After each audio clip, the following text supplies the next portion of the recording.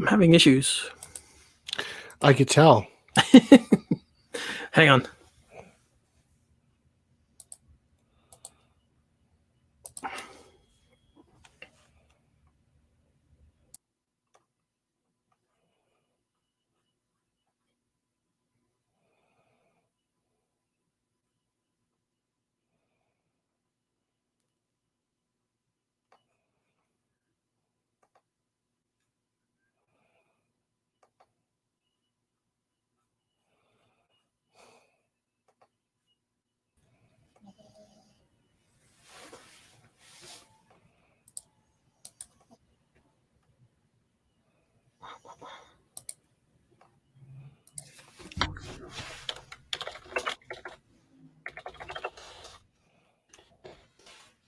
What's the issue?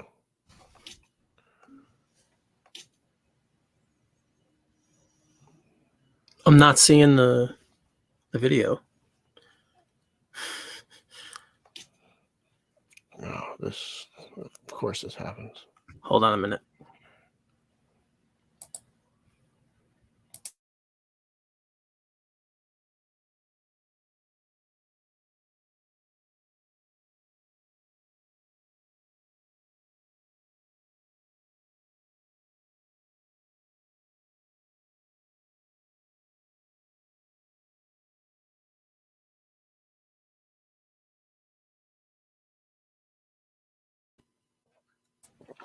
Oh, there we go. There we go. Sorry, folks.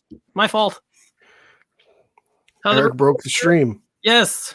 Welcome. It was my fault. A little bit of technical difficulty. I figured out what was wrong.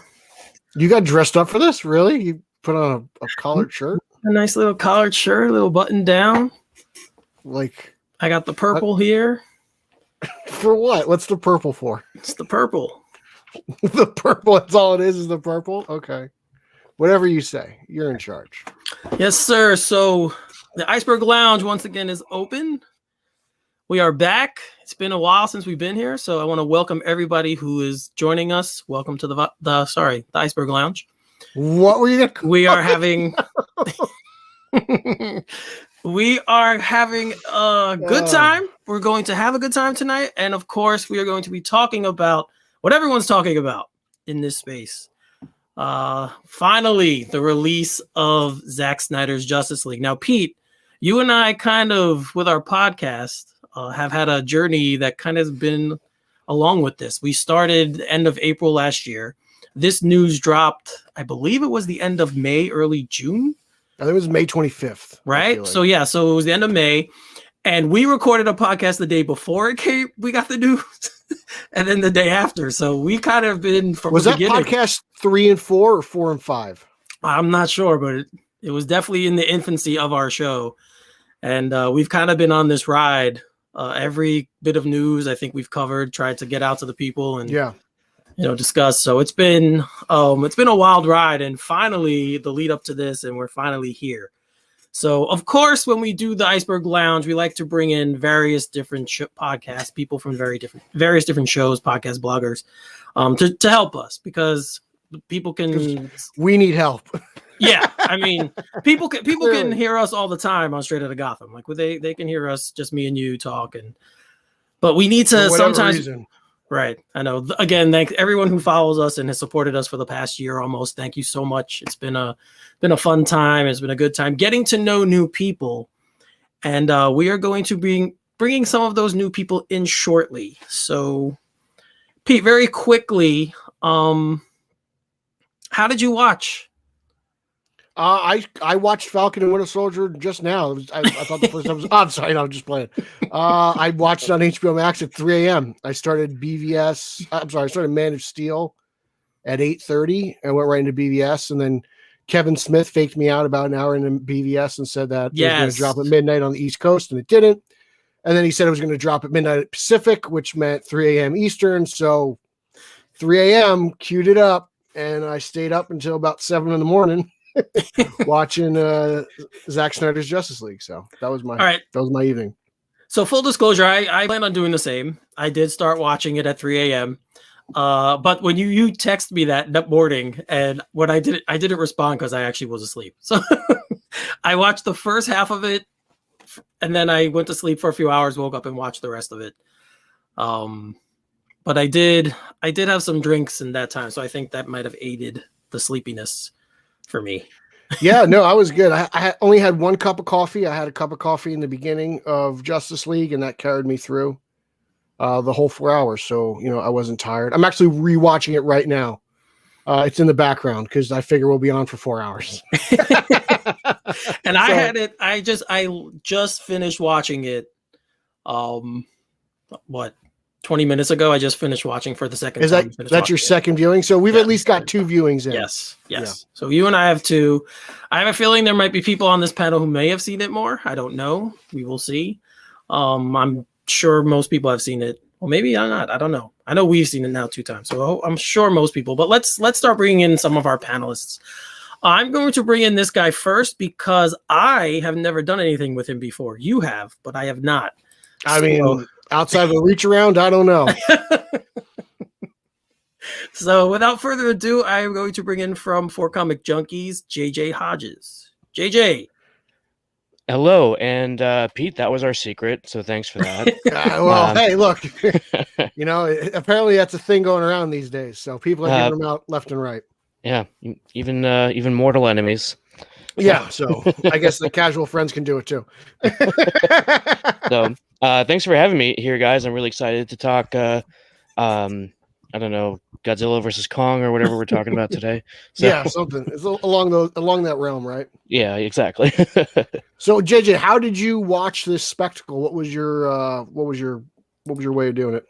I actually had so it was my roommate and who's my best friend and his cousin, so essentially my cousin as well. Mm-hmm. We had made a big deal about it, like, oh, we'll get together when it comes out and watch it. And I took the day off work and I was just hanging out, and they had stuff to do during the day. We got started around, I think 4, so a little bit of a party. We had pizza, we had beer. It was a good time, and we got through the whole thing. Damn, that sounds like fun. I watched it by myself. I turned off all the lights and pretended like I was in the theater. I didn't have anybody next to me though. So it might have been a good thing though. For you, Pete, not having anyone next to you. I didn't have to share my popcorn. There you go. I had a whole Jiffy Pop all to myself. Yeah, so JJ, very nice to meet you. I've interacted with you on Twitter before, but we've actually never done anything creatively yet. So it's very nice to meet you. Yeah, you too. And thanks for coming on. Thanks again for coming on. I definitely appreciate it. And we're gonna get to the good stuff in a little bit. But I'm going to bring in our next guest. A Canadian, but not the Canadian. Well, not one of the Canadians we normally have. He is from. He is from the Flickering Myth. Sorry, and it is Ricky Church. Ricky, how you doing, brother? I'm good. How are you guys doing? We're doing good, man. So how did you watch? So up here in Canada, we have Crave, which has like kind of a partnership thing with HBO, so we got that one. So I watched through Crave, and I was originally going to get up at about 4:30 in the morning. I started more like 6. Took a 2-hour break in the morning to just help my girls have breakfast and get changed and all that, start the day. And then I got back into it and ended around lunchtime. You mean you did something more important than watch the Snyder Cut? The Snyder Cut's the most important thing in the world.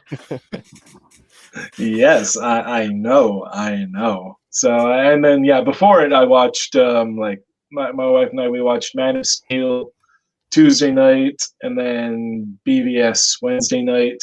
So I was all caught up, ready to go. So, yeah.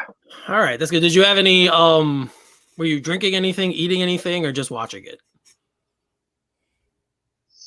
I had breakfast during the first bit of it, and then I had lunch in the second half. So, yeah. See, that's what's so great about this thing. You could start at breakfast and finish it with lunch. Batman and eggs. It sounds like a meal at Denny's. All right, our next guest is our other favorite Canadian, of course, from the Nerd Room podcast, Carlos. There he is. There's the bat. Going on, fellas. My boy. Hey, man. Thanks for having me on today. Yeah, so Carlos, you're the first person that's on now that was on last week when we were on with the Vigilantes and the Let's Go people talking about the tailgate, which they ran so well and was so much fun. So you kind of discussed last week what you were going to do, how you were going to watch the movie. Did you follow that plan? Yeah, man. It was it got tough as like the hype started to escalate and you saw these really positive reactions all over the place. I'm like, shoot, I'm sitting here on Thursday night and I can technically make it happen, but I'd committed to sitting down and watching it with the fam. So we held out until this morning. How dare you put family in front of Zack Snyder's Justice League? How dare you? I know, I got to get my priorities straight. I'm sure there's a Zaddy outside my door coming to steal my shirt, but he's not going for my shirt. Well, unless he wants to burn it, so right. That's funny. Yeah, Carlos's shirts are awesome. We all know that. So, he's well known for his shirts.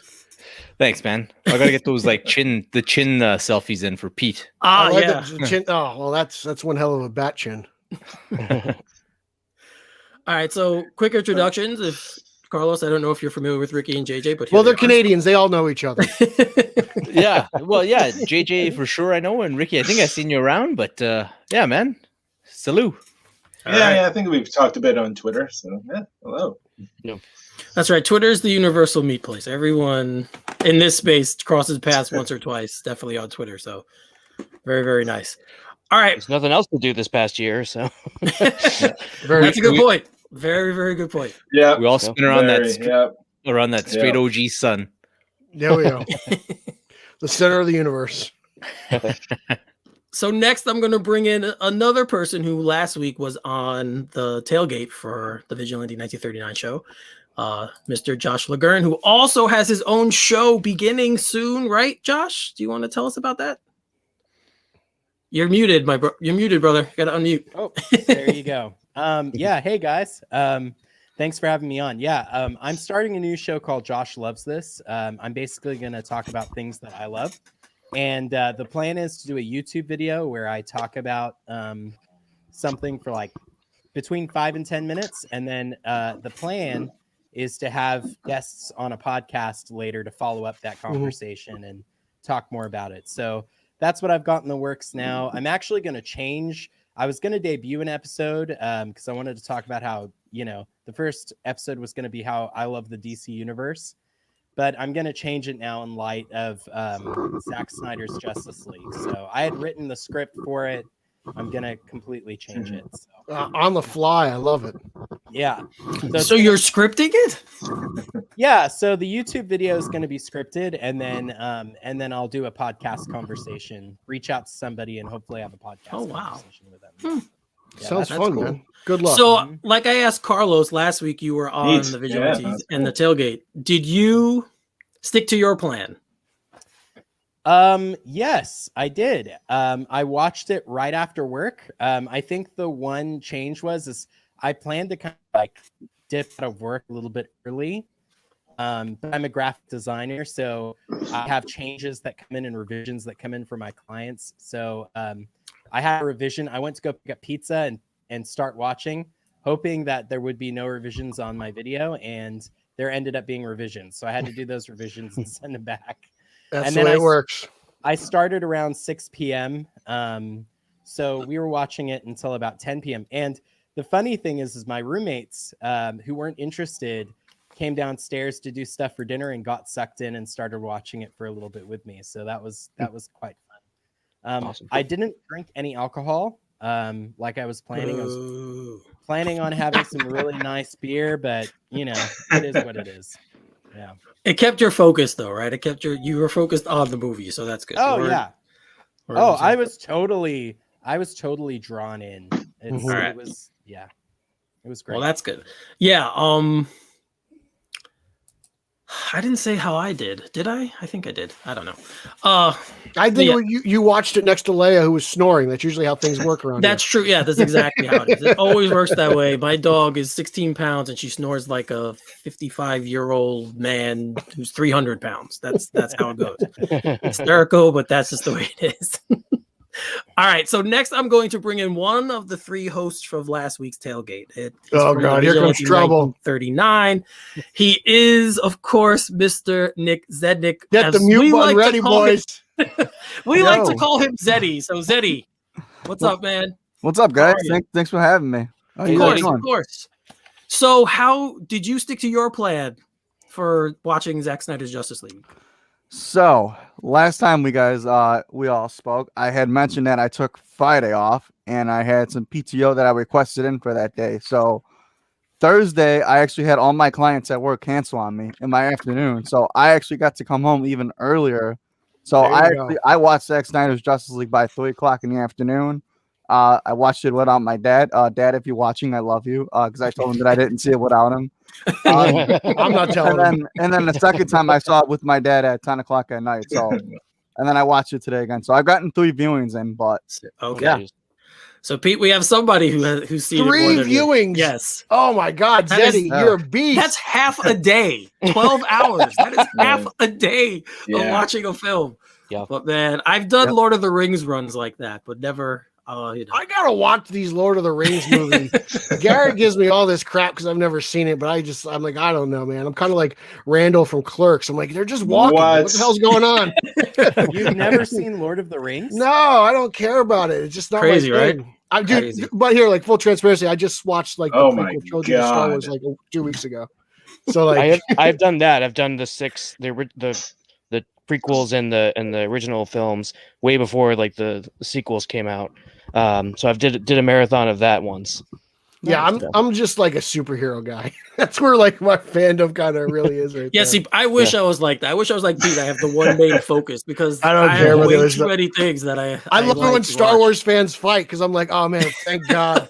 Yeah, I know. It takes some pressure off DC fans. Star Wars fandom makes DC fandom look tame. Yeah. Oh yes. Oh man. I was like, I liked Last Jedi. What the hell's wrong with you guys? It's pretty good. Yep. All right, so the final 2/3 of the Vigilante 1939, the guys who I'm pretty sure loved Zack Snyder's Justice League. I'm just taking a wild guess here, but I'm pretty sure they loved it. Of course, I'm talking about Nico, Daddy Bats. There they are, sausage and meatball. Here they are, guys. That's a new one. Hey, Pete, how was your linguine with shrimp tonight? Good. Oh, I tell you what, I eat good during Lent. Man, that looks fantastic. I don't miss meat during Lent. I'll tell you that much. Ooh, baby. So, gentlemen, of course, thank you for coming on. Thank you for having Thank you for having us. So I'm going to ask you the same thing. Did you guys follow your plan to watch Zack Snyder's Justice League? Yeah, we did. It was hard, man. I had to wait for this guy to come home. It was tough. I wanted to start at 2 a.m. our time, and then the next day it was just a rough wait, And I got, my hand modeling career has been slow. I don't know if you guys know that or not, so I have a lot of time on my hands, and it was rough to wait for Nico, but I did, right? Yeah. So how much time did he need to decompress after work? I hear he's kind of cranky when he gets home. You explain. I knew he remembered that from last week. I knew someone was going to remember that from last week. No, I got home from work, and an hour later we started it. So we started at 8:30 Central at halftime. So after part 4, which when Zach said that's like the time to go get a snack or whatever, we went to go get some White Castle, and then we feasted. And then we feasted for the last like 95 minutes. Yeah. So we Please tell me you got a crave case. We got, we didn't finish all of them, but we had to. And then the 20-piece chicken ring and some fries as well. Yeah, perfect. Slaps. But yeah, so we stuck to our plan for that. We did. All right. Nice. Okay, so now that we got that out of the way, all right. Being as that I'm a gracious host, and Pete and I discussed this beforehand, we are going to go last to give our first impressions. So I'm going to open the floor for this one. Who wants to go first? All Come right, on, guys, someone step up. here we go. I'm going to nominate someone. I want to nominate someone. Okay. Zeddy. Oh my, You're on the how did floor. I know you were going to choose me? choice. How did I Who the know hell you else were was I going going to to pick? Are you choose me? kidding me? Go. Oh Okay, my God. without going into the larger scope, just first impression of the film.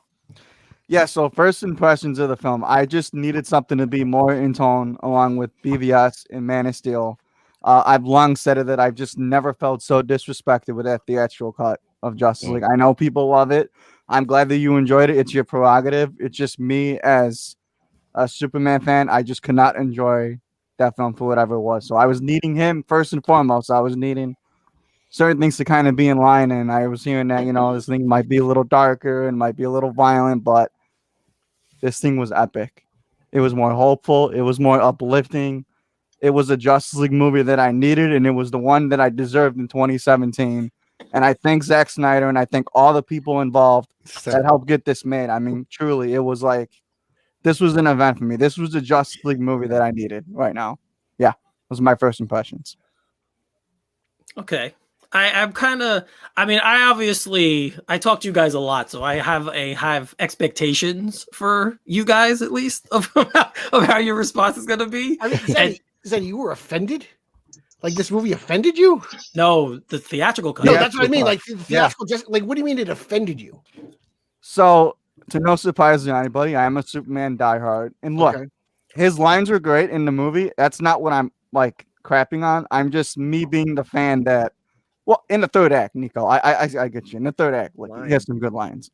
He's itchy, right? That's not a great line. Oh my God. I mean, are we really going to talk about bad one-liners in this movie? No, I mean, just he's like as a character that was born and created in 1938. That character deserves the utmost care and respect, just along with Batman. And me as a fan, I felt like Warner Brothers gave me a virtual slap to the face by releasing him like that. Because if that had been Batman, we'd all been wanting to go to Warner Brothers with our pitchforks. So I could not, for the life of me, support that. I couldn't. All right. I caught that. That's it. I actually remember in the theatrical cut, because I just watched it a little bit ago. There's a scene when the Flash is running and he stops. And he looks to the camera and he says, "Hey Zeddy, you suck." And then he keeps running. So I don't know if you guys don't remember that part, but I remember watching it and going, that was weird.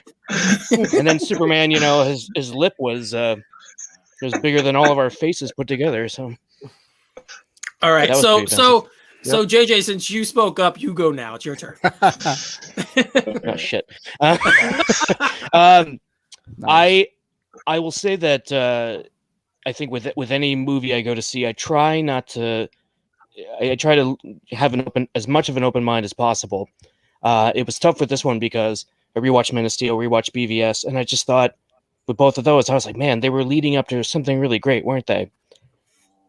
And my main impression was it was just like the Ultimate Edition of BVS, where all of a sudden I was like, wow, what makes this movie better is more of it, strangely. I didn't care for the runtime, and I'm sure we'll get into that.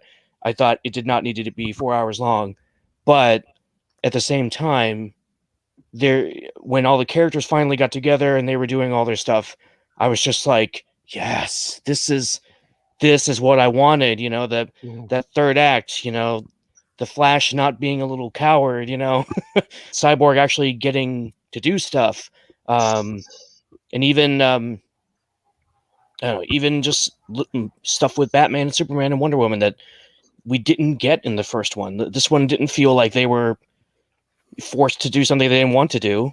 They were all. It was awesome. Steppenwolf was terrifying. Darkseid was terrifying. It was. I kept looking to my friends. I was talking about earlier. I was just like, why did they cut this? Like, why? There was so much of that. But I was very pleased with it. Well, we're going to get into that too as well. There's a lot of misinformation about that specific topic. What was cut? What was seen early by the studio? So we're going to get into that a little bit later as well.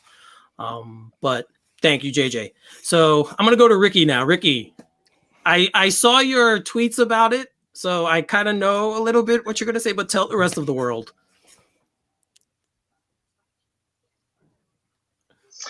Yeah, so I liked this cut a lot. Like I assume most of everybody here, I actually have a funny like kind of story of seeing it for the first time, like the 2017 one.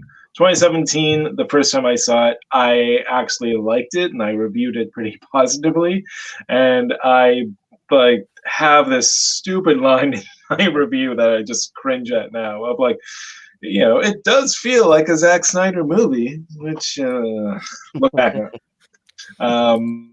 There's viewings after that I really I watched it with very rose-colored glasses on. This Frankenstein of a movie. Like, it feels like a Zack Snyder movie in this scene, then it's totally here, and then scenes are like the two of them jumbled together, and so I have been kind of looking forward to this one a lot, and I'm pretty happy with Zack Snyder's Justice League. I think the tone is much more in line with Man of Steel and Batman Superman, and like the action is like it flows better. There's no weird cuts in the edit, and like it's better. But despite the run of 17,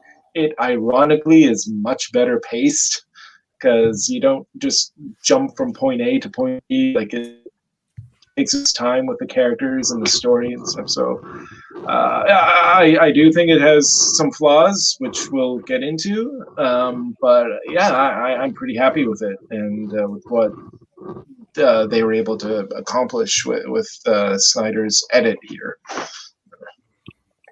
Yeah, I could. Some of that I could co-sign. Some of that I can co-sign what you said. But now I'm gonna go to Josh because I want to hear Josh's thoughts. Yeah, so I think I stated last week, my expectations for this were very tempered, largely because I loved the first 2/3 of Man of Steel. The last third, I was like very, whatever about. I despised the theatrical cut of Batman versus Superman and liked the Ultimate Edition a little bit better. I think that movie's got a lot of flaws. So I walked in thinking to myself, look, this is going to be a marginal improvement because the theatrical cut of Justice League was such a Frankenstein. But honestly, I tweeted, I didn't like Zack Snyder's Justice League. I was blown away by how much I loved it. And it's not that I loved it. Like, I think it's the greatest movie ever. I'm seeing a lot of hyperbole on Twitter. Oh no, really? Yeah, like people saying, "Oh, this is more epic than Infinity War and Endgame put together." And it's like, Infinity War and Endgame had a 20 film lead up. Like, let's just get real, I felt like it was a really solid movie. I loved pretty much everything in it. I wrote a little, you can go on my Twitter and see, I wrote a little thing this morning about things that I would have added and things that I would have suggested to make it even better. Added? This thing was 4 hours. You wanted to add stuff to it? Oh no! Well, one of the notes was to cut it down to 2 hours and 40 minutes. Oh, okay. So yes. Yeah. So but yeah, that's but overall I loved this cut. I thought it was really great, and I'm really glad that Zack Snyder got to see his version of this film come to light. It was great. All right, so since I see a lot of snickering and facial remarks and shaking of the head, you guys are next. So the Carusos, go ahead, man. You guys I need to hear what you guys are going to say. Sausage and meatball, lay the sauce on me, boys. I don't want to hear me talk tonight. I want to hear everything else. But every once in a while, the stars align. And that night they aligned perfectly. Perfect. That's all I could tell you, Like man. Orion's belt. I don't know about that, Pete, but like a nice sauce with spaghetti and meatballs. Like you say. Listen, I was cautiously optimistic going into it, and I was blown away at just how optimistic the movie was itself. I mean, it really had a nice feeling to it all throughout. And it really touched on the mythology, the heroism. It's stunning. It was stunning visually. And I could sit here and throw superlatives at it all day, but I want to hear you guys talk. I mean, I loved it. Is it perfect? No. But does it stand along some of the great epics that a few people mentioned? It certainly does in my book.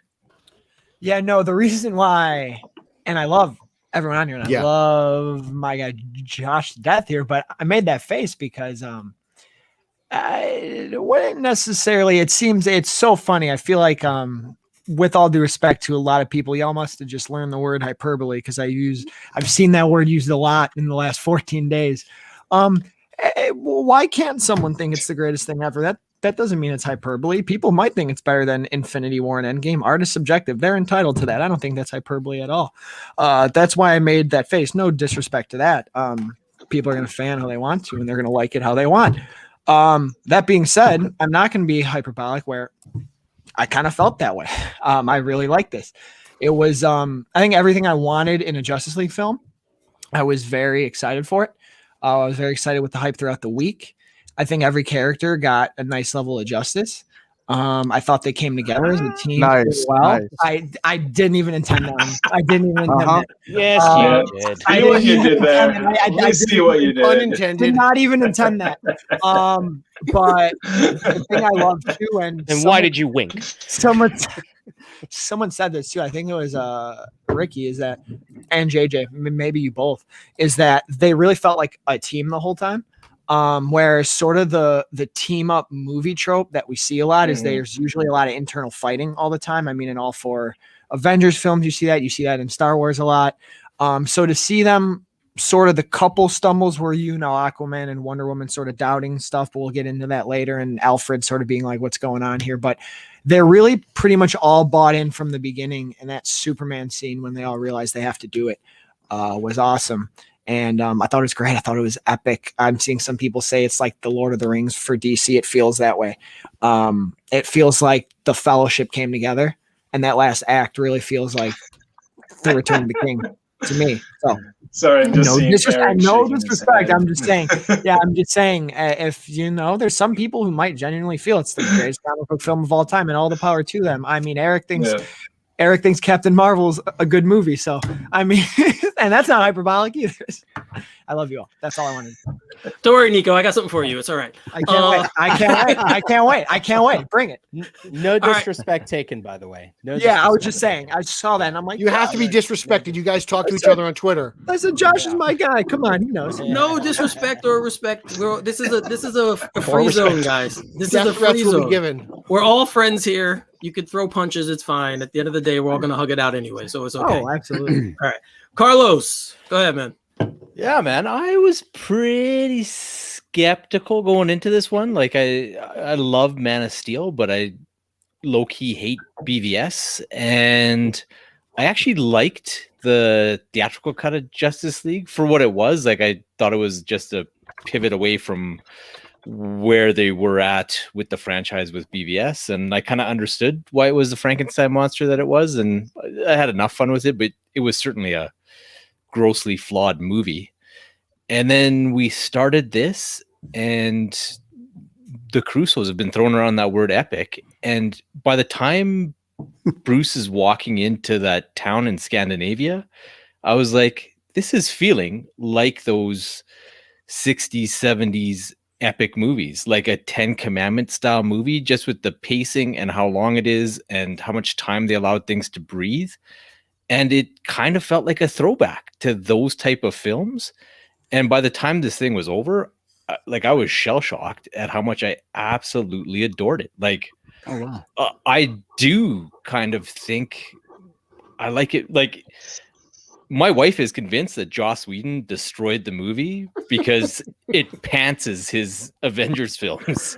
So I don't know, man. Wow. There's enough episodes of the Nerd Room podcast where I'm not like the right Snyder Bro guy. And you love them. Stop it. It is true, man. It is true. But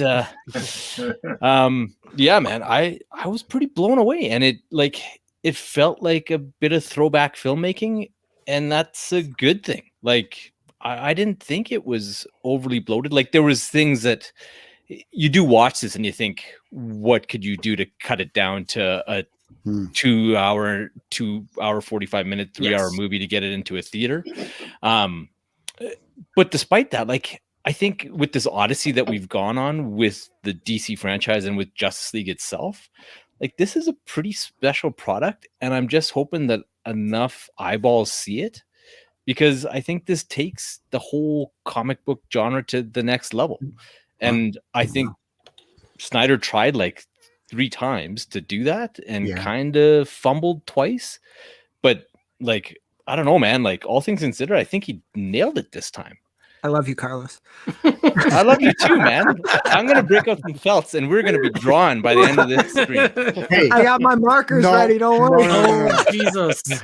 Eric, I was able to get that out of a white shirt, if you believe, with a little clean, soak it overnight. It was terrible. I thought he drew on his hand. He drew on his shirt. It got on the shirt, Pete. It was on the long story. We'll talk later. What are you, a daycare? I recommend OxyClean to all you guys if you ever mark up your shirts or anything like that. Yes, if anyone in here watched the Vigilante show last week, the tailgate, you all saw what we're talking about with Nico, but Nico doesn't even remember it, so that's the best part. He has no recollection of that even happening. How expensive was your bourbon? Like, what do you don't remember? Oh, not I don't even know what I was drinking man. that night. $23 a bottle. I didn't know what I was drinking. His Dark Side shirt cost him more money than the bourbon. All right, so Pete, you go first, because I know from just our chats you are more favorable about this than I am. So go ahead. Yeah, like t-shirt aside, I really dug the hell out of this movie. I still, out of the 3 of them, I still love BVS. That's my jam. That's still my favorite of the 3 Snyder movies. Somewhere in there, I think there is a 3-hour movie that he could have released in theaters. I really think Warner Brothers fumbled the ball here. I think he could have released this no problem. I understand why they got a little, scared after BVS, but they muffled everything what they did. They should have just released this thing. I got some issues with it. Martian Manhunter, I think, is completely pointless. I think the nightmare scene is probably the worst scene he's ever filmed in his entire career. To be brutally honest. But like, I think the movie itself is really good. Like the movie at its core, I think you take away the epilogue and the movie's fine. There's nothing wrong with there's nothing wrong with that. Nico palpitations. I mean, I'm sorry. That is. I mean, the whole reach around thing is absolutely embarrassing. I can't believe that got greenlit. But seeing the Justice League come together, I thought Steppenwolf was cool. I love seeing Darkseid and Desaad and Granny Goodness. Like that was great. At times I thought maybe it was just a little too violent, but it seemed like every time somebody got thrown against a wall, their head exploded. Regardless of who was doing the throwing. But you know what? And I got to say, like, I was really the Steppenwolf design really grew on me. Watching the movie, I was like, this looks cool. I still like the design they did theatrically, but like I thought this was a good design as well. Overall, I thought it was a solid B movie, and I was impressed. But I'm glad it came out. I'm glad Zack got to finish his movie, but I am ready to move on. I'm ready to put this era in the past and move forward with DC on film. Yeah, Pete and I, obviously, we've talked about our feelings on the movie already with Justin and a bunch of other guys that you know. Okay, I want to start by saying I did not hate the film. I see a lot of people saying that, just expecting that I was going to hate the film. I did not hate the film. A lot of the problems I have with this movie are the same problems I've had with most of his movies, is that I don't think it was edited well. There's a lot of jumping around. There's a lot of scenes that go from one to another without any explanation. Case in point, I'm going to bring this one up because it's the first one I noticed when I watched it. You have the scene in Themyscira where she shoots the arrow of Artemis, and it goes and it lands and whatever. They cut to a completely different scene. I think it was like a 2-minute scene. I don't remember which one it was. And then they come back to it. Like they come back to her finding it. Like, why not just do that all together? Like, what's the point of breaking that up? So those are the things about his movies that always have bugged me, and I didn't see that being any better here. The editing I did not care for. Definitely a little too long, but I think we've all kind of said that. I think we all believe it was too long. I think there's it might have been better with less. Maybe a 2 hour, 45-minute, 3 hour movie. Let's go with that. There's just certain things about the dialogue I didn't care for. Oh, dude. Some of the lines I was kind of like, okay, I get it. One thing I was surprised about is how much of the theatrical cut is in this movie. I found that surprising myself. Yeah, it's tweaked. It's not the same. Like there's tweaks to it, obviously, to change the tone, I think. But I was really surprised at how much of that was there. But I will say I loved all the action scenes. That's what Zack does well, and I loved all of them. The slow-mo, again, people we know with him that it can get grating on you. I really, really hated the score. I'm sorry. I did not like the score. The wailing every time Wonder Woman appeared with the wailing Scottish singer drove me nuts. I was like, we were doing that. We were every time it happened. So it's like my cousin Ashley and I, and like Jesse's cracking up because we're just like, no way, man. That was awesome. I liked that hilarious. And the guitar riffs. That was it. But otherwise, I thought the score was very forgettable. Yeah. Like when the Flash was running, I was in my head. I heard the Elfman theme. Like I'm not even joking. Like I heard the Elfman theme. So like, and I don't hate it. Like I know everyone likes to shit. I actually liked the Elfman version of the Wonder Woman scene. Like that. I prefer the Snyder version of the scene as it was presented, but I liked the use of the score better on the what Elfman did. To that point, I missed it when Batman is on the gargoyle and when Gordon has the bat signal, and we heard a little bit of the '89 theme. I missed that. I was like, if I could keep one thing from the theatrical cut, it would be that, because like that Batman music just sets me up. Yeah. Let me just finish a couple of things though. I thought all the performances were very good. I was worried about how the acting was going to be as well, different from the theatrical cut. I thought all the performances were very strong. Again, I talked about the music. I did like Batman much more in this than I did in obviously in the theatrical cut. Okay, he had much more of a purpose. It was a completely different vibe and tone. There are some scenes from the theatrical cut that I wish were in this with Batman, but overall I liked Batman better in this. And all of them, it was much more serious. And I think as the last leg of what is a trilogy, I know Daddy Batch, you said it wasn't, I believe, but it is a trilogy. I think as the last part of it served the first two films exactly the way it should have. So it's a perfect ending to those two movies. So yeah, it's just, that's my feelings. As you can see, I'm mixed about it, but I've watched it twice, so that should tell you something. It should tell you that I didn't hate it enough to sit through 4 hours of something twice just because I was going to do a show like this. I actually did. I wanted to watch it again because, again, when I watched it the first time, I watched it in 2 parts. I was tired. I didn't know if I missed anything. The last thing I'll say is the only character who still was wasted was Lois Lane, Amy Adams. I just like her, and I wish she had more to do. So I can see that. Yeah. As a Batman fan, first and foremost, I agree with you 100%. I think he's just portrayed better. Like it, right. There's something definitely bleeding. Like that's a horrible line. Like it's so on Batman. Like, and you do feel like it does feel like the completion of a trilogy. Like he does go from being completely just miserable, depressed, and just like pessimistic and BBS to faith. How many times did he say have faith? You feel like he did have there was like an arc, and he did change a little bit in there. A lot of the characters changed though. Like I thought again, like I talked about with Daddy Bats, like Flash is it's outside of Ezra Miller's first appearance with the hot dog and the bus tokens. Like that was ridiculous, but Flash is so much better in this movie. Cyborg's just out. I really loved what Snyder did here with Aquaman. He's not totally surfer bro, but it's almost like BVS. He's just a guy trying to do the right thing. He doesn't want any credit. He doesn't want to be famous. He doesn't want to be king. He's just out there helping people. And I really dug that. One thing I did not like was I didn't like the dolphin noises. For the Atlanteans, I thought that was a weird thing. But I'm much happier with what Juan did in that. Amber Heard's accent. That was a weird choice as well, right? Yeah, it was. Was Mira? Was Mira's accent in the theatrical cut? I was gonna bring that up. No, it was not. I don't think it was. No, it was. wasn't. She didn't do a good job. Because it was weird because even she said at some point, she's like, I never did any reshoots at Whedon. And I'm like, well, now I know you're lying. Yeah, that was one of the things I was saying, like the funny things. I was like, oh, she has an accent now. Maybe. Yeah. Oh yeah, maybe she did. It could have been a redubbing, right? At least we dubbed it. Because It's even okay. like the lowest line where she's like, oh, you smell good. And he's like, didn't I always? Instead, it's, oh, you spoke.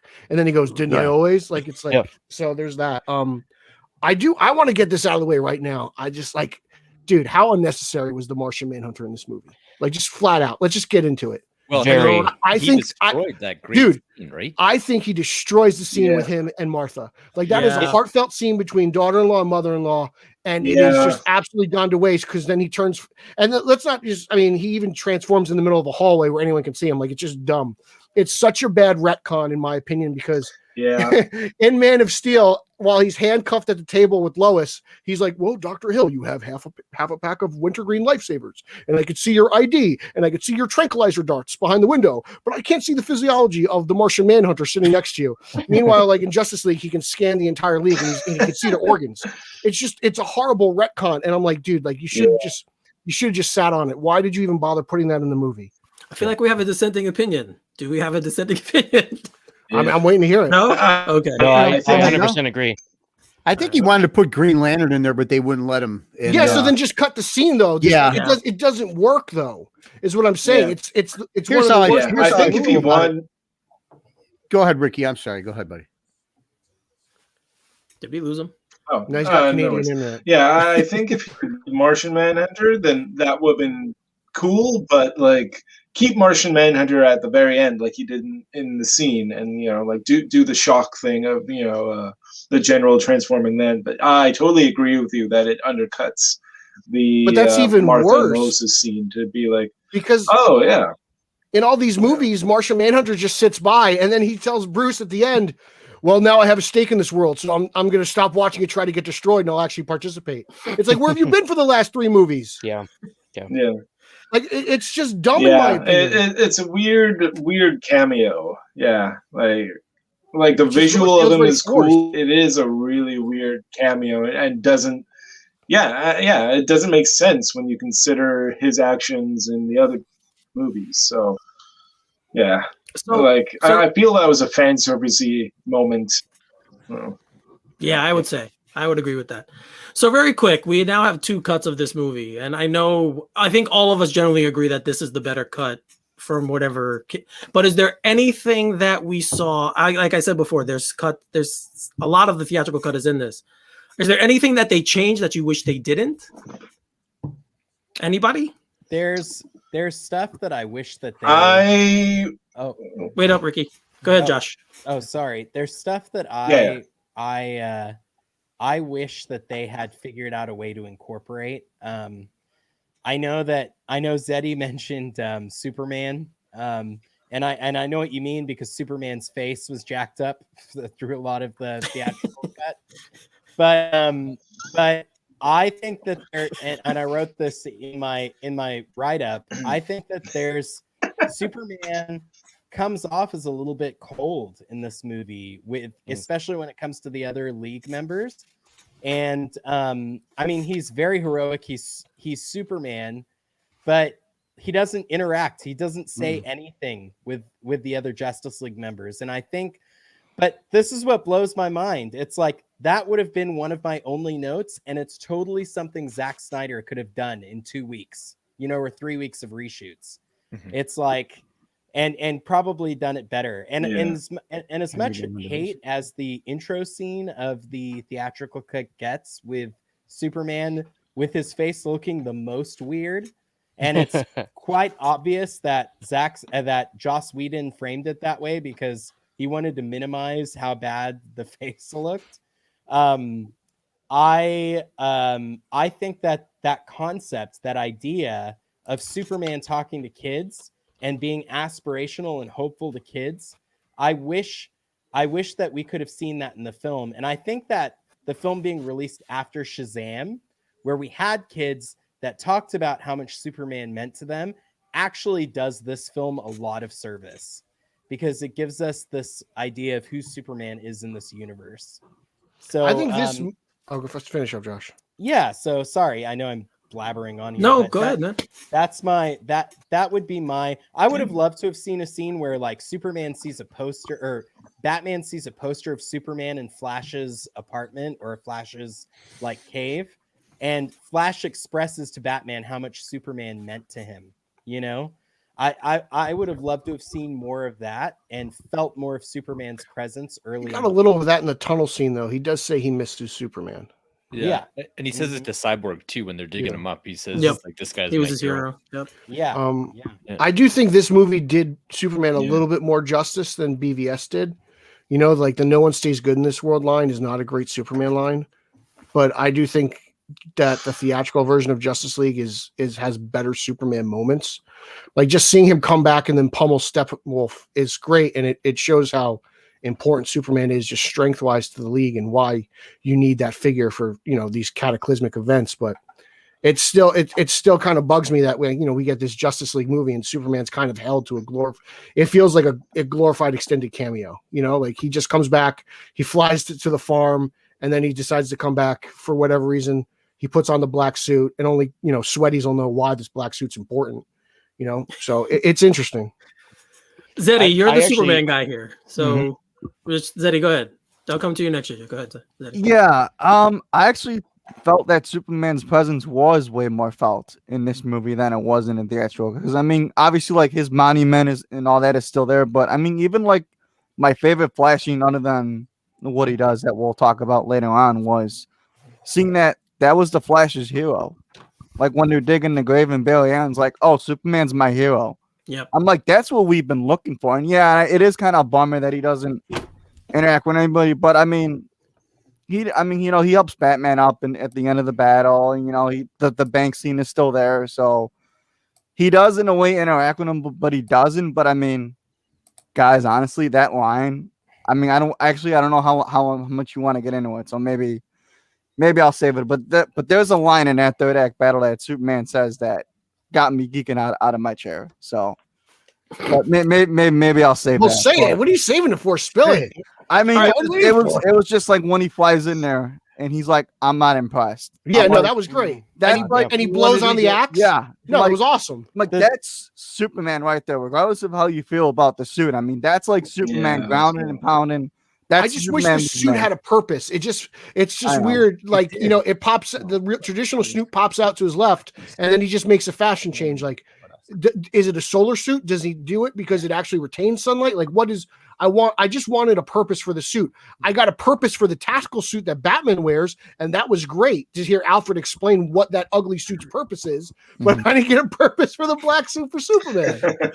There is something I'm going to bring it up. This is kind of it's kind of a mistake. I don't know if you guys noticed it, but at the end where you see they're looking at Darkseid and after, you know, they win and Steppenwolf goes through. I don't want to say too much. They show us spoilers. Go spoilers. They show a shot from the back and Superman is in the traditional costume. Watch for it. I'm telling you, it's there. Yeah, it's there. So I noticed it just now. I was watching. I'm like, oh my God, they made a mistake. It's fine. I mean, if you weren't looking for it, you wouldn't see it, but it is there. Because that's the absolute greatest scene. Yeah. When Darkseid's looking upon them. No, it's great.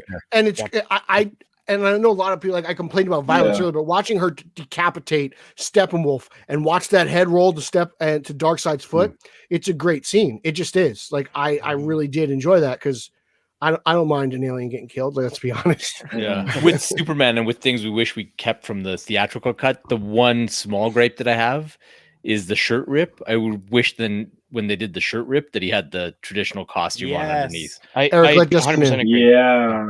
Yeah, just for that split second. Yeah, like I was very confused. I was very confused watching it, and like because I love that shirt rip, and so yeah. At the end, I was very confused when he like the shirt rip and it's the black and silver suit. I'm like, so the the scene that I really like in the 2017 cut, I really like Bruce and Alfred talking about Superman, and like where Bruce is like, oh, he's more human than I am. I really like that scene because it drives home one of like the fundamental differences between Batman and Superman is that like Batman's dedicated his life to this one goal while Superman's actually like done the same, but he's also made a life for himself. So I wish like that scene was kept, or like that there was like it in Snyder's cut. But so that's one scene that I like.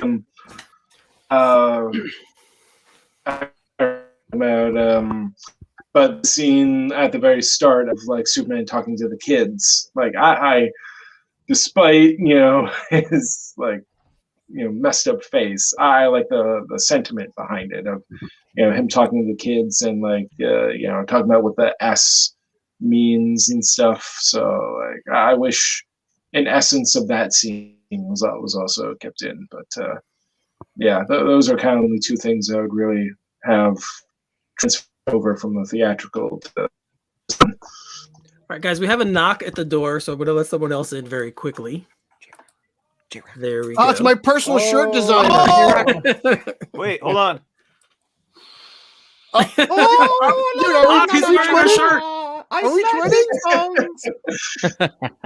Sorry, Okay. on my planet, this logo means straight OGs. Oh, shnikes. I love the shirt, of course. You designed it, and you own it. So that's even also fun. I love the shirt, of course. Well, Justin, welcome to our little chat here. Hey guys. What's up, bro? I'm glad you could make it. You told me before you weren't sure. I'm glad you could pop in here. We're talking. I see you've been in the chat, so you know what we're talking about. We're talking about things from the theatrical cut that we wish would have stayed in the Zack Snyder's Justice League. A lot of the ones I think we've talked about off camera have been discussed already. Obviously, like I said, the Batman Alfred talk chat, which was just brought up, that was awesome. I wish they would have kept that in. Yeah. I disagree on one thing. I like both portrayals of Superman, but I do like the theatrical cut ones better. Another thing I did not like is that something they didn't change was the resurrection scene. I never liked it from the beginning. I didn't like how they did it in the theatrical cut, and then we get it here, and I was expecting something different. What did you like about it? I don't know. It's kind of hokey. They're still digging him up like he's freaking a monster. Here's my frustration. Can I throw it down? Go ahead, throw it. Okay. At the end of Batman versus Superman, we get that like dirt rising, right? Like, how cool would it have been if his Kryptonian like DNA gets recharged by like, oh shoot, Mother Box is on the Earth or something, and like they go to his grave and it's like, oh shoot, Superman's not here. That would have just been a way better story. Like, oh dang, he's already been captured by like Steppenwolf. He's already like been motivated by the anti-life. Because when they fight Superman, it makes no sense. There's still no sense. He's like, like that. Just because he's discombobulated or whatever. Like, I just don't understand why Superman fights him when he comes back to life. It doesn't make any sense. And he's like, that never bothered me neither. It bothers me because it's like, why is all of a sudden he's evil? I think there's a better story, Justin. It's I think is what you're saying. It's not evil. It's fight or flight. I think the idea. No, he's straight up evil. He's like gonna laser everybody, and it's like he's. I mean, if it's not for the key, everybody dies. Let's remember that. Regardless of what version, the key saves them. It connects it better to Batman versus Superman and the nightmare scene as well, and it gives Batman a reason to want to save Superman. Like, we have to save Superman, or he's going to destroy the world. Like, but I think if they went to go save him, it's like, oh crap, we're too late. No, I don't know. I just where's the payoff of those rocks? Don't show me the rocks. You're not going to move the rocks. I'm agreeing with you. I'm saying that's no. Better. I know. I'm just really amped. I'm just really amped right now. All right, there was a scene Ian in the chat actually brought up, so let me highlight it because this was one of the scenes most people liked from the theatrical cut, and it was not in this, so I'm going to post it. Sure. Oh, wait, sorry, that's not it. It moved real quick.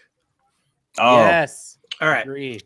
So Of course, that was the scene. I saw it. Nico made a face, so I want Nico to talk. Why you're happy they took that out? Yeah, because that's that. I mean, I just don't. Same. It's just not good in my opinion. It's one of those where like there's a way to organically do humor. Yeah. Like you saw in this movie, and I go back to films like the first Avengers, etc. Like just having them sit and be like, I'm actually scared, I'm worried, and having them just be like, he's got the lasso. Like on the way to stop the unity in the end of the world, it's like, all right, man. Like, come on now. There's nothing. I totally agree. It flicks this like the whole time. He's like, yeah, like, yeah.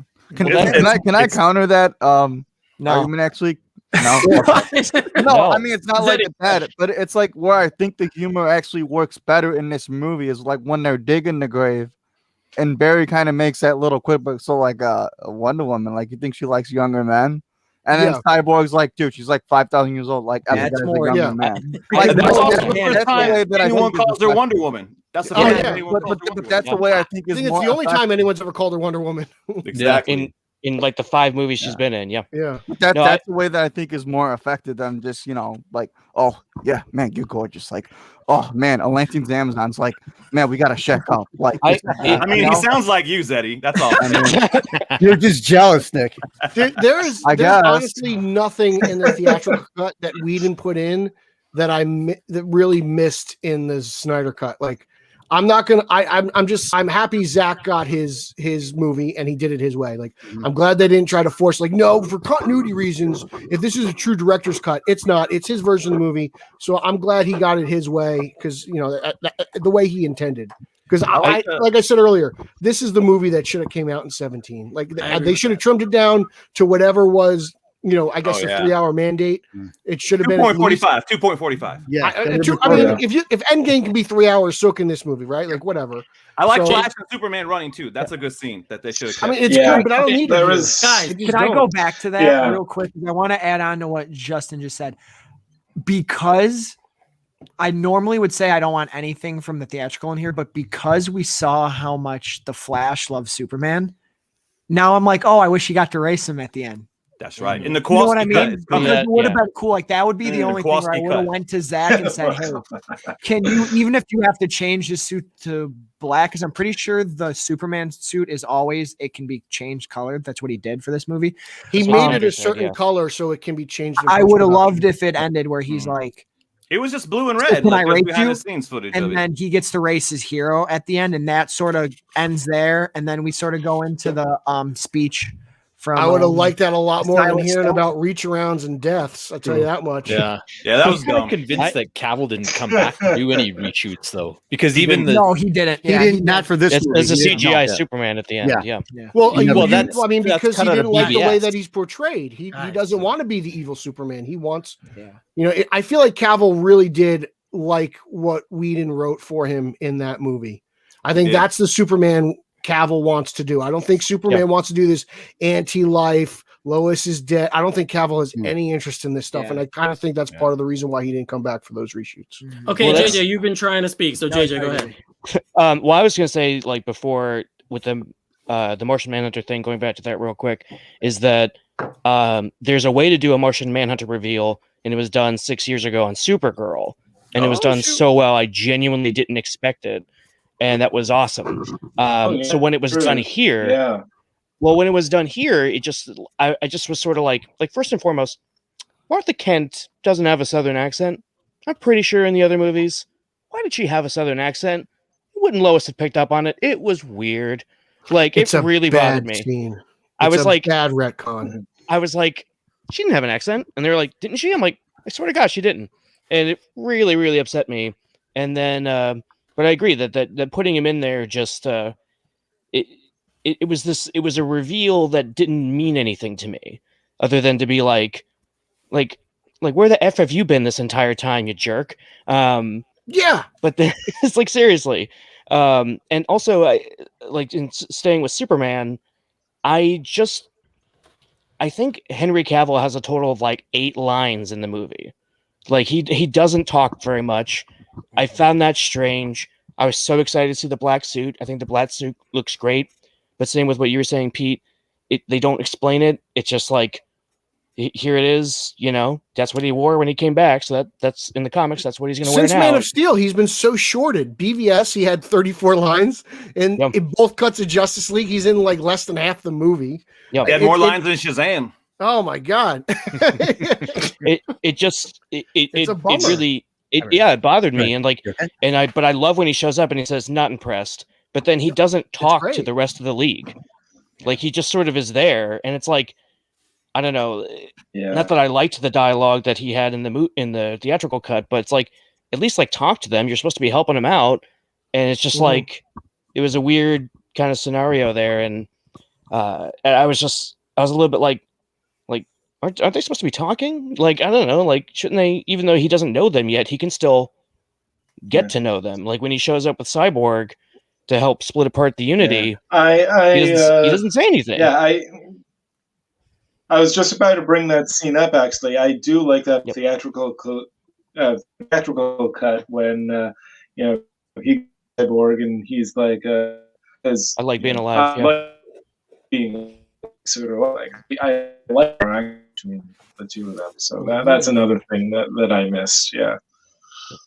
I thought it was a missed opportunity for Clark not to be with Diana and Bruce when they go into Wayne Manor and they're looking at the the table. I'll give you that. And it's like the Trinity should be the leaders of the Justice League. And we're missing, come on, preach it.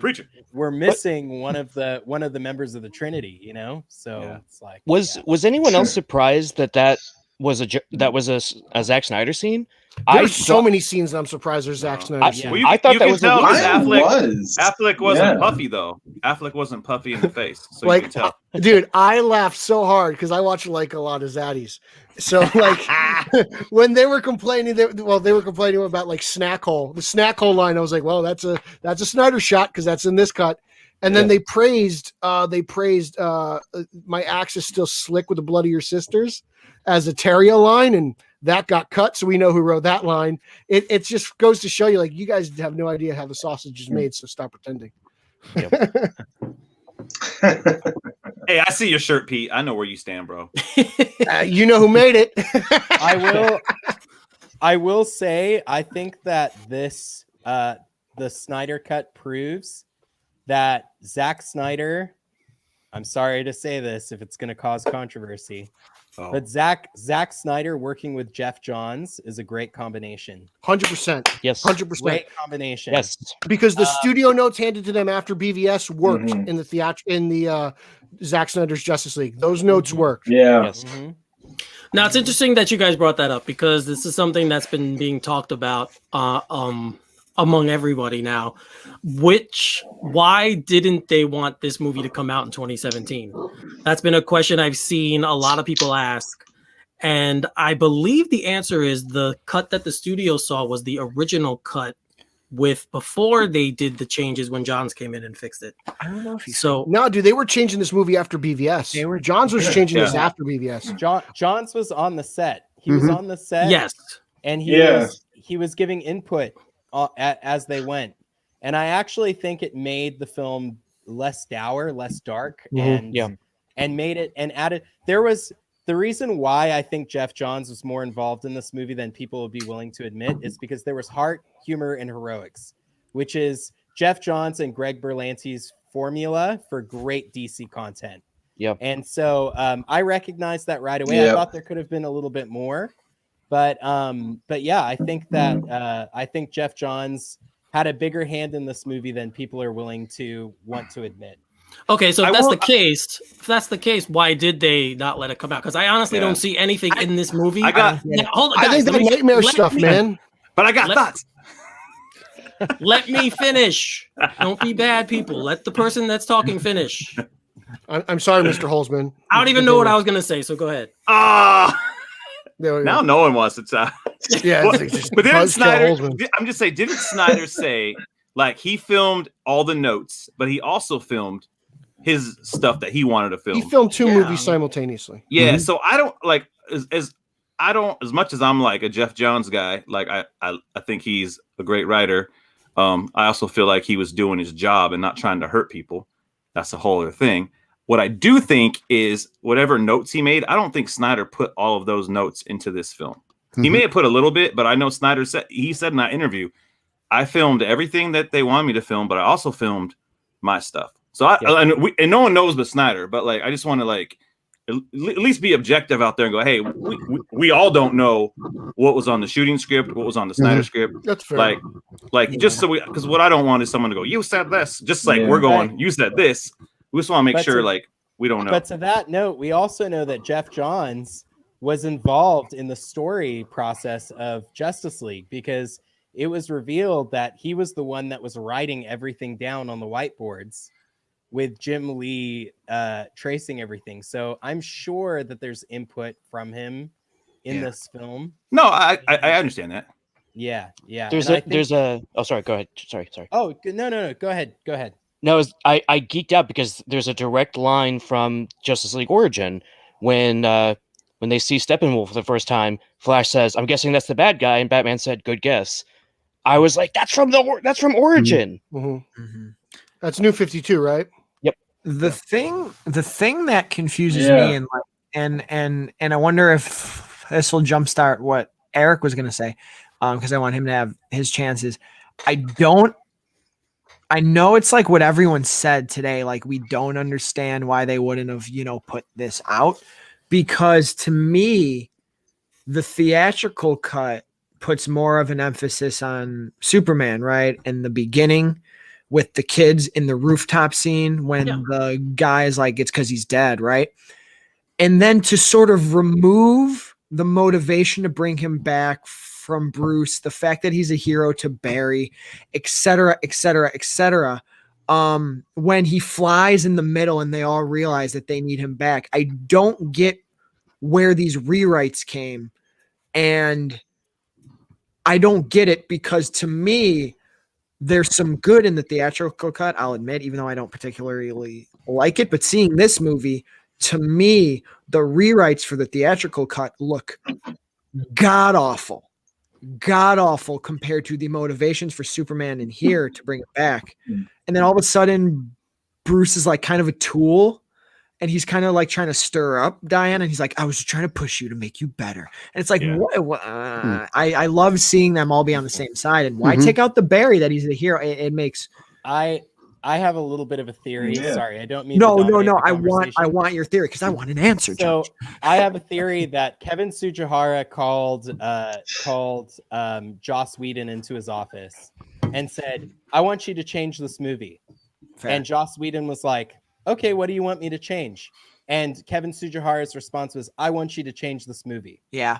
And that was I it. can see that. So basically, Joss Whedon got the script and was like, okay, well, what can we change? And it was like just going through and just randomly changing stuff. I don't think that. I think Joss Whedon is a dick, right? We all know that. That's been revealed. Like seems to be. Yeah. It doesn't seem to be. He's a horrible person. 100%. Yeah, he's a bad guy. He's a terrible guy. But I think to his in his defense in making Justice League, I think he might have been confused as to what he was supposed to be doing here. I get that. Because it was like, okay, you want me to change it, like I'll change it, I guess, but I don't know exactly what you're because everything Warner Brothers wanted was in the Zack Snyder cut, right? Yeah. Yep. So it's like, what do you I think it's just bad decisions, to be honest with you. I think they just got a little paranoid post BVS and they got scared, and he shows them the first cut and they're like, this is too similar to BVS and it's violent and it's the colors are muted and we just don't want, like, I just think it was too similar for them. And, I can't tell them how to run their business. They thought they made the right business decision. Clearly it's wrong because this is the movie that everyone clearly says is better. It is. This Snyder cut is a better version of this Justice League movie, hands down. Like I can't imagine anyone saying otherwise. I do wonder what the reception to this would have been had it just come out. Had there been no theatrical cut? Carlos, you're reading my mind because I wanted to go there next. Go ahead. Because I think with the benefit of hindsight, it changes the paradigm for everything, right? Exactly. I don't think that the reviews would have been as favorable as they are now, because like let's call a spade. Like BVS didn't get the reception that they wanted, right? So maybe coming on the heels of that movie, this one would have been too similar. But with the benefit of seeing like them try a whole bunch of different things, and you got everything from the Joker to Wonder Woman 84 in between, and you come back to Joss Whedon, or sorry, Zack Snyder's version, it's like, holy smokes, like we didn't know what we wanted and we had it in front of us the whole time type of thing. So yeah, I think the theatrical cut could be a start of an arc, right? Like that's how I look at that now that I have this one, because this, like I said before, this one to me really does round off the first two films very well. Obviously the epilogue makes you think, okay, there's more, and we'll get to that in a minute. We'll get to what we think is gonna happen. That's not what it makes me think. But it's a cliffhanger, right? It leaves you. That's what I mean. It just leaves you saying, okay, we could go further with this. But yeah, I think like, so that's how I look at them now. The theatrical cut of Justice League could stand on its own as its own thing and start something, or just be a movie that they made, right? There's really nothing more really I think you need to go with from there. Except the ending of that does kind of leave everyone in the place where they should be to go forward. But I do think you could leave that now and just say, okay, that's the one that should be removed, and this is the one that should live. But to be brutally honest, this cut does that as well. No, it does. It does. It really does. Epilogue. And I've said that about the theatrical cut. Like it does put all the characters going forward where a creative mind can take them. But so does this movie. If they had ended it before the epilogue, you're right. But they did it. Yeah. And now you have that extra part. You have Martian Manhunter now, and you have Bruce. So you have Bruce saying, "We'll see you around." I guess we'll see you around. So now you have that in everyone's head. Okay, what's going to happen next? Like, are they going to do something? It's set up for that. So the theatrical cut now. I know people say, I've read that that's the one that's supposedly canon, and Justin and I had this discussion earlier today. But now after watching it a couple times, I don't know if you could say that. I think this is the one that should stand, and this is the one that people should look at as the better and the one of record, the cut of record. I'm raising my hand to be polite. Go ahead. I want to wait until Mr. Holzman selects you. Go ahead.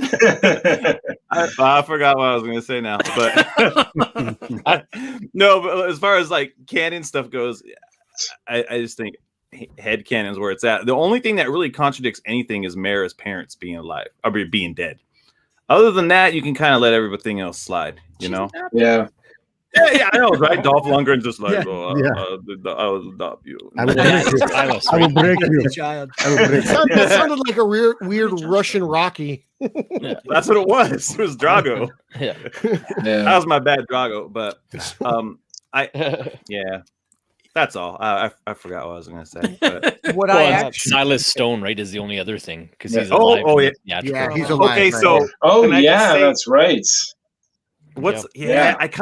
I'm glad you said that, Carlos, because that was the one thing I was like, why do all these dads gotta like freaking like kill themselves to prove some point? Like, you know, Clark Kent's dad becomes a tornado hunter, and like I do like the end of the film, Tornado Hunter, where Cyborg is like hanging out with his dad, that they had a bad relationship. Look, it's like Nico and Daddy Bass. Don't Cyborg and Silas traditionally have a bad relationship?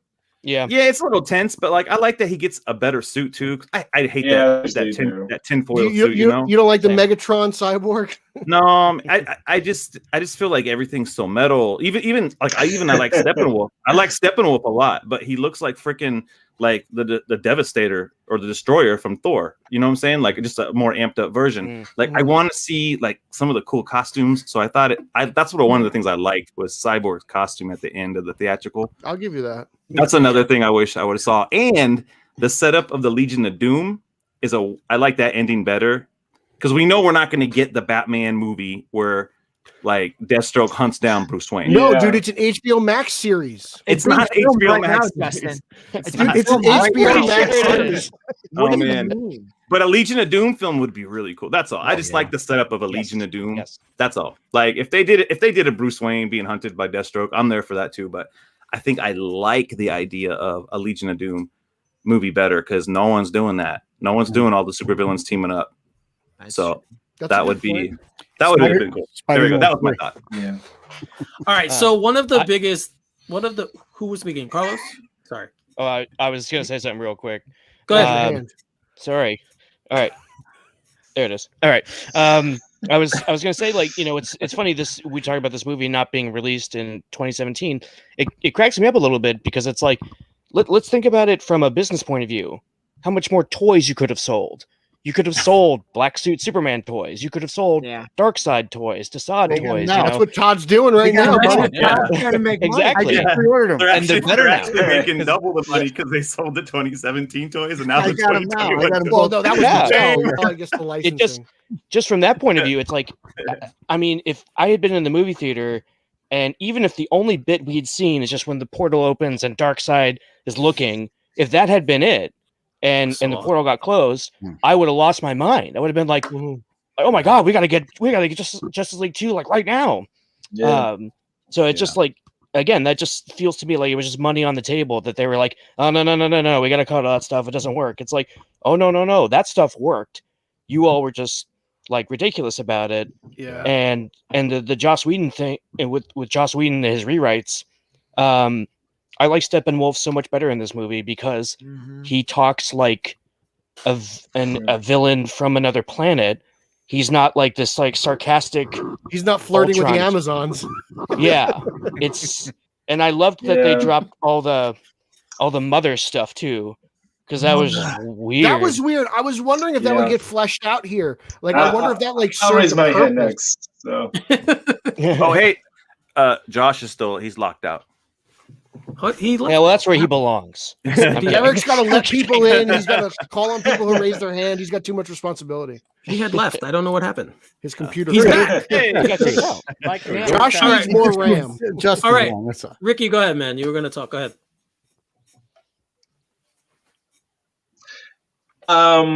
Yeah, just on the note of Steppenwolf, like you were saying, I like him a lot better in this one. Like he's a much more fleshed out villain. He's not as cliched, and I'm very happy they dropped all the stuff, all that.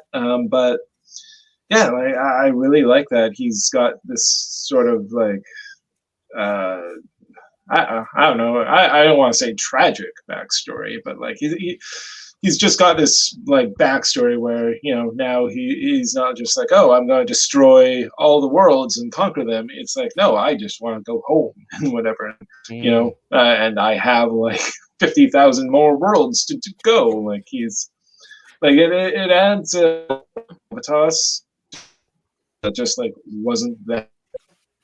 And you're right. I actually really dig the new visualization of him. He looks a lot more intimidating. Yeah. He's intimidating more in his look and in the performance as well. Because like you guys said, like they dropped all the sarcastic stuff too. Like when he picks up Silas Stone and he's like I'll die before I tell you anything. And then the theatrical cut, he's like, oh, someone who doesn't whine. It's like, I like how all that sarcasm is gone from this one. Yeah, he's kind of a sympathetic figure in a way, right? Like you're kind of, I mean, the whole part where Desaad's like, you owe him 50,000 worlds. I text these guys earlier today as a joke. I'm like, that's a lot of worlds, man. That's a lot of worlds. That's a lot to owe somebody at that, Man, I get bummed when I owe someone like $10. I'm like, oh man, I got $10. But it's true though. Like you kind of do have this feeling watching it, like, wow, he's kind of the redheaded stepchild of all these villains, and you kind of do say, oh man, you don't want him to win, but I kind of feel sorry for him a little bit. He's got those sad, like, he's got the sad porg looking eyes though. Yeah, like, his eyes, he always looked like he was gonna cry. He was just like, oh shoot. Like, I don't know. Yeah. His eyes could have been a little more menacing as well. I kind of wish they kind of dug a little deeper with whatever him and Lex were talking about. Though, like, I would have kind of been more interested in just finding out, like, well, how did Lex get in touch with you and all that stuff? Because like you see, like that, I guess that added on scene because it wasn't in BVS, but in the Ultimate Edition. Yeah, and it just, I would have just liked a little bit more detail there. But like, Steppenwolf really, I admit, like, he's just a lot cooler in this movie. Yeah. All right, so Frank in the chat brought something up. Here we go, right? No. Ricky, go ahead. Do your thought. Oh yeah. Well, just a question for you guys, just about like a lot of the stuff that we've heard over the years about like what was cut from the theatrical release.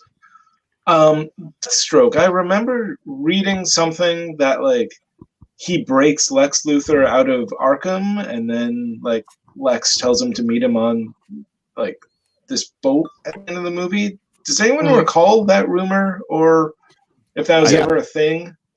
It was, but I don't think they filmed it though. Yeah, but it was definitely a plot, right, Justin? That was definitely something they talked about a few times. Yeah, that was a thing they talked about, but I don't think it ever came to pass. It never got filmed. Yeah, or worst case, he's just Deathstroke's coming back after the breakout, right? Yeah. It wouldn't make sense to break him out and then I'll meet you again. Like, I'll meet you 20 minutes later. Yeah, they need to get some cool shots. Yeah, I mean there were even rumors that Harley and the Joker were in it too together. So and Zack admitted that's why he wanted to film Leto. He wanted to have Leto's Joker meet Ben's Batman because there was no footage. That was all a rumor. Yeah. We're gonna get to that scene later because we discussed it a little bit on Twitter. So we're gonna get to that scene later. Peter's favorite. But Frank in the chat brought this up. Cyborg won the movie and he liked Ray Fisher's performance. Now, I think that is probably the biggest difference between the theatrical cut and this film is how big a role Cyborg had. And it kind of explains a lot of what happened with Ray Fisher off camera. I don't want to go into that story, but it kind of adds to it kind of adds to that. But so what did you guys think? He clearly is the heart of the film. Zack said it numerous times that he was in his cut, and it really turned out to be that way. So what did you think of his performance, the his added presence in the film, and just the general overall feeling about Cyborg? Anyone could take it. I think Ray Fisher did a great job, and that's all I have to say about it. Okay. I think that I think Ray was really great in the movie. I felt like there were a few times in terms of like, again, like the film could have been shorter when we saw him like exploring like the digital world. In my head, I was like, okay, all right, okay, let's move along. It was cool. It was cool, but it was also like, I saw why that was cut. But I thought that his character was so much better. He actually had a character in this movie because in the theatrical cut, he's literally just a plot device. He gets them from A to B. And in this one, like especially when they lose the mother box that brought Superman back, and he goes to try and get it, and his father, sacrifices himself and everything. That scene had so much more weight than the Justice League just going, dang it, Steppenwolf got it. Darn it! Like this was so much better. I think literally, I think it's literally Batman when he stands up. He goes, "Gosh, dang it, guys, we're in a pickle now." It's something like that. It's very 60s. You're right. It's very 60s Batman. What I'll say on the matter with Ray Fisher and Cyborg is I'm not done yet, Nico. Oh, sorry. I'm kidding. There was like a 3-second lull. I'm like, I got to wait. Come on, it's bad. It's bad radio to not have someone jump in. What I'll say about Ray Fisher is, and his performance in here is, I know a lot's happened. There's been times I've been vocal where there were things I didn't like that were said or done. I feel the guy because he had a massive role. This confirmed something for me. This confirmed something though. That last group of people in charge of this film at WB are officially the dumbest people in entertainment I've ever seen, because with the reception he's getting and for what people are saying it means to them, man, they cut the wrong story. They're dumb. Blacklist them forever. What a bunch of what a bunch of idiots. And it does make you think. Yeah, they were dumb. Lie. It does make you think, because there's a lot of elements that they could have still kept in and they didn't. It really does make you think. Yeah. You know what was cool is like when he is like in the mother box plane and he's like talking to his family. Yeah. It's very reminiscent of Black Panther, and it predates Black Panther by 2 years. It does. Like, you know what I'm saying? Like they had a really cool, it had like a really cool, like, hey, I'm going to be able to like communicate to like my lost self. Only thing it got weird at the end when everyone turned into like actual like skeleton mother heads. Or the heck that was I kind wonder of what that was. That's why it were looked those like the mothers? Yeah, the mother. It looked like Yeah, Parallax. It looked like Green Lantern Parallax. It was the witches. It was the three witches. Yeah. But it didn't look good. That's all. It was to represent. It was to represent that the three mother boxes are living. They're like living beings. Yeah. That was Yeah, I gotta say, like, I was pretty cold on things going in. Just like all the online discourse kind of turned me off. No, but he was by far like my favorite part of the movie. Like his performance was incredible. His storyline was great. Like, and I don't know. I kind of liked that scene of him in the digital world and just showing how much heart he had, and like that he goes on that journey with the single mother there, and that he takes it upon himself to help her out and stuff. Like they did more character work in that than I've seen in entire movies kind of thing that other franchises have had. So yeah, it worked for me. And man, like by the end of it, like I'm kind of 180 on the whole like Ray Fisher thing, because I'm like, well, maybe you guys need to just sit down at a table, get the Crusoes to make you some sauce, and like hash this thing out, and like get that water under the bridge and move forward, right? Like, I'm with you, man. Like I really, go ahead, Ricky. I really liked Ray Fisher in this. Like him in the theatrical, but I like just the level and depth that he did in the movie. It's night and day. Like he's strong in this, and his character arc and how it kind of, it's interesting because he kind of mirrors Superman's arc in a way, just being like, like product of like two different worlds, machine, and but like he's refusing to like that machine world or like his whatever, and then he finds it, and so I really like his whole arc in this. Like it's like what you said, he was a plot developer, but now he's like an action character. He like has motive, his whole arc. So I thought he was great in this. You need Cyborg to help you with your internet, bro. Carlos has got that good Canadian internet, but Ricky can't get that. Like, what is that? Yeah, you gotta is up that with Rogers, man. What? You know what I wish? Really? I wish that everybody could be adults and sit down in a room and sort this out off of social media. Like honestly, because Ray Fisher is great as Cyborg. He's terrific. But I don't like the drama. It's like it's just too much. I'm with you, man. And so it's like I really wish that Jeff Johns, Ray Fisher, Zack Snyder, whoever else needs to sit down and sort out Feige. Put Kevin Feige in there too. Put Kevin Feige in there. Everyone loves Feige. Yeah, put Robert Downey Jr. in there. Why not? Just throw everybody in there. Joe Biden. Joe Biden. Why not? Everybody needs like to sit down and sort this out like adults. Like honestly, it's because Ray Fisher is great as Cyborg. He really is. He's terrific. He did a great job in this movie, and I would like to see him return in future movies. I wish he was still in the Flash. Like that bums me out. So That's the easy way to mend that fence, man. Is to get it done right away. And it sounds like the role that he was going to have in the Flash was going to be pretty concise.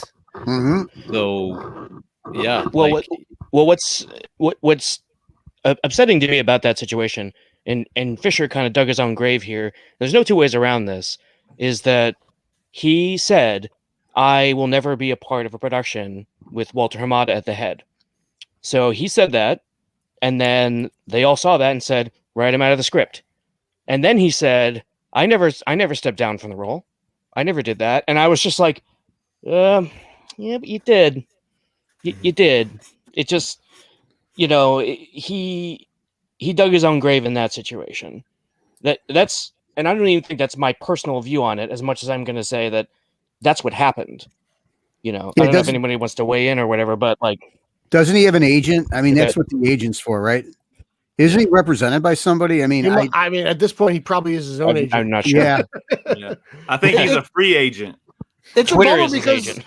he's really good in this movie, man. Like, sure, there's certain things I think that could have been trimmed, like with any character. Like we saw the heart he had with the college student, and he changed the grades, and it's like, that's like that's a precursor to the heart later on with the single mother, and everything like that. So maybe something got cut, or something could have been trimmed down just a little bit, but it was good. I enjoyed everything he brought to the table, and maybe he does get a solo movie at some point, possibly. I don't know. Or maybe he gets some kind of, I don't know. Everyone says something about HBO Max. Who knows?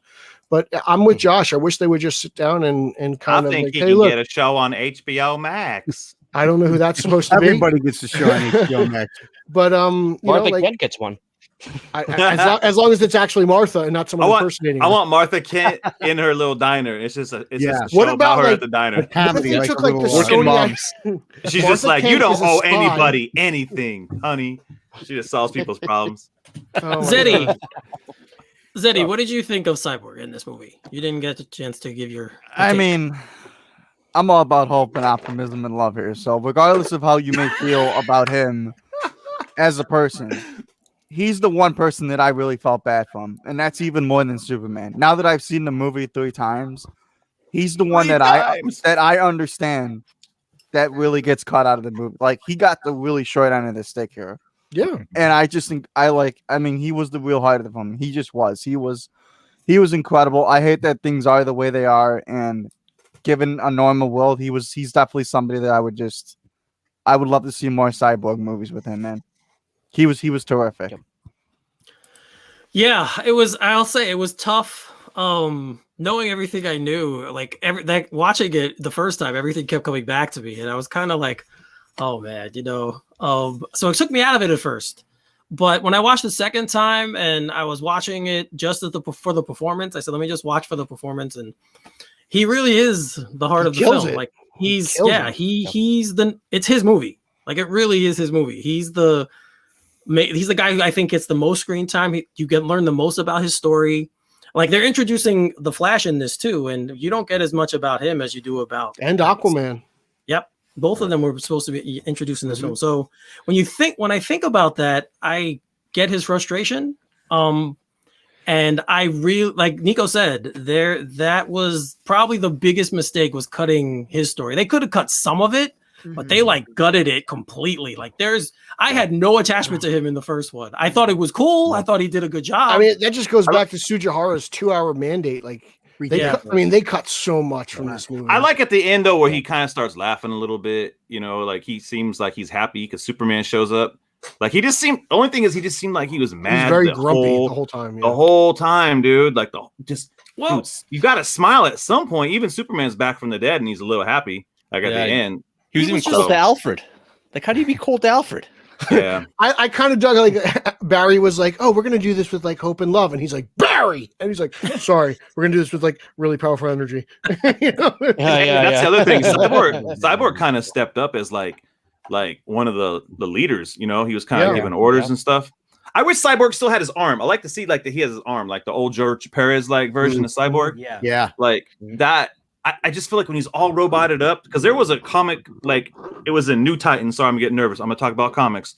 In New Titans is when he started losing his humanity, and he was all roboted up. Like I think only Daddy Bats knows. But when he's that's an insult. I read comics. No, not at all. I just mean like Daddy Bats knows the comics. Like y'all are just Zack Snyder fans. But you better watch yourself. but when he has a little bit of his like when he has a little bit of his skin showing, I think it helps you connect to him a little bit as a person. Like, and I get the whole point is like he's a robot, he's being taken over, but we even see he's got some of his body. Like, give us just a little bit of the arm, man. Like, just to see some type of like part of him. I don't know. I get what Zack Snyder was just gonna go all the way. You're nitpicking, Justin. I totally am, but it's like a but visual to thing. Justin's point, it would have been cool if he started off like the Megatron cyborg that we got, and by the end of the movie, he exposes more of his. Becomes more human. Yeah. Oh, look at organic body. Dude, Carlos, let's write a movie. Cyborg. Associate producer, baby. Cyborg. You got the T-shirt to prove it. Half a man. The line with him and Batman when they're getting on the flying fox, and he said like she's ready to fly, and Batman looks at him and he goes, "And so are you." Yeah. I was like, that's great. That's a really. He's all be my Robin, be my Robin. That's just what I like more about Batman in this movie. Yep. Man. He seems to really become the Batman that we all kind of know from, you know, just in general, whether it's like animation, comics, or whatever. Just the BVS Batman, while I loved it, is so 90s a-hole Batman. This is way more of a you know, while he is still the, you know, kind of, he's building the team, he's putting it all together. He just seems, again, faith, Alfred. You got to have faith. It just, they drilled that in our heads the whole time throughout the movie. Your little George Michael. Well, and on the point of Batman, like, how good did he look through Zack Snyder's lens versus Joss Whedon's lens, especially in the regular costume? Yeah. It was well, I mean, by the time ridiculous. Whedon got a hold of him, he put on like 50 pounds. That's fair too. You know, I wish his cape. I wish his cape would drape in the front. That's the only Here we thing. go. This Batman. Here we go. This Once again. Batman. This Batman's cape is always behind him. I want like a little shroudy Batman. Like he's always walking around in the light. I just wish his cape kind of covered his whole body a little bit. You know what I'm talking about? Like, sure. Yeah. You like that Keaton? You like the Keaton Batman look?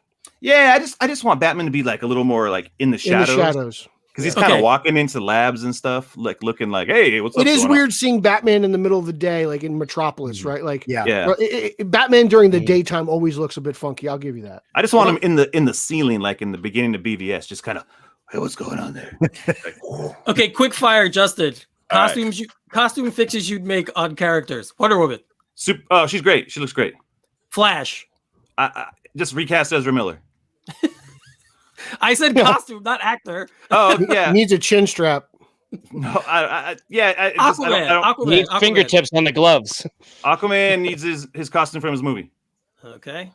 Did I miss anything? Well, we talked about Cyborg. You already like Batman. Oh, and you don't like Black Suit Superman in this, right? Yeah. There's no reason. All right. Okay, everyone. We got Justin's all his nitpicks. I'm out. It's like when it comes to Aquaman, it's like, well, Momoa should never have a shirt. Let's just be honest. Leather pants. Just try to inspire me. That's all I need. Okay, some of the silly things that have been discussed about this film, we could go through them very quickly because people were making a big deal about it. I didn't really care. Wait, let me reach around real quick. Let me get something.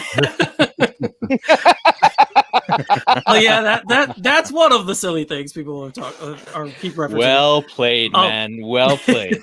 The sniffing of the shirt. The sniffing of the shirt. That's another in the. But dude, that's Dolphin. Like that's Dolphin's cinematic debut. I said that. Pete's my man. Okay, though, but people are making a big deal. I obviously didn't bother anyone. Did it bother you guys or no? It was goofy. It made me. I mean, that could have been cut, but like that would have saved 20 minutes of the movie, though. 20 minutes. That was like 20 seconds. Like it's whatever. I mean, also like Snyder's just like, hey, I'm making as long as I can at this point. Well, that was we're talking about when he first meets Bruce Wayne, right? Yes. Yeah. Is that where? Okay. Yeah. It was weird. Like she picks up the shirt, she starts singing, and all I could think was just like, what the what's going on here? Yeah, I would have done the same thing. Aquaman, isn't he like a god to them? I want to see. He's like a god. I want to see Batman. He's like a savior. Would be like if Jesus was going in the water. Oh no, Daddy Bats, how many times have you gone to church? You've eaten the Eucharist. You're not smelling Jesus' shirt. Not there. Jesus is in the church when I go. European, but I think Daddy Bats is on. They see him as a savior of their town. They want to grab whatever he throws. It's like sacred to them. That's what I think. So and that's why he has his jacket again, because every time he leaves it, they grab it. They take his garments. They're caretakers. Yeah. I'm being serious. Like they take his stuff. I agree. They take all his clothes. Yeah. Exactly. No, I get what everybody's saying. You know the Shroud of Turin when Jesus was... It's the Shroud of Turin. It's a weird thing. It's just the weird. Shroud of Turin. Oh my god. Oh man. Here we go. You could tell somebody went to Sunday school. It's religious, gentlemen, please. Yes, I know. Okay, another thing people were talking about that they thought were silly. The slow-mo scene when Flash is saving Iris. You have the hot dog. The hot dog is so dumb. Yeah, is that an overwhelming thing? Or that's no? the best, I haven't heard that's that. one of the best scenes of the goddamn movie. No, the saving of Iris is a great scene. No, him putting the hot dog in his pocket is dumb. Right, it's the hot dog part. Yes, he was like, it was like opening day. Yeah, no. The scene itself is fine. It's just I was more offended by the sesame seed in slow motion. The beauty, sure. That hamburger looked good, man. The beauty of the hot dog scene is that Stop. He's moving so fast. No. Yeah. Let's all chill for a second. Let's listen. Let's use our ears. Cha-ching. Is the Flash is Someone's so activated fast. right now. He can take everything in. So the beauty of that scene is he's able to process it all, and he's already got his alibi to be back in the pet store. Yeah, He's going to take that to give to the pet store because he knows what he just did was blatant. He's got to find an alibi, go back in the store. He's able. I mean, to he could just ran to every Arby's, detail. too. Sure, but no, I thought that scene was beautiful. She doesn't even know he's gone. Siren. So he's got to explain the broken glass in the window. When He the moves so song fast, is she has no there. idea she's gone. Don't have it. I don't give a damn. That's a beautiful scene. Y'all are Him tripping. saving Iris is No, great. no, I love no, I no. love whole it. damn Hot dog scene is dumb. No, Saving her is great. He's got the dog. He's got He the dog. grabs the hot dog. It's like Just because you're a member of PETA doesn't mean it's a good scene. I did like his not being stressed about Iris, and because he knew that he could save her. He knew he could save her and him like being in awe of how beautiful she was. Yeah, dude. I love that. That was very it was like relatable. You know what I mean? Oh Like, yeah. When you see a girl that you just really think is beautiful, you're like struck by her. I thought that was really great. Any time he That goes was good, yeah. Mm-hmm. the scene itself was fine. Yeah. Well, I want to give her a hot dog. I like the hot dog. I thought it was funny. Like, By the and way, then I'm really glad Kiersey Clemens is coming back. So am I. Same. Yep. Uh-huh. Yeah, Me too. I think she's a great actress. I've never seen her in anything else, to be brutally honest. Well, I had two thoughts about that scene. One was that I thought it looked amazing and it didn't bother me at all. I thought it was such a visually stunning scene. So overall, like I think it's silly that people think it was silly because it's like that was a great scene. What bothered me was the guy. You ever been in a truck and he drops his hamburger and is like, "I'm still gonna eat it." Like, ew. Looked like a good hamburger. Ew, have you ever driven a Looked like U-Haul a good truck? hamburger, It's man. gross. It was Y'all a thick hamburger, notice man. It was a meaty hamburger. Did you guys notice on the truck it says Gardner Fox? That was cool. I Yeah. did see that. Yeah. And I thought it was great how he broke the glass, like how it kind of bends how to it- a point. Like I was like, wow, that Yeah. is visually Awesome. pleasing. Yeah. And like how his sneakers exploded because he was Oh, I moving love too that. fast. That was cool. great. That was Everything awesome. else I could have done without. He's gonna go back in. He's like, "Oh, I brought a treat for the dogs. That's great. Where's What the your hell shoes? happened to your shoes?" I like those shoes. That's one of my favorite lines from BVS. I love that line. Mine too. I love that line. It's awesome. Yeah. And then she just walks away like, oh, okay, drunk guy, hang out in the server room. It's fine. Nico, Nico, we did not mean to offend you. I'm sorry if we. Oh no! I wasn't Very offended. sensitive. I wasn't offended. It's just I get angry when people look at Yeah. something and they just focus on that.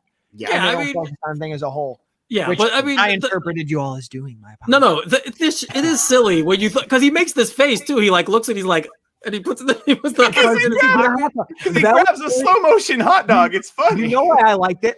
That was very Wally West to me, not Barry Allen. It's like, ooh, hot dog. I'm gonna go do something with this, and I'm a big Wally fan. So that's what I liked. I also like, just while we're still talking about the Flash stuff, because those are two, and we'll get to one later, two of my favorite scenes in a lot of comic book stuff ever, is how he sort of like lightly guides her. So I know Zach talked about a while ago how like his Speed Force is more if you start grabbing people, it's like can hurt them. So I like how he like, and it also made it feel like more compassionate, not in a creepy way, but in like a cool way where he just had to like lightly guide her fall as opposed to I'm saving you and I'm taking you somewhere. It's like I'm gonna manipulate the situation and sort of put you somewhere else, because this Speed Force is kind of cool. It's a little different with how it does stuff, especially with the stuff at the end, which, I mean, can we just get into that or no? The scene where he brings... Yeah, I was gonna go into favorite scenes. So okay. Yeah, Nico, I go want ahead, to take kick it. off the scene at the end where my favorite DC Comics character is the Flash, whether it's Wally or Alan, whoever it is. And I didn't like him in the theatrical cut. And to have him kind of be the key to them winning here. Yeah. And I just thought visually, I mean, for me personally, call it hyperbole, go ahead. I will wear it on my chest, man. That's one of my favorite scenes in comic book films ever, is when not just the fact how he runs back in time, but seeing the world. We're used to seeing him like physically go back in time, to see him carry time with him and having the world form behind him.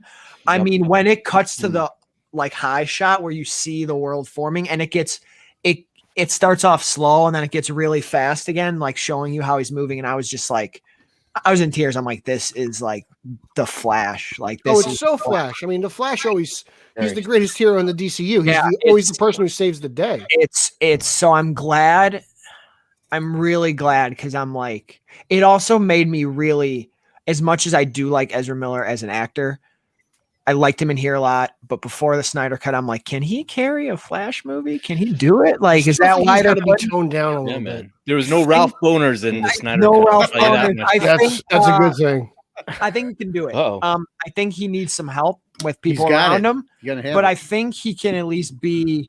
I do agree, Pete. I think they need to tone him down just a little bit more, because like when he was like hurt, for some reason I forgot he was going to time travel, because I kind of figured that, and I'm like, and he's like, oh, and I'm like, okay, you mentioned that to me, yeah. When are you gonna sort of? And then he did it, and I'm like, oh, that was well worth everything he did in the film.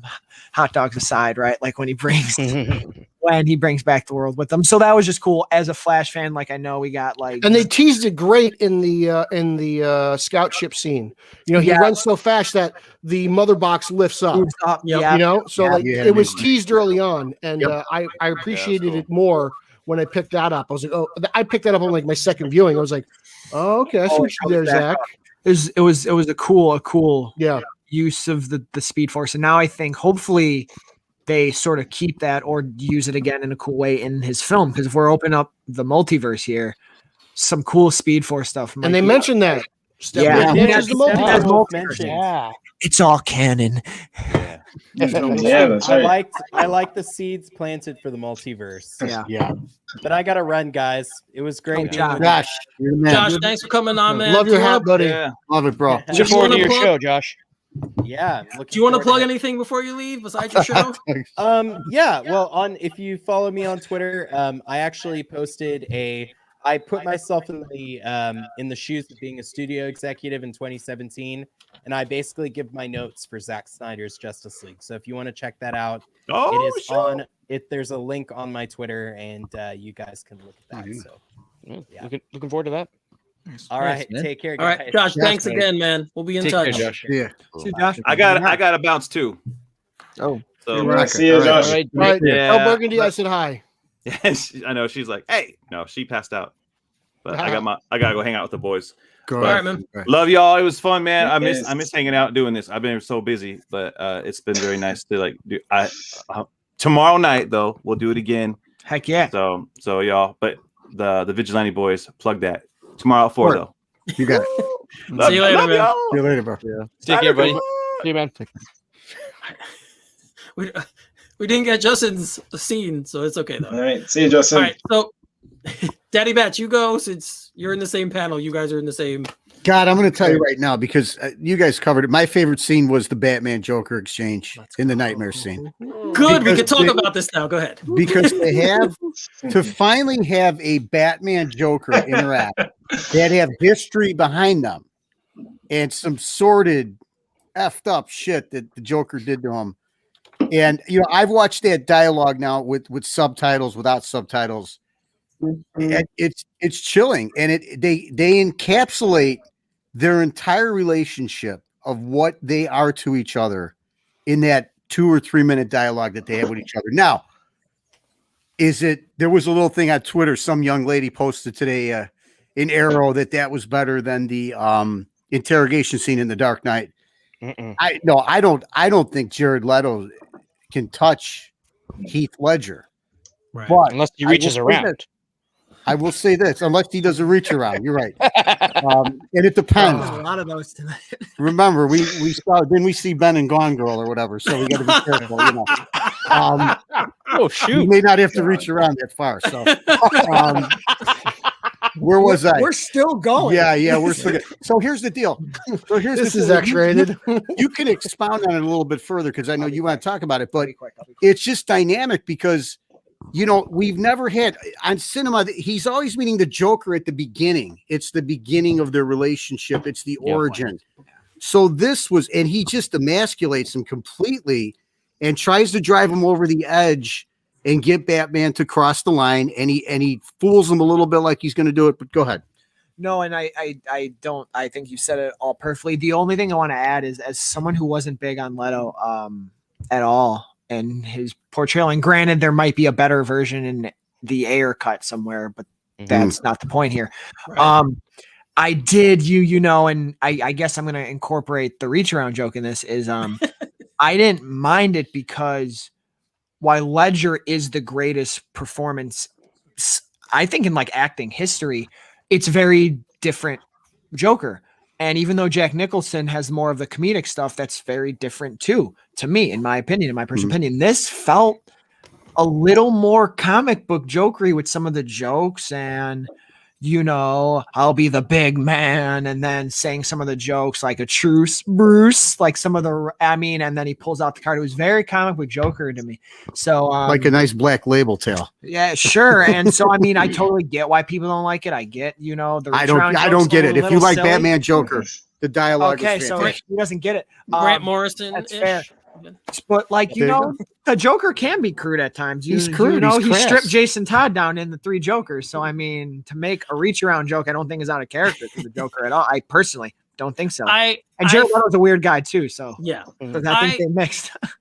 Yeah, no, I said this to the guys before. The scene overall didn't work for me. I did like that interaction. It's not better than the interrogation scene. I'm sorry. Nope. That it's not better than that at all. But I thought it was, from that whole sequence, that was my favorite part about it. From everything that we saw there. And it was, I liked Leto's Joker even in Suicide Squad. I was upset we didn't get more of him. But so this is the second time I'm seeing him now, and it's he's almost a completely different character. That one was very gangster, flashy, you know, very bling, very out. This one was obviously a guy who's been in an asylum for a while and is, you know, a little bit more crazy maybe. And, you know, just, it was kind of a different character. So I said to the guys, I would like to see more of him. So if we do something going forward, that's something I hope he's a part of it. We're going to get to what we think is going to happen after this book. I'm wondering what's not well written. I'm seeing that in the comments here. I think the point of the scene was to show their history, and it kind of does that. So Garrett, I would love to know what you mean by well written. It might be something that I'm not. I think the whole scene's poorly written. I think it's just the two of them just trying to go. I think it's the two of them trying too hard to one up each other, and it just doesn't work for me. You know, them talking about their history, it's their empty words. I want to see it unfold on screen. I don't need you to take the easy way out and just write it in 5 seconds. That's supposed to tease something greater, because then it defeats the purpose. But you know what, Pete? Here's the thing.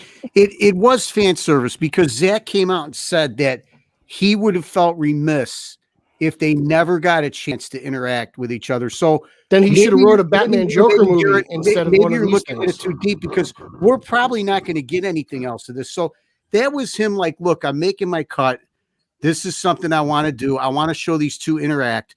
And boy, for the dialogue, that's not what he wanted to do. It's him sticking it to Warner Brothers because they cut him loose to begin with. It's okay, and it's just he's teasing something that's probably that nobody at the studio wants to do. They want to cut their ties with this, and it's just him egging on his fan base to do more hashtags and create more divide in the fan base. That's what that is. He cares less about the story than he does trying to get people angry at each other. I disagree. Trying to force his cut. I don't agree with that. That's what I think that is. I don't. What about like an Obi-Wan and Vader though in episode 4? Like that's you learn their history through them there, and that worked for 30 years. You know, like you can do a scene that tells their history by them saying it. I don't think every. But that's what, A New Hope? That's the first iteration of these characters. You're talking about two characters who have been together, written for 80 years, and then Snyder wants to take the easy way out. Like A New Hope is the first time we see any of these characters. That is a good point. I don't think you can compare it at all, because these characters actually have history, and for him to make up a history without showing it to us does a disservice to the fan base. But he's already told that history in interviews. And it's been clear cut that Dick Grayson. Show me in a film. Don't tell me in interviews. Well, they won't let me on screen. They won't let him do it. Well, he missed his opportunity. This guy had No, an they didn't want Robin costume in You have the BVS. Robin costume. Again, there. that's the easy way out. Show me Robin dying. Don't show me the suit. Pete, They won't let him do it, Pete. Right. We weren't They going to won't see let him that. do it. He wants to do it, Pete. He wants to do it. Believe me. He should have come up with a way to do it instead of just telling me how he wanted to. Maybe he thought he was going to get the chance to do it, and they cut his movie short, buddy. That's what I think. I don't know. I mean, he wasn't in charge of the Batman franchise anyway. It was Affleck, so I don't know what he hadn't planned either. I don't think I agree. I see both your points, but I think in this instance, I kind of side with. No, it's all love. This is just discussion. We're just having fun. 100%. Yeah. I kind of side with Nico and Daddy Bass on this because he knew doing this he wasn't going to probably get a chance to show that interaction, and not to mention we probably weren't going to see a Batman Joker, these two guys play it never ever. Yeah. So you're right. It's fan service. 100%. I agree with you. It's fan service. 100%. Absolutely. That's all. And would I have liked to have seen the history played out on screen? Of course. Sure. We all want that. By far. I just don't think we were going to get it. And you're right. I think part of what you said is correct too. He wants to egg people on with this and get more. I totally agree with you. I would. Well, But really, I would too if I was tell him. that story. If I was would have him, been I would David do it Ayer, too. right? What, Carlos? Go ahead. The responsibility to tell that story of Joker and Batman's conflict actually falls to David Ayer, or should have fallen to David Ayer with the Suicide Squad, right? Good point. You're right. I agree with you guys. Like, it's just this is Snyder just having some fun, spending some HBO's money, and like I get it. Like, it's just kind of if this is the one kick at the can that we get to do with this, might as well throw it in, right? Like, it was fine. It didn't bother me one way or another. I was a little worried that the entire movie would end with just the Superman shot at the end. So I was happy that he kind of wakes up from the dream, and you can create your headcanon around that however you want. If it's the seed to a whole nother thing, or that whole scene just doesn't serve any. In my opinion, it's like I don't know. Just end the movie. Like, what is the purpose of ending it on this cliffhanger other than just for him trying to get everyone? It does feel tacked on. That I'll agree with. Yeah, the rest of the scene's not that great. I admit that with you, Pete. I agree with you 100% with Mira, and it doesn't feel like a great scene except for that dialogue. Aquaman's dead, Wonder Woman's dead. I'm like, what is the point? Like, I remember my brother watched the last hour of it. He came home after work, and he time for the epilogue came, and that nightmare pops up and he goes, what's happening here? And he's watched all these movies. Yeah. He's seen every MCU movie. He's watched every one of these movies with me. He knows what's going on. Like, and he just goes, what is going on? And I'm like, it's kind of the future. And he's like, what? I don't get it. This doesn't make any sense. Why did he ask him for a reach around? Like, that's the one thing everyone keeps talking about. And it's just true. It's a weird thing for him to do, but that line is never going to go away. That reach around line will be forever. No. We talk about it forever. All right, let's move on to that's what he wants. That's what he wants. Of course. Oh, and we're doing it, and the people are going to do it. Yeah, totally achieved his goal. Bravo! I wish I could write a line like that. They would stick around. I mean, I wish I. Yeah, Pete, don't go there. I know where you're going. But let's hold on. Let's move back on that one. All right, Zeddy, your favorite scene. Other than the interaction that we just spent 20 minutes talking about, I'm gonna say the Wonder Woman scene with the little girl, where the little girl asked her, "Sweet, can I be just like you?" And she's like, "You can be whatever you want to be." That's Wonder Woman. That's a good scene. That's my favorite scene. How great is that for us to go from what we were talking about, and Zeddy brings us to that, man? First of all, thank you. Zeddy, you are the emotional center of this show, Zeddy. You are the cyborg. You are our cyborg in this iteration. Carlos, go ahead, man. What's your favorite scene? You know what? The tunnel scene 2.0, just the way it was lit, the way it was presented. We saw a lot of that in the theatrical cut, but to see it fully realized properly, it was amazing. It was amazing, and you really got to feel the power of these characters in that scene, I thought. And it was kind of shameful that they put the other version out, to be honest with you, when you see it here. So, yeah, that'll be mine, the tunnel scene 2.0. Okay, JJ. Not necessarily a favorite scene, but I like we were talking about before, I like Batman's depiction in this better, because I felt like he's just an asshole to be an asshole in the other version. Yeah. And here I feel like he actually does a good job of, I believe that they would unite with him. you know. And I think my favorite line of the movie is, "Say, this is Alfred. I work for him." Yeah. I was like, you know, I was like Annie and Shirley in Community. I was like, oh, you know, like, it was such a good line. It was. That was an excellent. It was a much better portrayal. I totally agree with that. Ricky, what's your favorite scene, man? Yeah. So the tunnel fight, I agree. I like that scene a lot. I think my favorite might be Superman and Lois on the Kent farm, and where you actually have the whole exchange at the ring. Because that was one that missed from the, is like they used it in the trailer, and I was like, oh, that's so good. That's true. So and I was really, really broken when it was not in the movie.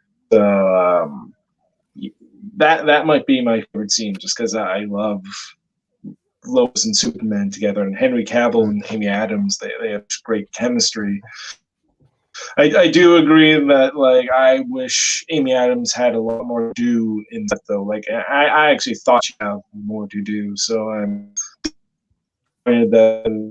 this saying theatrical, but yeah, tunnel fight, I think it would be my. All right, Pete. For me, it's the Flash going back in time at the end of the movie, just really saving the day. You know, just I think it's Ezra Miller's best job of acting, where he knows he's screwed up. He knows that at that point in time he gets shot, and he knows the world's come to an end, but he knows he has a way out. He knows he has the ace up his sleeve, and he can run back in time and fix this. And to me, it's, you know, going back to what Nico says, it's the most Flash thing ever. You know, going back to Crisis on Infinite Earths, the Flash is always the one who sends up the warning signal, always the one who saves. He's the greatest hero in DC Comics, and because he's always sacrificing himself to save everybody else. And you know, just him running back in time to fix everything is just the most comic book thing I've ever seen. And I still say that, you know, the Flash had the greatest cameo of all time in BVS. I think it holds up in this movie.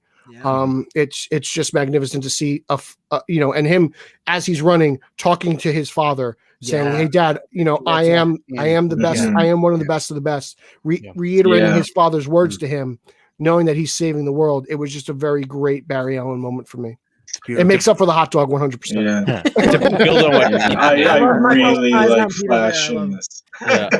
I do love how when he rewinds time, they tempered it a ton. Mm-hmm. Like, it takes him a ton of effort, and Yeah, it's very finite. Like, you don't see a scenario in which he's like Christopher Reeve Superman in 78, spinning the world around and reversing time as much or as little as he wants. It's like you can only do this for a couple of seconds at a time, and they might expand on that with some cosmic treadmills and stuff with the Flash solo movie. But I love that it's such a massive effort and not something that he'll be able to pull out of his pocket every time he wants. So yeah. All right. Mine actually was at the end when Cyborg repairs the tape recorder, and then he hits play and listens to his dad's voice. Oh yeah. Yeah. I mean, I you guys know I lost my father in 2013. So I always, anytime there's some kind of father moment that comes in a movie that I watch, I'm very, very much attached to it. So when that happened, because he was so angry before and he destroyed it, he didn't want to hear it. And then for him to come back at the end to redo that and to just listen to his father's voice and the way it ended, just a really, really touching point. And again, it really did solidify that this was a Cyborg's movie, his moment, his film. So that was my favorite scene. So let's do some closing thoughts now, guys. It's 2 hours. We're a little over almost 2 hours, 15 minutes. Let's do some closing thoughts. We still got 2 hours to go, dude. Warner Brothers would have cut us off 7 minutes ago. If you guys want to go for 2 more hours, let's go. I'm down.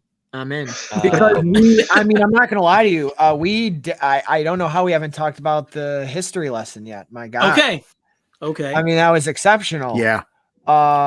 Seeing Darkseid in action, but then seeing way more of the tribes all uniting was sick. That felt, I mean, like Lord of the Rings. I mean, that was sick. That was sick. Shout out to Yalan Gur, our Green Lantern who died. He fought hard. Is that why EVS got a credit? Did he create that Green Lantern? No, I don't know. He's been around since about 1980, Pete. I'm wondering. He's the Green Lantern from like 2,000 years ago, but I think he's only made a few appearances. I'm trying to figure out why that guy got a thank you. I looked it up on Wikipedia. So. Yalan Gur. Shout out to Yalan Gur. Yeah, that was cool. I did think Diana's read over it was a little weird. I thought it almost sounded like she was reading, reading a script. Yeah, it was. I actually thought she did a better job in the theatrical cut. But, I agree with you. Yeah. I thought it was cool seeing Darkseid in action. Just and it was interesting seeing Darkseid get defeated. You don't normally really see that. So I was into it. Yeah, and Go on. Your delay, man. Ricky, go ahead. I think we lost him. I think we did. Did anybody talk about the? Oh, okay. Go ahead, Zeddy. Yeah, that was just weird. I was gonna say another one of my favorite moments that just went over my head was the point where Superman has, I guess, his second flight, and he's hearing both Jor-El and then that was great. And then Pa Kent is like, "Fly now, it's time, son." Yeah, I love that one. I mean, talk about watching a movie with your dad and then like both looking at each other. I'm like that. I think that's another top tier one for me. But I also just wanted to be positive again. So there you go. Well, no, I think that it's a good point. That was something I actually wanted to talk about, Nico. So I'm glad you brought up the history lesson scene. Yeah, man, Darkseid. I will say this, for a CGI villain, he looked pretty damn cool. Yeah, he looked pretty good. Amazing. I will definitely say that. A lot of times CGI villains get crapped on. Obviously, Steppenwolf in the theatrical cut, people hate it. People in the MCU, a lot of people didn't love Thanos. There's people who do. There's people who don't. Oh, he looked great. I don't love those movies. Right, but there are people who just don't. So some CGI villains don't work. But yeah, man, he was all of them. Desaad, they all looked really, really good in this. So the rest of that scene, you're right, it's much more stretched out than we got in the theatrical cut. It definitely does a better job explaining everything. It's a much improved scene from the theatrical cut. But you're right, the Wonder Woman, Gal Gadot's kind of robotic in talking about that. Like you said, reading a script or bullet points, like just going through. Yeah, it was a bit funky. It was weird. It was. I did like how Zach paid attention to like the whole tribes of men concept, and that he actually had people from different races. It's not just a bunch of Vikings. Yeah. Let's face it, I don't descend from a tribe of Vikings. So, it was cool to see like my peeps and like. There's no Viking named Carlos. No, there's no Viking named Carlos. There's no Carlos the Red at all ever. In any point in history. You're Carlos the Canuck. Well, gentlemen, I am going to sign off here. JJ, be good. But I do want to say one more thing we haven't talked about before I go. Another favorite bit in the movie was Cyborg's nightmare scene. That I thought was good. And I'm really mad they cut that out of the original. I mean, there's tons of stuff I'm mad they cut out of the theatrical cut. But that bit, I thought it actually worked really, really well, especially when they were counting down. And then Cyborg says, no. And Flash says, go. It was just like, it's like, oh, this is so cool. Like, this is what we should have gotten back then. But gentlemen, this has been a total blast. I hope I get to do more of these. Nico, I'm sorry I yelled at you earlier. I was kidding. I never get offended. Usually. Pete, I'm not sorry that I yelled at you. I didn't even know I got yelled at. No, it didn't happen. Not on camera. No, I'm just kidding. But yeah, gentlemen, this was a total blast. So I can't wait to do this again and see all of you soon through different podcasts and Zoom meetings and all that good shit. Anything you want to plug before you leave? Anything you got coming up? Oh, absolutely. We've got the 4 Comic Junkies podcast. I got one more Watchmen episode with my best buddy Jesse. We're talking about the TV show, and we've got Pete's coming on pretty soon to talk some alien stuff. Nice. Hype. Yeah, it's the Superman versus Aliens comic that I'm super excited to reread. Yeah, so we'll keep chugging along there, and I'm so excited to hear all your guys' stuff that's coming out soon too. It's gonna be tight. All right, JJ, thanks again for coming on, buddy. man. This was awesome. Yeah, man. Awesome I'll see you. I'll see y'all soon. You got it, buddy. Take care, sir. And now we're 5, 6. Yeah, Hey, we're the Justice League. We're we room are. for more. We're room for more. We can unite the sixer. Way to go, for Zay. more. Way to Sorry. get that in there. We're room for more. Garrett in the comments was talking about the Amazon yeah. stuff, which was awesome. That was incredible. I loved all the Amazon stuff, especially like he just said the "We Have No Fear" part. That was Yeah. hype. The longer fights. Connie Nielsen had a lot to do in here, which I thought was awesome. She's terrific. She had a lot to do in here, which is really cool. Very, very cool. I thought all of them were really, really cool. You know what? I got Gladiator did get a sequel. I thought it was really cool how they had a contingency plan if Steppenwolf did come through. Like that Citadel fell into the ocean. That didn't happen in the theatrical cut, right? Like so, I was like, wow, that's kind of cool. I really dug that aspect. I got bumped because I think in the theatrical cut, all he does is carve out an X to the side of the building, and he jumps in and jumps at the mother box. So I thought that was really interesting. Yeah. It was When I great. loved her performance and how she anguished at all the decisions she had to make as the queen. Yeah. Her sisters are going down and whatnot. Like, man, they did a phenomenal job of that. Yeah, I would be interested in an Amazon spinoff if they ever did it. Isn't that the plan? Didn't they have plans to do that? So They did, Johns and Patty, but I haven't heard much. You haven't heard any announcements on that or anything, right? No. Hopefully it goes. No, I haven't. I remember hearing it when it first happened. They first said it. I was like, all right, that would be cool because that, like you said, all that stuff in these movies have been cool. Obviously, in Wonder Woman, we've gotten Amazon stuff. So, yeah, that was that again. All of the battle scenes that were drawn out and added, those to me were the strongest parts of this movie. That's what Zack Snyder does well for me. So seeing that again, I have no problem with any of that. All of that stuff was very, very well done. So anything else you guys want to touch on? I don't know. I'm 4 Guinnesses in. There's so much great stuff. Just like seeing Willem Dafoe in here. I just like seeing his presence. I didn't like his look. Yeah. I liked Juan's look better. I kind of dug the hair. I don't know. I mean, it was before Aquaman. He felt like very old Atlantean guy. Like it. Yeah. You know what? Like I love him when he's nuts, like in The Lighthouse and all these other movies, like at Eternity, Spider-Man, and Spider-Man. So like in Juan's, he's very like calm and collected. I liked him like. Take up the trident. I dug how it was. He was the one who gave him the armor because in the theatrical cut, it makes it seem like Momoa goes to Mera to get the trident and the armor. But like, it was interesting how it was. It's like Volko off his rocker. He's like, Arthur, avenge me, avenge me. I'm something of a warrior myself. There you go. I dug that. Nice. Were you guys surprised that air bubble was Zach? No, actually, I'm not because he seems like the dude to overcomplicate them talking. Yeah. Okay, like, and I love Zach, but even that's like the one thing where I'm like, I dig it. I love all of what Juan did with Atlantis Waymore and giving it some color, giving it some personality. The air bubble works for just this movie, but I'm like, man, is that tedious if each time it's like, all right, hey man, what's up? All right. Well, what are you doing? Mara's not there, right?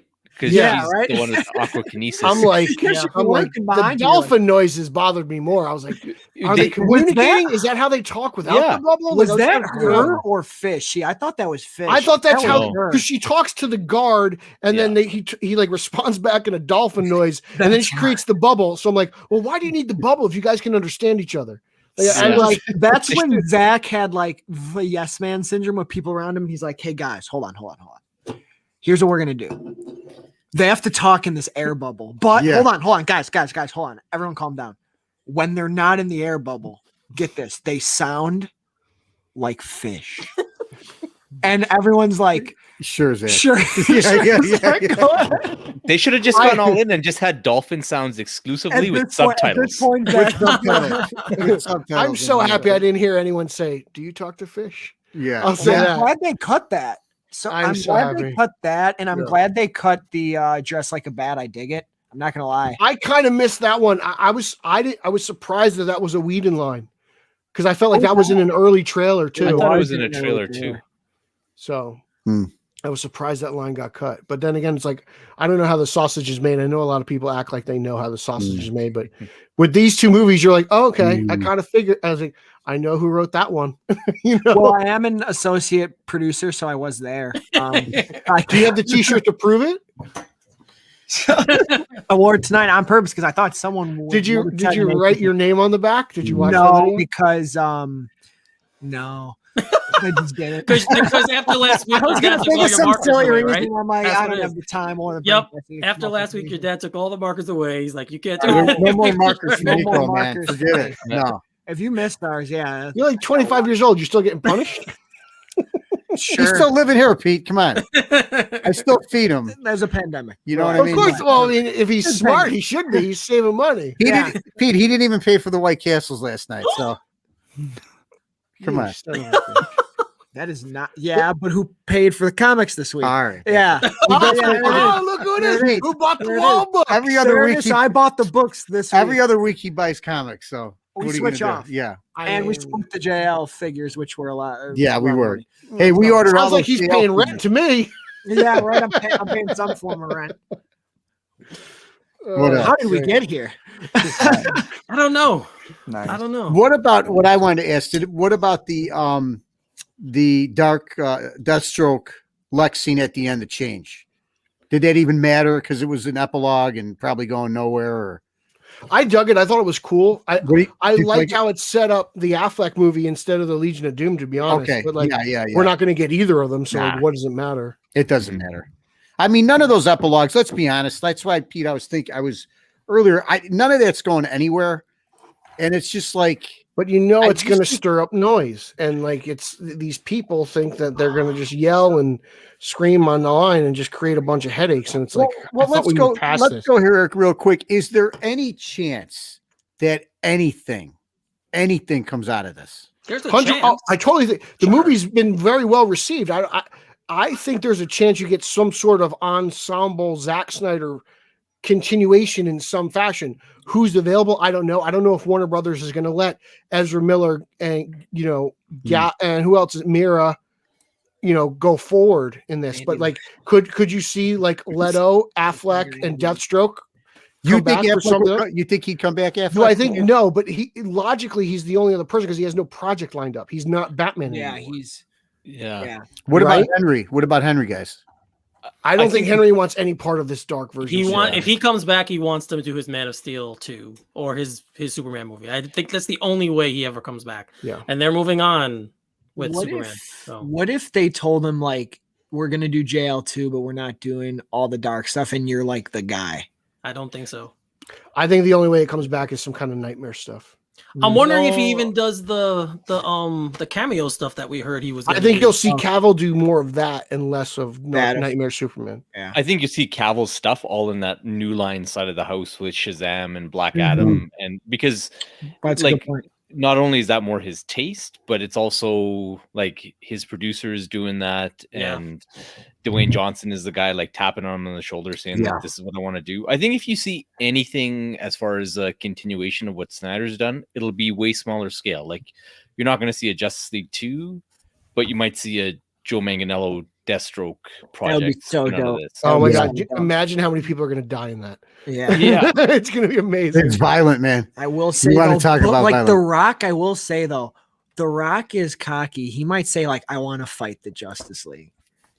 I could see him saying like, "I want to fight Henry and Gal and Jason, and I want to smack Ezra." I think you got a shot at Henry. I think you got a real shot at him and Henry duking it out. And I think like the reception to this, if anything, it's gonna increase the chances of Cavill coming back, but it'll be smaller stuff. Like you're not gonna get anything on this scale.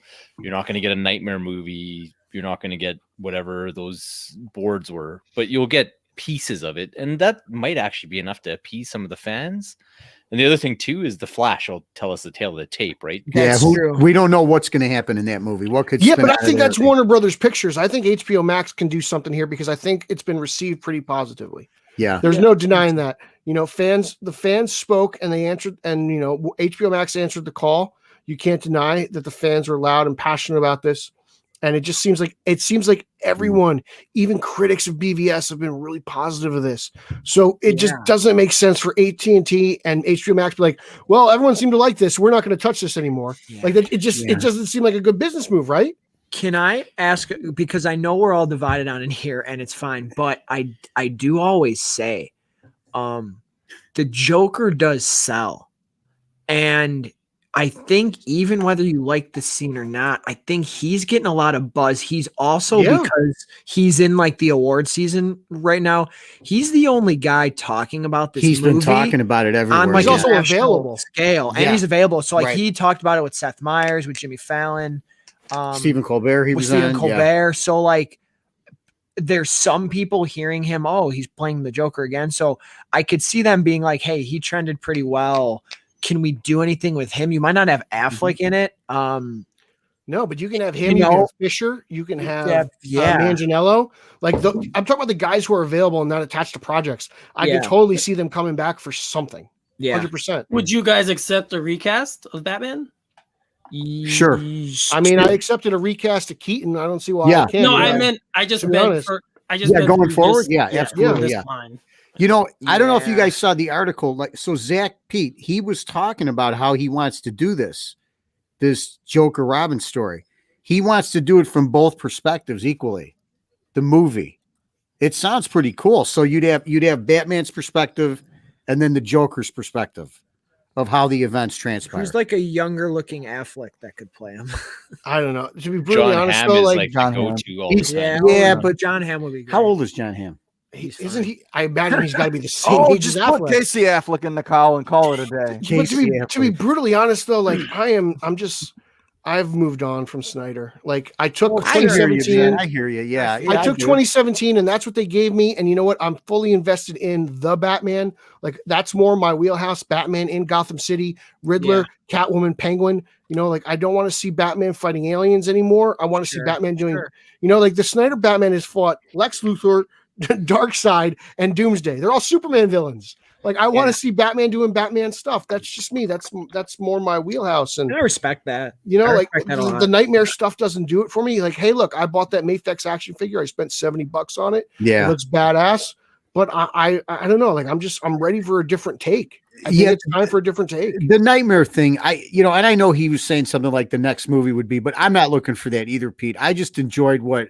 But I think that's where he has to go. Right. Well, I don't know, man. You know what? If I could do a dream scenario, I would love to see Henry lead a Justice League 2. Yeah. And if Ben's in it, really take a back seat. You know, be really more just Bruce Wayne in the movie. Has kind of like I think you'll get that in Flash. The pilot. I think with Keaton or with Ben. I think Affleck will be more Bruce Wayne in Flash. Okay. I think because I really would love to see, because like who said it earlier, we really didn't get to see Henry interact with the Justice League members. Yeah. And to me, it's a shame. And I'm a Batman guy over Superman, but I just really seeing this movie, and then, you know, maybe you introduce, you know, Ryan Choi as the Atom. They need another female. They would need another female lead too. But boy, I would love to see a bright action Justice League movie with Henry as the lead and Gal. Kind of like leading. This movie feels like a traditional Justice League movie. The problem is just the way it ends.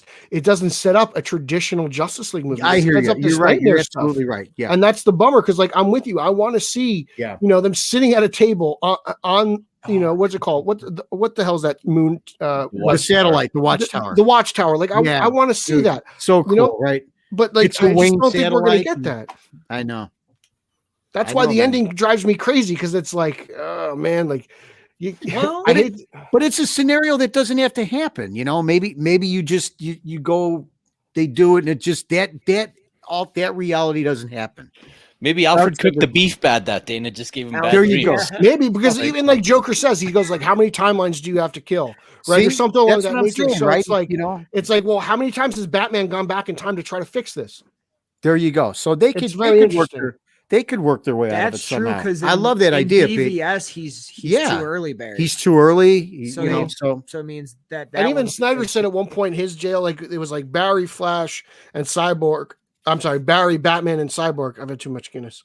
And they were like, well, we took this tunnel. And Batman's like, well, let's take the other one because that one didn't work. Yep. So it's like clearly time travel is a big thing for Snyder. Yeah. He Yeah, teased it in this movie, and it's clearly a big thing for him going forward. But like I said, Yeah. I feel like I've just moved on.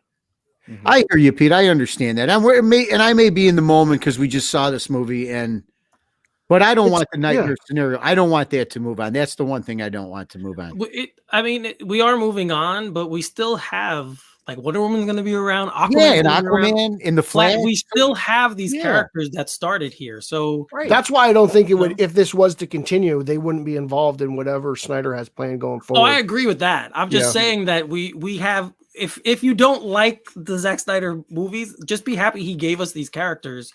You know, and that we're continuing with them. I'm just happy we got 2 Justice League movies out of this, to be brutally honest. It's really weird. That's true. It took us the worst possible way to get 2 JL films. Like we couldn't get Avengers and a true sequel in Age of Ultron. We got like, one movie and then 1B.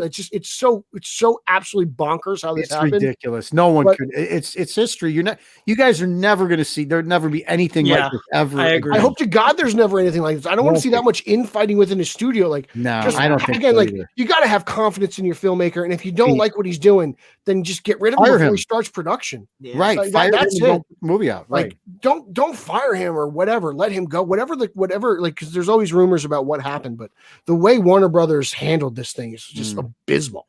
It just makes everyone look like a moron. Yeah, we could do a whole show on that. I mean, all the information that we know and we found since then, it's that previous regime was just so bad. And like I said at the time, even though thank God they're all gone. Yeah, that's true. I said at the time that I think we all said this. I know at least Pete and I have said it, that we always hope that they just let him do it, right? Let him finish his movies, and we would have been way past this. It just would have been the taste in everyone's mouth would have been better because we would have had this same reaction back in 2017. But I don't know if I don't think it would have been, Eric. I think if this movie came out like 2 hours, 2.5 hours, we would have been way beyond Zack Snyder right now. Yeah, that would have been the nail in the coffin. Because I don't think it wouldn't have been this movie. He wouldn't have had all the liberties and do everything and enhance it. So it would have probably been choppy, a little messy. It would have probably maybe got a little better critical reception in BVS, but we would have already been on to other stuff. So that's Warner Brothers' fault. But this wasn't what we got. Wasn't even his movie, the one he wanted to tell. Like There's that 2:14 cut. Yeah, right. I mean, Snyder said himself he's got like a 2.5 hour cut. He's got a 4 hour cut. He's got a 5 hour cut. Yeah. Like, who knows? I mean, and he notoriously shoots a lot. Like, he is an overshooter, and he admits that he shot 2 versions of this movie to begin with. Well, and isn't the black and white version have a different ending or different scenes in it or something allegedly? Yeah, the Joker he line, said, right? which this won't make Pete happy, but he said he filmed the interaction between Batman and the Joker 3 ways. Mm-hmm. So like the neutral one we got, and then one where the Joker wins, and then one where Batman wins. And when he does the black and white one, he's gonna pick one of the other 2. We get Joker. So it's going to be like Under the Hood, that animated movie where we can pick. Maybe you could pick your ending. I just think like one of them is gonna like shoot the other down, and you're like, oh wow. I mean, sure, why not? Because you got to buy the DVD to get it, so why not? Yeah, let's try to sell something else. What about? Do we get Joker Christ? That's what I want to know. Do we get a scene? No, I think that all looked like it was like a Vanity Fair shoot. It totally was Vanity Fair. Totally shoot. was. He's like, I know what's going to get these fanboys. We thought that, right, when we were on your show, and we're like, I bet he put that to stir up Twitter, and it's a great. If there's one thing he's really good at, man, he's good at PR. Oh, he's because great no one at hypes PR. up his stuff better than him. He's great at PR. Can I throw something that's going to stir up the whole room? Just like on purpose, not actually on purpose. It's on purpose. I'm not saying I want it. It is. I love you, Pete. Not saying I would want this specific choice, but it's clear. And I'm someone who liked Wonder Woman 1984 a lot, and I really liked what Patty did with the character. But it's clear with the reception of this cut, and even I was feeling giddy about it. Man, Wonder Woman's great in here. And I'm not saying, because I know people were saying like that there were some sources that said Zack should direct the third one. I'm not necessarily saying that, but I guess people like, and it works more when she's more of the warrior. And I do think maybe for the third one, they really should go that route again. I understand what you're saying, but I think you got to let the director do her thing. Sure. No, of course. And I wouldn't say take it away from Patty, but maybe like I do get some more producers on it and maybe guide the ship a little bit. I'm not sure, but man, people, even I was like, wow, Carlos she's great in here. Yeah, Carlos. Yeah. Well, no, I was going to say like that museum scene played out and I turned to my wife who loves Wonder Woman 84 and I go, that was better than the entire Wonder Woman 84 movie. Yeah. Well, I think I'm sleeping down here tonight, but still like I do dig the Warrior Wonder Woman better. No, it's good stuff. And even just like the way he directed her with Alfred and stuff. It was good, but I don't think there's any scenario. Can you imagine just even from an optics standpoint? No, he taking won't. the Wonder Woman movie away from a female director. No, you won't. Yeah. Giving it to him of all people. No.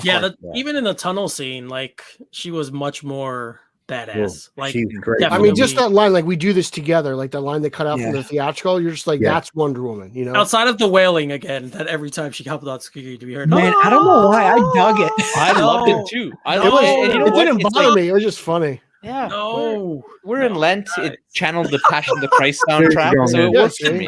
Did you have your clam sauce for dinner too? No, what did we have today? We had like fish fillets. We went cheap today. No, I went cheap with the kids. I got pizza. Nico doesn't follow it. He's not a good Catholic. He doesn't. I'm not either. Nico, I'm with you. He doesn't. You should hit him with a ruler. And then he asked me, man, my wife, when do we do it? And I say because we feel like we're lucky and we have a nice family. And then he looks at me like, all right, I don't do it. No, listen. Here's my thoughts on that. You're going to hell. Here's my thoughts on that. Then we're talking about Zack Snyder's Justice League. Well, he loves religion, so exactly. So go ahead. I'm just saying, like, to me, I've always been like, man, my family does a lot of stuff right, man. In my opinion, they're good people, man. If we eat meat, dude, he ain't gonna care, man. Come on now. He's done a lot. To be honest, it's like things that went south at times, man, and we've come out of it strong, man. I think I could eat a goddamn burger on Friday. It's funny because like I'm so not giddy. just a burger, a goddamn burger. Burger. Yeah, like Jesus. Oh, that's Father, Son, Holy Spirit. Like I'm so giddy. So like when I do it, and it's like people like I'm like they're like, oh, so what do you do? I'm like, well, it's Friday. I'm gonna fish. And like, oh, religion. We forgot about that. And it's like I'm like, I kind of dig it. I do it. Like I love doing. I actually try to do like. For like a month after, like I tried, like I'm gonna see if I could not just do meat on Fridays. Right. It's something I try to keep doing. Here's my Jesus, so I oh shoot, we're going full sacrilege on this. Nick, come on, Russo, you better hope that my mom's not watching. Man, we're not gonna be able to hang out anymore. My wife doesn't know it. She's gonna watch this movie over 6 nights. She said. Did Nico go to catechism? Like what happened with him? Everywhere, high school. Let me bring that up. He was an altar server. So I was altar boy. Everything. Altar boy, Catholic high school. I went to a Catholic college, but anyway. I made a ton of money off weddings and funerals. Pete, Sam, I signed up for this. I couldn't wait for the funerals, you know. It's a weird thing. You're the only one happy. Like you're the one getting $20, and everyone else is crying. You're like, oh. Okay, let me bring that up real quick. Let me just. Someone buries their family, and I'm like, yeah. Sorry. I know. All right, so back to the movie real quick. As we know, originally this was pitched as a 1 hour like miniseries. Yeah. Do you think that would have worked better having seen the film? Yeah, it would have got people talking. Right? It would have, but I don't know if the format would have worked right. If he couldn't have done the 7. Yeah. Mm-hmm. I think if he was able to nail transitions, I think maybe the second episode opens with the Central City stuff in Barry. Right. That would have been so like ending the first one with like the Age of Heroes can come again. Not sure how they would have done it. Because I'm seeing a complaint the runtime. When you make it a series, you can't say that because I know people like I'm not gonna lie to you guys. I didn't think I was gonna like it. I loved Falcon and the Winter Soldier. Oh, yeah. We both did. I would watch all 6 today. Yeah. I would watch all 6 today, but then how'd you think you were gonna like that? Just that one scene I don't like, man, that we disagreed on. There was no humor today, though. Okay, I'm going to say this again because people say this all the time. You should not let one scene ruin an entire show. Of course. We just screw with you. You know that. Now, come on, man. I was serious. Anyway. No, but so like I would watch all 6 of those and be like, hey, I watched 6 hours. Like I know people who just watched Stranger Things, anything. Yeah. I know people who watch Stranger Things in a day. So I think seeing people like, oh, it doesn't need to be 4 hours. The minute you make it a series, that con goes away. And this thing, it might have higher scores. It might be in the 90s on the critics. Peter, if this was a series, this could have been talked about for the next 4 month. weeks. It's just water cooler talk. It gets everybody talking. Along with the Falcon and the Winter Soldier. That's why I think they kind of well, I know it's like contractual, like you got to pay people again, pay people for series as opposed to movies, so they couldn't do it. But like I think because of Kong and Godzilla and Falcon Winter Soldier, this thing is fighting an uphill battle. But it seems to get already gotten positive praise, so what does it even matter? Yeah, Zeddy, Zeddy, you watched it 3 times, so would you have been okay with waiting 1 hour episodes for 4 weeks? Would you have been able to do it?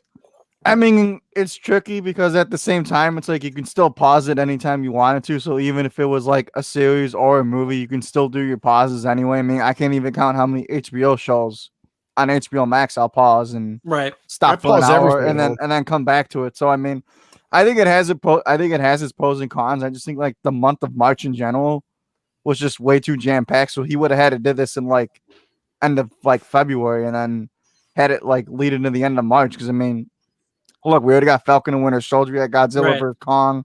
Yeah, why didn't they release like also college basketball? Like throwing that wild card. And you got the tournament going on right now. Yeah. It's on right now in the background. You got March Madness. I don't know why they didn't release this a couple weeks ago. I don't know why, but maybe it wasn't ready. They didn't have the marketing. Obviously, there was a reason, but this should have came out like the first week of March to me. Yeah, and they would have had a much. Don't you think so, Carlos? They would have had a little bit of a run here with it. I think so. We know it's going to trend for a while and all that, but I think they really could have took advantage. Yeah, I do think that they got not lucky, but it's like I'm surprised that it seems to have sucked up all the air in the room. Like everybody seems to be talking about it, and Falcon and the Winter Soldier, the reception, like I haven't heard anything bad about it, but nobody seems to be talking about it. Like all eyeballs I agree with you. Yeah, he is right. I'm shocked. I am absolutely shocked because I thought on Thursday the anticipation for Falcon and Winter Soldier would be white hot, and like I gotta say, like we watched Justice League and then had some dinner, and it was maybe 2 hours later we threw on Falcon and Winter Soldier. It was great, but it was pretty anticlimactic coming off of Justice League, and we ended up throwing on the Snyder Cut again. Part of that has to do with the fact that Justice League is just told in one shot. Yeah, and Falcon and Winter Soldier it's an episodic thing. And I think go ahead. Well, I was gonna say, and like DC's kind of got this kind of sexy underground underdog vibe going right now. You do, you're right. It's got a Zeddy vibe to it, yeah. Yeah, and coming off like WandaVision and stuff where everybody was disappointed that their fan theories didn't come true. That's true. I hate those people. Yeah, it's just weird. It's like, really? You're coming into this house now? Sure. It's interesting. That's interesting, Carlos. I mean, there are new podcasts popping up. There's people from other podcasts who gave up on DC who are popping up and talking about it. It's very strange how the Snyder Cut is kind of giving it a little bit of a jolt of energy. So just really quick about the Falcon. Did everyone here see Falcon and Winter Soldier already? Yeah, baby.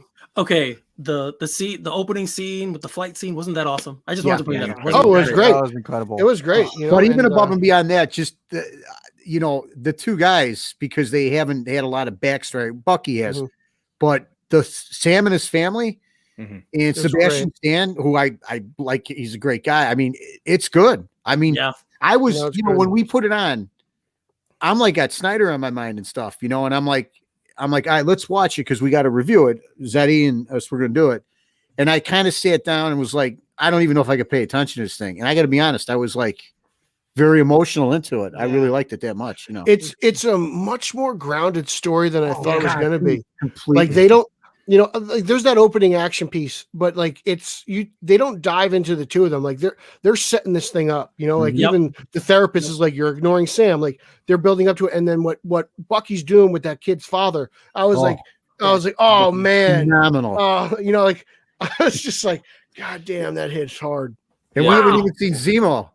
We didn't even see Zemo yet. We haven't even seen Zemo yet. That's why, man, I like these shows because to echo what you just said, Pete, I had like an out loud holy kind of F moment when you realize that that's the kid's father. And I'm like, oh, I turn to you and I'm like, dude, that's the son he just killed. And you're like, oh wow, man. Yeah. It's heavy. And you know, going back to what Daddy Bat said, just everything with Sam and his family in the boat and the house. Oh God, and how they're going back and how it's painfully relatable to real people. Like my wife would love this, you know, like like right up her alley. She'd be like, it's a family drama. Yes. Oh man. It's brother sister. And I liked how they address that, like Tony doesn't pay them, like they kind of just do it, and that they aren't these. I thought they get a check. Coming to where that whole scene, that's where their humor works. Like, can I get a selfie with your wings? And he's like, are you serious? Do they get the stimulus? Don't they get the stimulus, Pete? He makes too much money for the stimulus. Yeah. Honestly, my only complaint was that they took it back to the blip. Like, it should have just been, some real world type of scenario where the bank doesn't want to finance these folks. It is a Marvel thing, you know that, right? Oh, I know. I know. It's like, well, we can't play with social politics. Let's. I do like that they're starting to use the blip though as something that was actually it could have been it was a problem too when people came back. Yeah. Because my biggest. What really aggravated me in Far From Home is it's kind of played off as a joke. Yeah, was that the only thing that bothered you? No, there's a lot more. No, that's another podcast. That's another podcast. You want to go 4 hours? Come on, man. And then WandaVision like lightly gives it to how stressful it is in the hospital and how we see someone come back and someone who's gone for real. And to hear them kind of talk about, hey, when people came back, it wasn't as great. And I'm like, oh, okay, so that might be cool. So I like how I get what you're saying, Carlos, though, like it kind of all has to connect. So it goes back to that. But if they can show me that it was significant, because it happens in Far From Home and you're kind of just supposed to go with it. You're like, and everyone's back. Insert Spider-Man. The teenage, the like in that with the school and the school. Yeah. Talking about, I agree with you there. That was. I'm like, what if people were on a plane and it went down? Those people still have to be dead. I know they would not be thinking it was people funny. Are still dead. Yeah, that's a good call. The pilot of the plane gets blipped. Yeah, but then then I'm like, well, they're teenagers, so I don't know. I kind of, like I don't know. I think the problem is, we just can't. You can't be too realistic with some of this stuff. You know, it's like they teeter on what's grounded and what's real, but you can't. It's tough. I mean, we're talking about people wear their underwear outside their pants and towels around their necks. It's like you got to suspend belief at some point. You have to. I bet Reeves is going to nail it though. Reeves is going to nail it in terms of like what's like where look at Zeddy. Zeddy popped up. He's excited. Zeddy just woke up. He's trying to get a reach around. Where like it's realistic enough, and if he wants to put some of the extra Batman-y stuff, he can. I'm telling you, I am so pumped for that movie. Yeah. Like as weird as all this Justice League stuff is, and like I guarantee I would have liked Affleck's The Batman, but this The Batman. Man, it just strikes me. I'm just like it's gonna be, if there's anything good to come out of this Justice League mess, it's the fact that Matt Reeves, we didn't have to wait like 10 years for Matt Reeves to get his hands on Batman. And there's so much talent in front of him behind the camera. Like it's almost ridiculous. It's almost ridiculous. And we haven't seen anything of Falcone yet or Alfred. Like there's still a lot we haven't seen. And even the Riddler, man. Yeah, we got that little. We haven't seen even Catwoman close up, really. All she's wearing is a knitted hat. Like exactly. Yeah. And Colin Farrell's probably gonna kill it as Osman. Oh my! Such a good indie actor in his indie roles. He's nuts. So to see him kind of like be able to do that and be wacky in here, because he went through like a phase where he tried to be kind of like an action star. But he was for a while though. Yeah, but that's not. He's still great as Bullseye. I don't care what anybody says. On the plane, Bullseye. Remember on the plane? More peanuts. More peanuts. More peanuts, please. I love it. Awesome, I love it. I'm telling you, everyone knows I love Oswald. I am dying to see. You're going to get the Penguin penultimate here, I think. Oh my You're god, this is going to be like No Man's Land Penguin. And I think they're going to have the Iceberg Lounge in here. Oh, I hope. I hope so. I hope Warner Brothers doesn't know about this show. They might shut it down. No, we need to submit paperwork and be like, can we be your like official Batman show? I mean, go on TeePublic and buy the shirts, please, before they get taken down again. Can we please do that? That would be awesome. Yeah, so that's like the future now, guys. That's where we're at. So if we don't get anything from here, I want to ask you guys, since you guys liked it more than me, are you okay with that? Yep. Are you okay? Yeah, 100%. This, what I wanted to make clear at the beginning too is I'm one of those people who, yes, I am a Zack Snyder fan. I'm a fan of his films. I think we all are. Yeah. But for me, even with, the epilogue and me liking it and liking some of what that direction would be, this movie, I dead serious, made me very happy. And it is one of my favorite. I'm not just in the moment. It truly was the beats, how I felt watching it 2 times now and the same things hit. It is one of my more favorite comic book movies ever. And I am so cool with this being a one-off because I got it. You know what I mean? I never thought, and like I said, all I wanted to do, we had a long thread. All I wanted us to do is like the movie, and we did. So like and then because we're probably going to say the same about Reeves when it comes out. So for sure. Yeah, guys, that tweet, the feels, Nico. I was like, sorry. Come on. You know what? Well, that was for me because I'm such a Justice League fan. So I know it's redemption for me. And when you look at Man of Steel, BVS, and this now, it's a pretty powerful trilogy. It's complete. Yeah, it's a complete trilogy. You can, right, Pete? Like you could start it, you could watch it, and you could walk away. All that other stuff he did, we could disagree to agree or whatever. It's just a lot of fun fan service. And I won't be disappointed in the least, really, if nothing comes out of it, because I'm not sitting here like hell bent, like something's got to come out of it. And that tweet was just because like to show that, because I know at times, like we all joke and everyone jokes, like if you're into it, you're sort of like a zaddy. And I'm like, well, here's why I'm really excited for Justice League. And it was like, the Flash running back in time. It was like our one shot to like really. But we get the Flash again, which is cool. That's cool. So that's great. Yeah. And we get Aquaman again, and we're getting Suicide Squad, and we're getting the Batman. Which I think is going to be great. Wonder Woman 3. Woman 3. We're getting a Shazam 2. Shazam 2. Black. So if you're a DC fan, it's great, Now, those other little entity, that small group that makes a lot of noise, we'll see what happens with them. I think DC Films or whatever this branch of Warner Brothers is called, I really do think they're headed in the right direction. I know there was a plan at one point, and I know it didn't get fulfilled, but I really do think that the people in charge right now have a good idea of what they're doing. And I appreciate it. And I appreciate the fact that they're not trying to do this whole Marvel MCU copycat thing.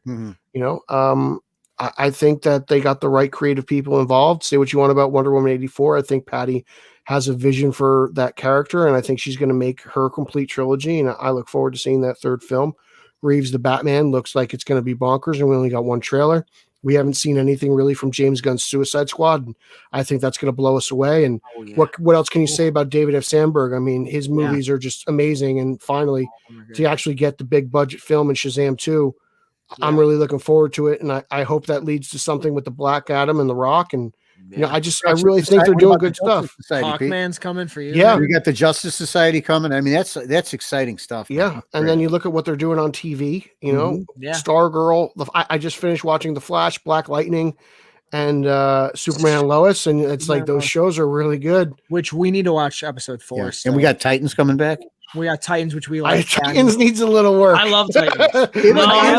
Eric, Pete's going to get it. You like Titans? I love tuning in every week for Titans. I really do. God, can we just nail that season finale? Yeah, that's true. They have not been able to do that.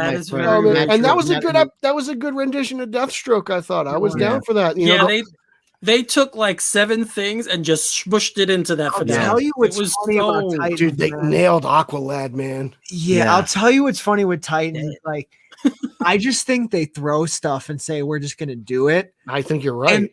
And I think they're aware of it. I don't think they don't know because, like, I really liked Donna Troy in it, and I was mad that she died, and clearly she's coming back, right? Yep. But they were sharing behind the scenes, like her, Tim Drake, and Hawk have a scene, and I'm like, how does this make sense? Is she back already? Like, why is she with Tim Drake? Like, why are they in a bar? He's like 18. I'm like, what are they doing?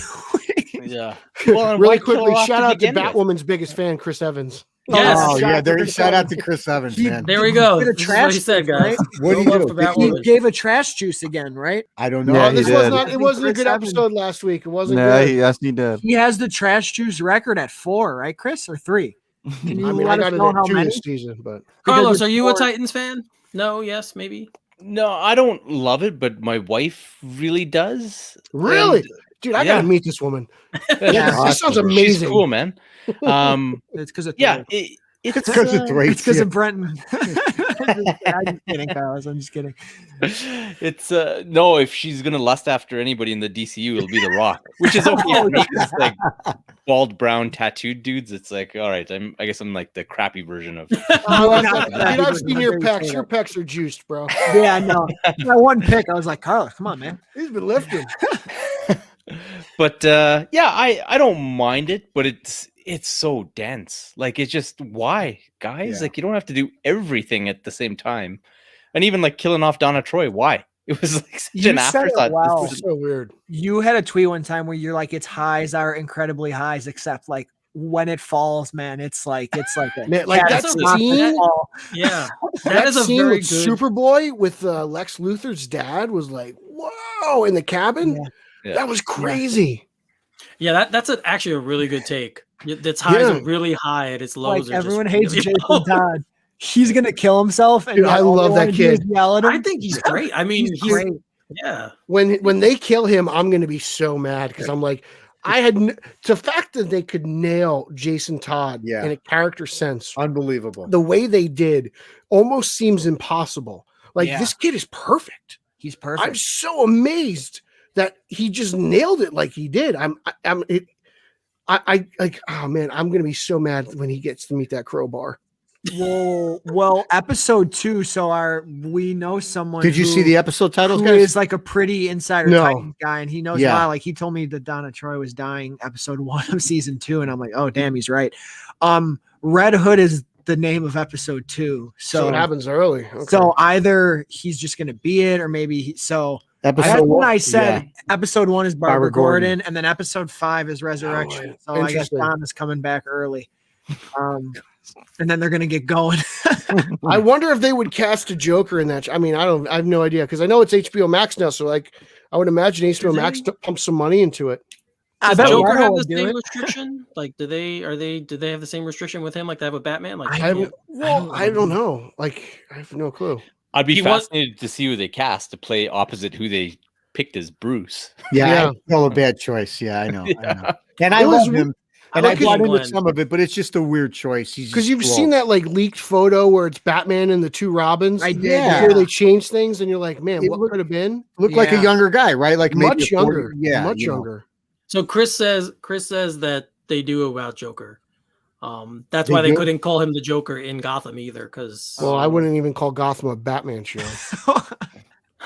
I knew I shouldn't have gone there. Insane. Gotham might be like the worst thing ever. I'll take more Zack Snyder nightmares over Gotham. Okay, I'll tell you okay, that there much. it is. That's what I was just gonna ask you, Pete. Are I'll we tell going to you. reach around? I'll get a reach around from 30 people before I watch Gotham again. I think Zeddy, you guys are going to recite that dialogue, right? Which On one? the Vigilante? I hope The so. Nightmare Joker. Oh, yeah. who's Batman? Yeah. Who's They're gonna- Batman? They're going to do a table read, Pete. It's going to be better than the movie. Table read. Who's Batman? Please tell me who's Batman. Oh, Nico. Oh, I do Oh, that. no, Ronnie. I might have to be Leto's. then. Oh, You no. actually- can you guys just do it Man, both ways? Nico. Nico's Yeah, giving yeah, me we'll film flashbacks both. from last week with the hand Yeah. over the mouth thing. Yeah. Oh, this is great. This is better than. You do that again, and I will. I'm going to start a hashtag campaign for this. Right? Should The do some Zendik is table- coming. we should do some table reads, I think. I don't know. Oh, dude, imagine the memes I can create off this thing. Oh, God, man. And I will fucking The kill you. Zendik is coming. That's all you need to know. Yeah. He already came. I hate you, Pete. Oh, shoot. I hate you, man.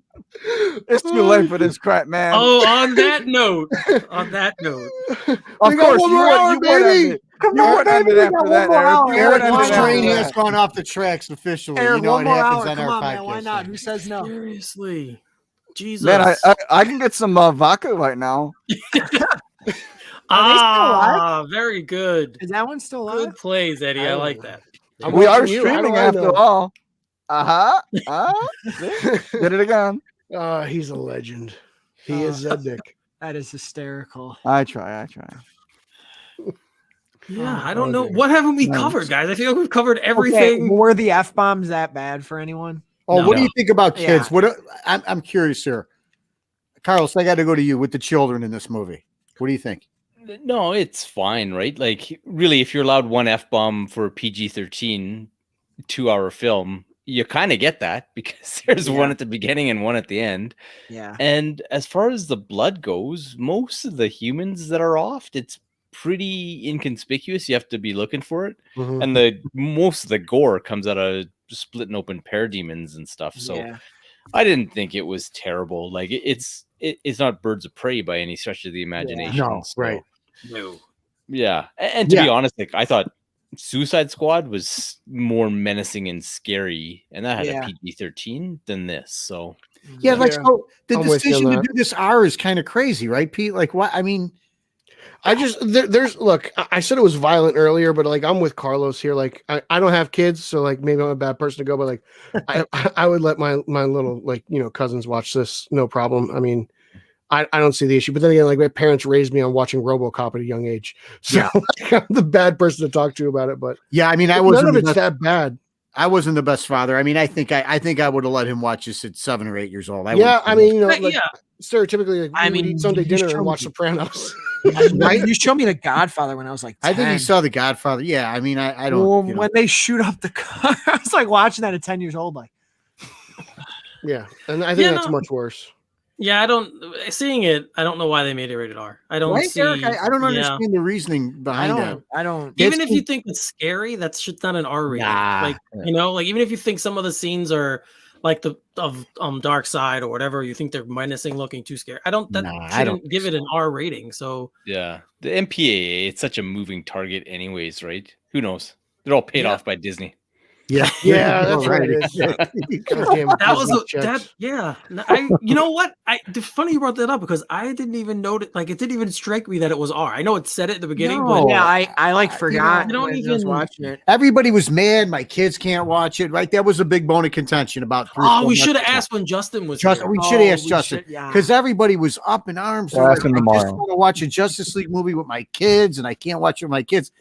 And I kind of had a feeling that this is how it was going to be, that we were going to watch this thing and say, you know what, it's really not. It doesn't even feel like. I would actually love to see, just for like an experiment, man. I would love to see, because I'm sure a lot of younger kids like the theatrical cut. And well, don't you have a clientele then? Well, hold on, I'll get to that. I would love to see like a couple 10-year-olds watch both and see like if they do like one better than the other. You know what I mean? This one definitely has some more cool stuff. That's cool. But I have a client who I told the Return of the Joker story. I have a 5-year-old client, and his dad's a big, comic book guy. And I conveniently saw him yesterday, and his dad goes, Are you watching tonight? And I go, yeah. I'm like, are you? And he's like, yeah. And so is he. I'm like, it's 4 hours and rated R, right? And he's like, yeah. And he's going to love it. I'm like, oh my God. He walked in. That sounds like the parent I would be. Right. He walks in and I can't, say too much because HIPAA, but he looks up at me and he's like, I think Darkseid's coming later. I'm like, well, he is. Oh my God. Yeah. I'm like, yeah, I know he is. Are you gonna let him watch this? He's like, yeah, man. He wants to see Darkseid. I'm like, okay. It's gonna be a deep movie for him, but I mean, you got. I don't mind that because also it's just like get him into it young. Just that's another thing too. Like if it resonates with him and he starts getting on these characters and he really gets into it and he starts buying books and he starts watching animated series and he gets on the animated movies, like. again, like I think it's a good movie. Like it's kind of weird how Warner Brothers just reacted, but you watch something like this, and how can you not just get invested in characters like this? How can you not watch this as a kid and not want to read more about Cyborg? How could you not want to read more about Aquaman? Like this is, essentially what should have been the first time you see these characters, and they should just you should just get captivated by them. Yeah. Well, even our youngest, like she really disliked BVS and Man of Steel, and she's like, how old is she? 12. Okay. And it's a bit of a struggle to get her to watch any of the DC stuff that doesn't have Harley Quinn in it. And which is hysterical, but continue. Yeah, and she loves all the Marvel stuff, but she quite liked this one, to be honest with you. That's good. So why does she prefer the Marvel stuff? Does she ever give you a reason? Most kids, I think, would. Yeah, and she's kind of always liked Spider-Man, so okay, so it's just her jam, flagship guy. Yeah. And then, but stuff like WandaVision, like this kid was waking up like hour and a half before she had to be up to go to school, so that she could squeeze in the watch. That's great. So that's cool, awesome, man. Dude, and then all the little kids are like talking about it at school. So yeah, man, they got some work to do to get to that point, I think, but. I wonder what the kids at school are saying about this, though, because you mentioned that they're talking about WandaVision. That's one of the things I get curious about. Is like, I've had a few people ask me about this who aren't into this stuff, and I'm kind of surprised. I'm like, oh, how'd you find it? And my response is, well, how the hell do you know about this? Well, it's funny that you say that because like my oldest, she has this dude, and I think he's like uses the comic book stuff as a gateway to hit on her, but he smart kid. Yeah, and it was funny. Like he starts off and he's like, DC sucks. I'm all about Marvel, and she's like, screw you, man. Like my dad's got a bat sit in the basement. Yeah, right. Exactly. No chance. And then, but like it keeps the conversation going, right? And so then, a couple weeks ago, he's like, hey, have you heard about the Zack Snyder's Justice League thing? And she's like, what planet do you live on that I would not know about Zack Snyder's Justice League? But then when it hit on Thursday, I guess the kid like fires up his phone and he watched it at school the entire way through, and he's like, oh my god, this is the best thing I've ever seen. Like this movie's amazing. That's half a school day he missed. Yeah. Oh yeah. Like clearly he's an idiot, but like I mean, who's worse, the teachers who didn't notice this kid was watching his phone all day? Yeah. But like the way she described him to me, like he's like a huge Marvel honk and like that aggressive kind of scoreboard type dude, and that he sat and watched the movie and fell in love with it. It's like, hey, now when he comes to the house for the first date, are you going to put on the bat suit and try to intimidate him? Well, man, I got like those bail gloves with like essentially the brass knuckle in them and stuff, and those he takes them in the basement. Pete turns out the lights. It's going to be just like Spider-Man Homecoming. There you go. Someone in the chat asked this question, and it was a big topic of discussion with us today in our chat group as well. So I'll put it up there on the screen for you guys to look at. Did anyone have a problem with the aspect ratio? Dude, I didn't even notice it. It wasn't even an issue for me. Okay. No. I actually thought it was better because the whole movie was that way. When they go from like BVS was just restored, so it goes from like widescreen to what I call Snyder vision because I have no idea what else to call it. It's way more noticeable because I'm like, oh, it changed. Okay, but for this, it was like from start to finish. I was like, okay, great, like whatever. Like it just, I didn't even notice. Me either, Eric. I didn't notice it. Did you when we were watching? No. Well, I mean, it says it right before it starts, and I'm like, oh yeah, and then it starts, and I'm like, oh, it's smaller, and then we watch 4 hours, and then White Castle. Well, what? We ate White Castle. Right. What size screens did you guys watch on? Just to 55. 55, yeah. 50-inch. Actually, no, that's 50. 50. That's a 51. You're right. The one upstairs is 55. We had to watch in the basement. The ladies were sleeping, so they wouldn't let us. Okay. Zeddy, you still got a tube TV, right? I watched it on my 75-inch TV. So. Oh, he's got the biggest one in the room. Look at He's got everything. It's mega. So did it look weird though? Did it look weird on that bigger screen? No, it felt like I was just sitting in a theater. I mean, it was shot in IMAX anyway, so I've just been kind of like accustomed to it anyway. I mean, I watch HBO is what I tend to watch on most of my weekends anyway, so I'm used to like the black bars anyway. Nick, so wait, does HBO do a lot of stuff in Snyder Vision? Oh, all the time. In but 4K HD. Okay. Yeah, really? typically. I had no idea. Zeddy, I was gonna say, we you know the thing that we recorded after on FaceTime? For some reason, it has no sound, so I couldn't tweet it out. We recorded a great reaction video, Zednik and I, that I have, but has no sound. I think we should recreate that on purpose. I think we should recreate. Nick, did you reenact any of the scenes as they were going on while you were watching it? Oh, that's a good question. That's a good question. I fought my dad at one point. I wanted to fight my dad once Superman came into the fold. Did you really? Yeah. Or every time Wonder Woman showed up. Zed and Wolf. Zed and Wolf, 2 pizza on a roll. I love it. I will say, here's a question I have because we had to do this once. I liked, and it's the power of streaming, right? I liked the first Flash thing, obviously the hot dog thing, so much, and we were really moved by it that we rewound to watch it again. And then I rewatched when the Flash runs back in time again, like live, like our first time watching it. And that's the first time I ever, we've never done anything that like with that, a movie that I'm watching the first time because I'm like, this is so epic. Was there anything that anyone was like, I want to watch that part again, like real fast? For me, it was the second Nightmare because I was like, holy shit, that's Kilowog. And then I wanted, Kilowog. And I was like, wow. I was like, Kilowog's got silver pants and a mask. That's interesting. I didn't even take account that he was dead. But that, and I had to pause it. Like I was like trying to figure out who Superman was holding in his arms. Like who was that carcass? Oh yeah, you know. And Lois. I assumed it was Lois, but I was like, I was looking. I was like, maybe it's like, is it Batman? Is it a nod to Final Crisis? But like, no, I just kind of figured it was because Lois. that's the scene from the boards, right? So they're in the Batcave, and that was supposed to be. Is that what that is? Is that the Batcave? Yeah, so that's supposed to be in the original, like. Whatever it is, like take 5 film. Because if I'm not mistaken, someone told me that's reused footage of Cavill for Man of Steel. It is. When he kills Zod. Yeah. Right. And then I think when he lands at the end of the Nightmare, the epilogue, it's the first time you see him in Dawn of Justice when he lands and he looks up and his eyes are just red. Okay. 100%. That's. I think that's when it was, but it's flipped. We paused for it is flipped. Good call, Carlos. We paused there because I'm like, we just watched Man of Steel. Yeah, that's Man of Steel after he kills. Well, he admitted it. He kind of admitted and it. That's okay. I mean, because Cavill did not come back for reshoots.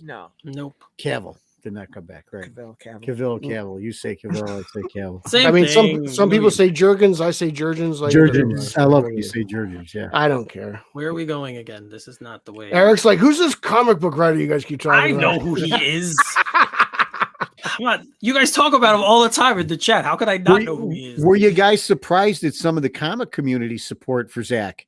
That like Gail Simone and Marv Wolfman came out. Gail's been very critical. Yeah, she's been very critical of Zach, and I was surprised. You know, even Gary Conway came out and said that he wasn't a BVS Man of Steel fan, but this. I think if you just make something people like, they'll be objective about it. To be honest with it, just, do you think I was asking him this, and I'm someone who's blown away, kind of like Carlos said, at sort of the positivity it's been getting. Does anyone here think like that this time? Because I've seen people critique it, but they're kind of like, yeah. Do you think because it's more accessible, they were able to be more objective, or do you think that this time around they were all more inclined to throw him a bone as opposed to? I think there's some people who threw him a bone because I think a lot of people think he was done dirty. I agree with you. But I do overall think that this movie just resonated with people. A lot of people thought BVS was just too dark and depressing, and this movie's not dark and depressing. Yeah. No, it's infinitely more accessible. It's funny. The moment that I saw people kind of turn and push back against the positive reviews was when I think it was Variety said it was like the best comic book movie that they've seen, and it trumps the Avengers. Yeah, it trumps the Avengers, and that was the first time it's just like, well, no, there's no way. Like it's fun. You're not going to beat our Disney movie. Yeah, Mickey, get over here. The Avengers. Yeah. Well, clearly they've never seen The Dark Knight then. Right. Yeah. Because that drink. It's like, and that's why I hope I wasn't you like way too strong on the guy, but like when Josh said the hyperbole comment, I mean, there are people who do believe that because in some ways it is kind of more grand and more fleshed out in a way. Whereas like you don't get a lot of Widow and Renner and stuff until like the second movie, et cetera, et cetera. So in one movie, that's why I'm saying like I genuinely do think there are people who could call this their favorite. I don't know if he's necessarily talking about people who genuinely there are some people out there who are just like everything the latest and greatest is the best thing. It's just the jersey, right? It's like this scoreboard mentality. Yeah, like, right, exactly. Yeah. But I will say though, I mean, to go from WandaVision to this, I mean, and then I assume Falcon and Winter Soldier, I mean, that might be 3 great pieces of comic book content in a row that we can be like, wow, those might be all time because they're all. It's a good run for us, yeah. Unique because you get 2 shows that are fleshing out these popular characters. Then you got the 4-hour Justice League movie, you know? Oh, it's like I was saying to your dad. I was like, it feels like this massive space of time and this huge odyssey that we've gone on between the theatrical Justice League and this. It's like, man, this was 4 months more than we waited between Batman 89 and Batman Returns. And guess what? There was 0 other comic book content in between. Yeah. There was no TV shows. Yeah. There was no other studio making stuff. There was nothing. And so it's like, yeah, sure, we went the 3 years and 4 months, but at the same time, we had a pile of DC movies in there. We had a pile of DC shows in there. We had a pile of Marvel movies, and now we've got Marvel shows. It's like, and Ian's in the chat. Superman and Lois, like that's a great show. That's the best thing the CW's ever done. Yeah, absolutely. Already, yeah. The only thing I heard that I didn't like was the Lord of the Rings thing. Because guys, this is not Lord of the Rings. I'm sorry, it's not. And that comment to me when I saw that, and a specific person was the first person I saw who wrote it, and it's a guy we all know in this space. I'm not going to say his name, but we all know him. I've never seen Lord of the Rings. He might have. That blows my mind, Pete. He might have been. He might have been fired from a publication. But see, here's my thing. I actually did not hear that from him. But why I sort of said I felt that way is it did feel kind of that journey they went on in that Fellowship. That's why I kind of feel that. And when I mean that too, I mean like the history lesson and sort of the epicness of the fight at the end. That's why I felt like Lord of the Ringsy. That's the comparison I thought they were making, is it feels like the unified coming together for this goal.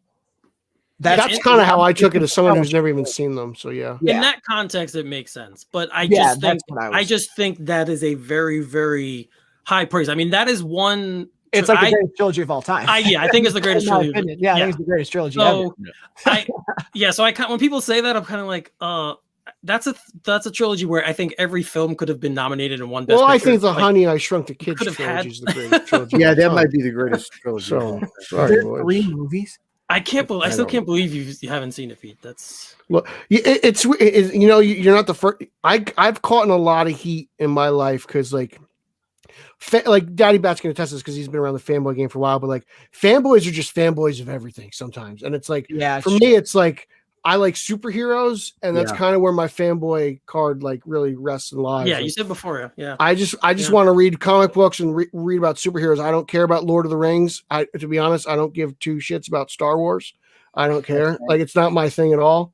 You can enjoy it and love it, but like it's just it's not for me. I don't like that stuff. So if I want to read about space and aliens and stuff, I go back to the Fourth World. I go to Green Lanterns and stuff. That's just me. Have you watched Game of Thrones, Pete? No, I have no interest. So then I think you'll like Lord of the Rings then, because Eric, I want to get your thoughts on this because you've seen both, right? Yes. I know people who, like me, they love Lord of the Rings and they love Game of Thrones too. I've met people who've watched Game of Thrones first and then they go back and they don't like Lord of the Rings because it's not as wild. Which blows my mind. So that's why I was just curious because I was going to tell Pete if he saw Thrones, he might not like Lord of the Rings. No, I think they transcend. Like I don't really dig like King Arthur stuff. So I think Game of Thrones is much more gritty, and I think it's much more Lord of the Rings obviously has the more fantasy elements to it for me, and it's just it's a softer story, right? It's not as grungy and gritty a story. So and there's no like softcore Right. There's no softcore porn. Yeah, and there's none of that going on. And it's all dudes. It's pretty much all dudes for 3 movies. Carlos, are you a Lord of the Rings guy? Yeah, I like them well enough, kind of thing. I made the mistake of buying like the extended editions, so I never watched them because it's like, shoot, this is like a whole day event for each one kind of thing. So I turned on him. I'm bad, right? You did. You were big. I took him when he was a kid. Now they just bore the crap out of me. I don't know. Yeah, I haven't Pete said it's like they're just walking. Speaking of, man, I'm so Randall Graves. Like I tried to watch one Lord of the Rings, and I got like maybe an hour into it. Well, like, Frodo and Sam are walking. These short guys with these hairy feet. Like, who the hell wants to watch this shit? It's so dumb. Zeddy, are you a Lord of the Rings guy or no? Oh yeah, I love Lord of the Rings. I got the box set here, of course. Yeah, it's incredible. I think. That's I don't know. It's one of, like you said, the extended cuts are just super. How long is that movie? 5 hours? Oh my god! I don't know. Dude, no, that's not even a joke. They're above 4. I think they're 4:15, 4:10. Yep. It's sort of on par with Snyder, but a little bit more. And I mean, it's more exposition. More. It's more exposition more, and man. walking. There's not a lot more battle. Like my favorite Peter Jackson movie is King Kong. I like that one. That's a good one. With Jack Black? Jack Black? With Jack Black? Yeah. Jack Black aced that movie, dude. That's a good movie. That's a good movie, man. It was okay. A lot of people are in that movie, too. That's a good movie. Adrian Brody's in it, too, isn't it? Yeah. It was just okay for me. I don't hate it. It just, I don't know. I like it. I actually recently watched Kong 76. I thought that movie was awesome. With, what's his name? Dude, it was so great. Yeah. They're all on HBO Max right now, aren't they? Yeah. Jessica Lange is in there. Yeah, that's a good movie. Yeah. Is Godzilla vs. Kong? Pete, I saw that in the show. I was like 7 or 8 years old. You saw that in the theaters? Kong is next Friday. Yeah. Oh, yeah. Oh, my God, man. Yo, I'm excited. Yeah, man, this month, right? This month. Wow. March has been packed. I don't know. It's crazy to me that everyone's decided to put all these things in March, knowing that with March Madness. Yeah, I know. I don't know if it's quarantine or what. Like, I think so. I think you got to serve the people who don't like sports, right? So you got to give them something to watch. But I feel like everyone does a bracket. I mean, hell, even Ryan Lauer did a Batman bracket this year. It was a tough bracket, man. Which, man, that bracket is rigged. That's all. Dude, I don't know how this goes out to Ryan Haas. I don't know how Nightfall pulled it off. It's nowhere near No Man's Land. Consider yourself lucky because that's bullshit. Yeah. He had some really tough first round matchups, I thought. I'm genuinely surprised. Did anyone else put Black Mirror over Court of Owls? This guy did. I did. This guy like did. me. I think Court of Owls is I think Black Mirror is overrated. Yeah. Man, I had Black Mirror. Gonna be pissed. I had Black Mirror in my final 4. Sorry, Garrett. And I had No Hope in Crime Alley in my final 4, and that's but that was right a stretch, though. But come on, man, it technically was a 2 seed. Did anybody here have 3 Jokers over the Killing Joke? Yep, I did. I had Killing Joke. And I love 3 Jokers. I think they're great.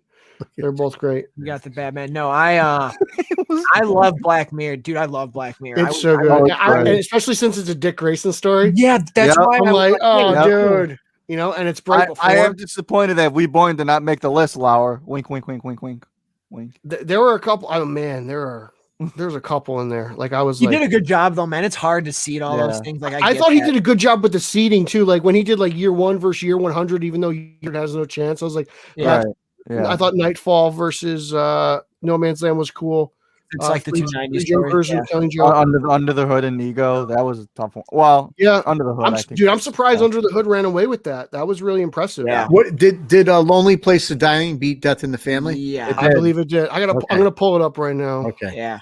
I will say the only thing because I'm just curious because of course like The Long Halloween ran away over Dark Victory. I wonder if Dark Victory was somewhere else. How far it would go. Yeah, but I thought it needed to go up against. Yeah. I had that as my winner. Spoiler alert. Long Halloween? No, Dark Victory. Ooh, that's a rough. Dude, how do you pick that over? You picked that over Long Halloween? I picked that over Long Halloween. You are a madman, but I respect you. People also like Monster Men versus Mad Monk. I was surprised Monster Men won. I really love Mad Monk. I picked Mad Monk. Yeah. Who chose Gotham by Gaslight here? Or am I the only one on that? I picked White Knight. No, White Knight. White Knight's totally riding the hype, in my opinion. I know Ryan likes it too, so I voted his way to see if Ryan's way. Let's see. Just in case he was pulling some strings back. Did Hush move on? Yeah, right. That's tomorrow. That's tomorrow. Tomorrow, okay. That I picked Noel over. Nah. Hush. Dude, I love Noel, man. Come on. What are you smoking? You smoking in the garage? I was also I also wanted to win, so I'm like, let's pick some out there ones. I made the mistake of picking my favorites over what I thought was going to win. Same. Yeah, That's what I did. Yeah, I did my favorite bias you over who I actually think would win, which is why I didn't I do. might only have one Final Four team left after tomorrow. You don't have Long Halloween left? That will be the one left. What about I'm not going to put what I put in the bottom region in the Final Four because that was purely if this happens, I'll win the whole thing. At this way, my March Madness. I had Black Mirror, Nightfall, Long Halloween, and I will not say the fourth one. Just say it. What is it? I know. Does it matter? All the brackets are in. What's it matter? I've already said all I put Noel. Oh, come on, man. Wait, is your winner? No. Noel. Yeah. In my Final Four. That's because I'm like, why not? Final Four too. Because I'm like, you know what? Maybe the holiday vibes were getting to people and they were going to vote for it. Because I do like Noel. Like his stuff with Superman in there is awesome. I had 3 Jokers. It's tough though. Hush is good though. Hush is good. I revisited Hush, and I was like, man, this really is better than I thought it was. Even though just going back and looking at it, and I like Heart of Hush more, but Hush is just. Yeah, Hush is a great Heart of Hush. Yeah, where do you find that at? Is that in Gotham? Is that in another book? If Heart of Hush played out through Batman. Was it? I can't remember which one it is. I'm sure Ryan Haas is in the comments. He knows. I got to find out. I'll just look it up on Wikipedia or something. But Carlos, I didn't know that ran in the main Batman title. I thought it did. It was. It's Paul Dini and was it Dustin Nguyen? Okay. Mm-hmm. Also, shout out to Garrett Grav real quick. He's trying to give us hope. He's trying to give watching. He's trying to give us hope in Andy Dalton, and I thank him for that. He's telling me it's a good move. Garrett, I want to feel like it's a good move. Help me get there. It was published in Detective. Brother, you are always going to be the deuce to my map. Garrett, help me. Brother. Come on, brother. I mean, you got me with Taysom Hill. You really helped me out. Please tell me that Andy Dalton is going to be good. I want to. The Red Rifle. The Red Rifle. I need to believe Andy Dalton's going to be good. Daddy Bats, it's Detective 846 to 850. Okay, I gotta get. I bet it's on the streaming. He wasn't bad. You don't have that. You don't have that in issue format. I'm trying to talk to. Pardon me. You don't have that collected edition, right? I'm gonna talk to Garrett. They definitely have it. They definitely have a collected edition. Yeah, it must have came out when I used to take some breaks here and there and stuff, and I think I missed that. I don't know. It came out before RIP, so let's get the year. Mm-hmm. So we're looking at 2008. September of 2008 is the first issue. Okay, I got to look at I know I haven't read it though, because I have not read a lot of Hush besides Hush. Zeddy, have you read Heart of Hush? I don't know how to log out. I've not read Heart of Hush. I've just You'll read love Hush. it. I know you're getting into the classics. I think you got to get your hands on that one, pal. Okay. Well, it's a way better story because it's less predictable than. It's way it's way more personal. It's Batman trying to save Selina's life, which is just at its core, it's everything we all want. But even the final clash between the two, I thought was more satisfying in Heart of Hush than was in the original. Than the actual storyline. Shout out to Andy Luca. What do you say? Real quick, we exchanged some high art on Instagram with Vera as well. We are we are connoisseurs. What? Zeddy, this stuff isn't for you. You wouldn't like this stuff. We are art connoisseurs. Andy, he has exquisite taste and eye, some would say. Shout out to Andy Luca. That's all. I managed to shout him out every stream. I think shout out Andy Luca. I think Dalton is a good quarterback. Damn. Respect that. Man, I got 1 foot out the door. I'm going to try to stay, but the Bears are. I've never 30 minutes before we're Zack Snyder's Justice. 30 minutes. Might as well milk it out, gentlemen. Come on. I know. I got to pull the shoe here, gents. Shout out Jacob Miller. Who the heck is going to watch this for 4 hours? Man? I know. Nobody. Do you realize I say that every time I watch somebody's crazy live stream? Yeah. But it was a pleasure. What? No, go ahead. Carlos, you are always the man. Thanks so much for having me. And we will have to do this again shortly. In fact, I think we're doing it again next Friday. Carlos, we'll see you next Friday. Carlos, make sure you have your Bud Lights, brother. I love you. That's an import for you, pal. That's my partner. Yeah, I can't afford those imports, man. Those imported Budweiser. I know weird a to guy. say I that got out you. loud. I got you. Oh, I know a God. guy. Don't worry. Why don't Boardwalk Empire, baby. I got you. Boardwalk. Yeah, that's right. I got you. All right. Take care, well, gentlemen. Take care. Peace. Well, look who's So left. this is like, well. So, Pete, It all comes back to us. This is like the epilogue. No reach around, man. I know that. I'm getting a reach around. Zeddy, get over here. Shout I'm out to reaching Jacob around you Miller, right man. now. He stayed with us for all 4 hours. Look at that. Oh my Shout God. out to Jacob, Dude, man. why is Jacob Miller man. the man? I don't These understand. people, man, there's so many great people on Twitter. I mean, this has just been a ball. We've met so many great people over the pond. That's why this stuff is great, man. I mean, we get heated about it and stuff, but it's so Isn't cool, it great though? Like everyone's so cool in our space here that literally the only thing we argued about tonight is Batman and the Joker. Whereas like families and That's really it, yeah. have been torn apart But with politics and stuff, and we're out here talking about. It's Yeah. great. It's crazy. It's Yeah. cool. Nah, it's awesome. It's awesome to talk and even to I'd disagree. rather talk about this stuff and disagree with it than not have it at all. Oh yeah, way. and It's it's kind never of boring when we all agree to Yeah, be honest with you, right? Totally Yeah, is. that whole Nolan era wasn't fun at all. Yeah, no, that was just golden, And I still have a problem because we sit around all the time and we talk about like what is the greatest comic book movie, and like I will never put anything above The Dark Knight, Batman Begins. But then I say to myself, is The Amen, Dark Knight that's even a it. comic book movie? It's just the greatest. It's cinema just ever like made. I have such a hard. I would say the trilogy. I would like Rick Shrewd Sheets. I see him on there. He always puts the trilogy. Yeah, as one movie. But I still think you have to separate it when you're talking just one specific movie. Like To me, in my opinion, the only thing that comes close to The Dark Knight is Logan. I think Logan is in a class in itself. I really do. Logan is top notch, especially in black and white. Oh my God. Yeah, That's a great yeah. But see what The Dark Knight did for me is it made Begins incredible too. Because when I saw Begins, I didn't appreciate it. I thought it was good. But when you see The Dark Knight, you're like, oh man, like what this guy did and what he was going for. Begins might be the most underrated comic book movie of all time. Yeah. 100%. The Dark Knight is a better film, but I like Batman Begins more. That's how I explain it. I love The Dark Knight. It's Zeddy too. I have friends. Yeah, man.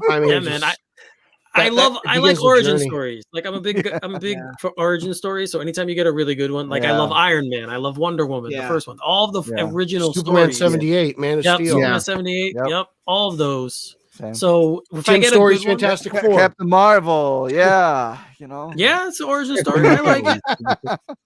It works for me. It doesn't work for everyone. I'm with Frank. Days of Future Past is underrated. Oh my God! I just watched that. Almost I watched that like underrated X-Men movie ever. That is, and Ralph Boner's in that movie. Ralph Boner, and he's really good in it too. I don't know why that movie. I know it was big at the time, but like why that movie hasn't aged. I wonder. No, if it's because it's still considered a great movie. But I wonder because that's one of my top like 5 or 6. But I wonder why. Do you think it's because like Apocalypse and Phoenix after it kind of watered it down for people? I just think it got caught up in. It's just right in the middle of the Marvel machine. Yeah, it's true. It was right before Ultron, right? And then that's when Something around it was 2014. It was 2014. And then the MCU post Ultron turned it like that's when it really. Every movie makes $1 billion, even if it's not. It's like if it doesn't make $1 billion, right? It was. Do you guys like X2?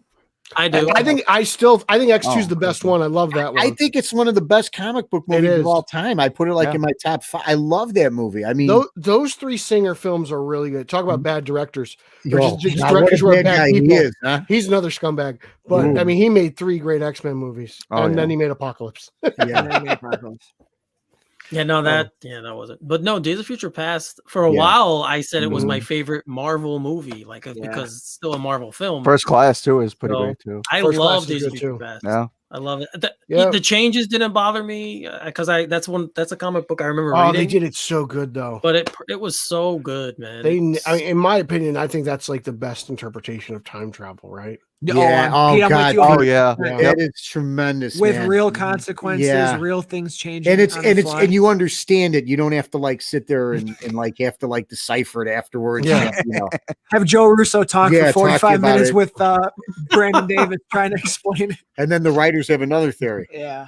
You know. Which, speaking of Joe Russo, if y'all want to watch a bomber of a movie, Cherry. watch Yeah. Cherry on Apple TV. I haven't seen Yeah. it. What is this be movie the about? Because best- everyone's it'll been be the ripping best this 2 movie. hours and 30 minutes of your life. Where Eric Holzen was like, I bet you don't like it because it's Holland and the Russos. And then he texted me and was just like, yeah, it's just not a good film. What is it even So about? not good. Pete, I can't tell you because Tom Holland starts off as a nice boy and then he goes to Iraq and comes back and he's a junkie. That's a relatable bank, story though. But I'm like Yes. trying to do it justice. It's like 2.5 hours. And then Tom Holland starts shooting heroin, which is a sight in itself. This character. That's all the movie becomes about at that point. Doesn't have a That's it. direction. And then they go for like they try to be really stylish, but they never commit to anything. Like it goes from he's narrating to breaking the fourth wall back to narrating. And then I'm like, okay, there's too much. And then, I mean, there's one scene that it's filmed, Pete, it's filmed from the perspective of your inside of his rectum looking out. Are you serious? I swear Yeah, on my life. it is. It's his, So is he doing taking a shit? it's his butthole. And, Yeah. and it's not just, it's like a tunnel. And when they pan up, you're like, oh my God, that scene Sounds like Osmosis that Jones. scene was from the butthole. And I thought Holland was really good. And now this and The Devil All the Time have shown me like he can really act in a dramatic role.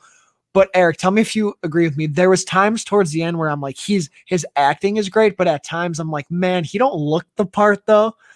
Yeah, you know what I mean? Like when he gets like his crew cut, I'm like, yeah, he's. But he like, did a good job. He did a good job.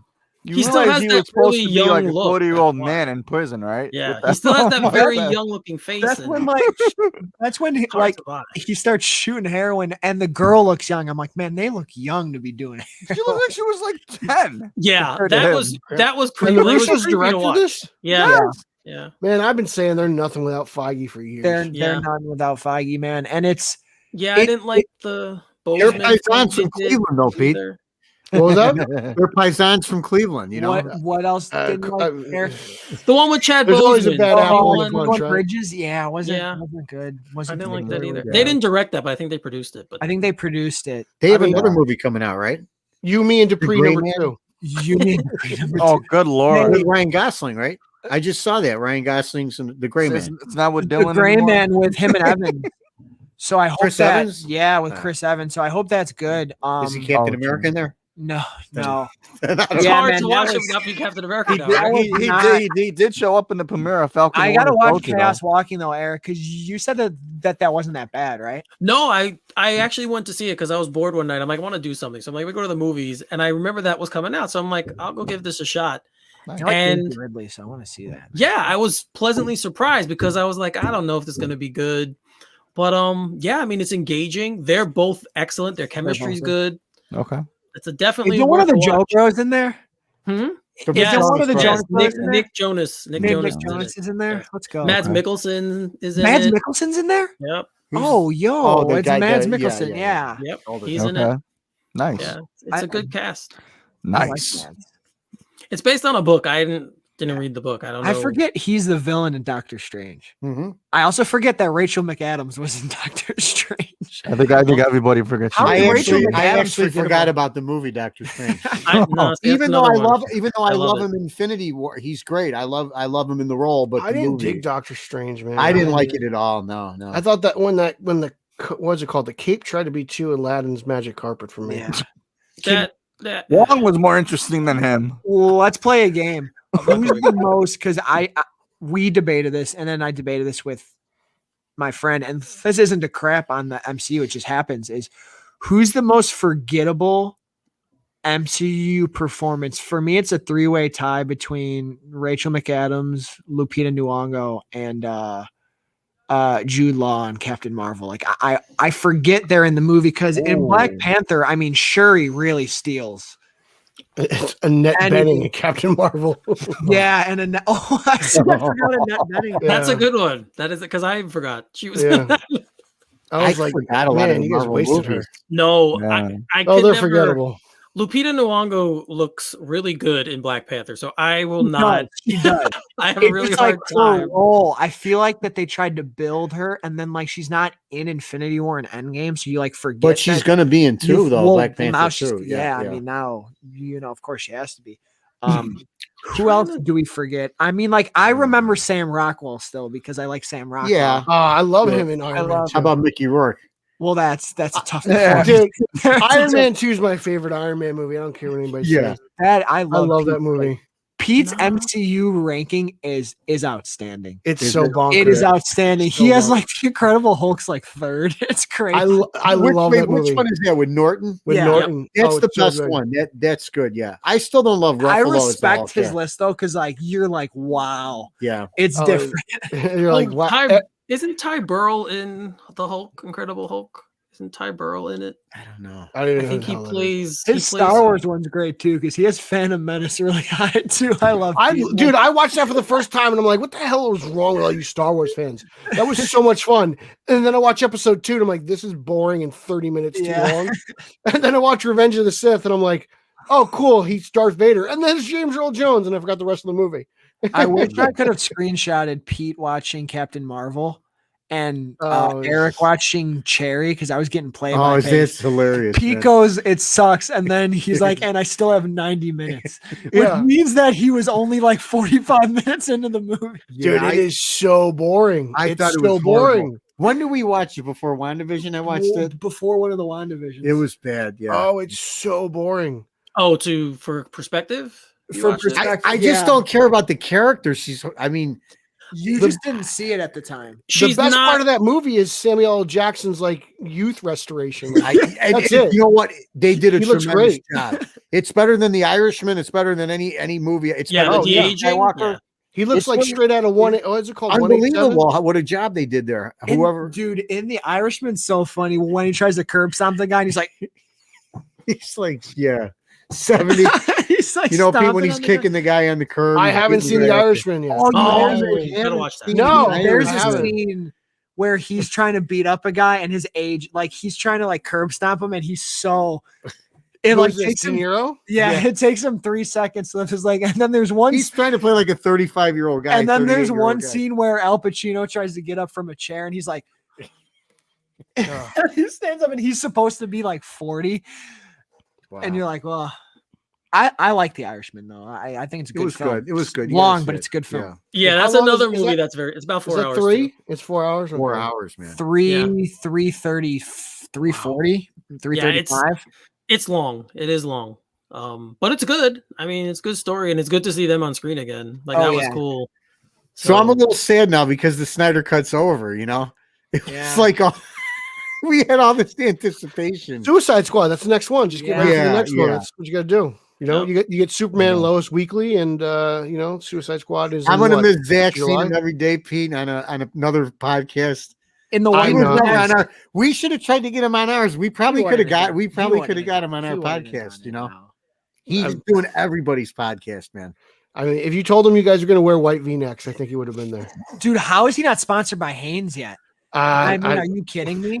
And they're like see-through. They're like it's like the dirty ones that he probably wears every day. Oh man. He has tons of money and he wears these rugged beat up t-shirts. Well, I mean, he's saving his money for his bourbon. He buys expensive bottles of bourbon.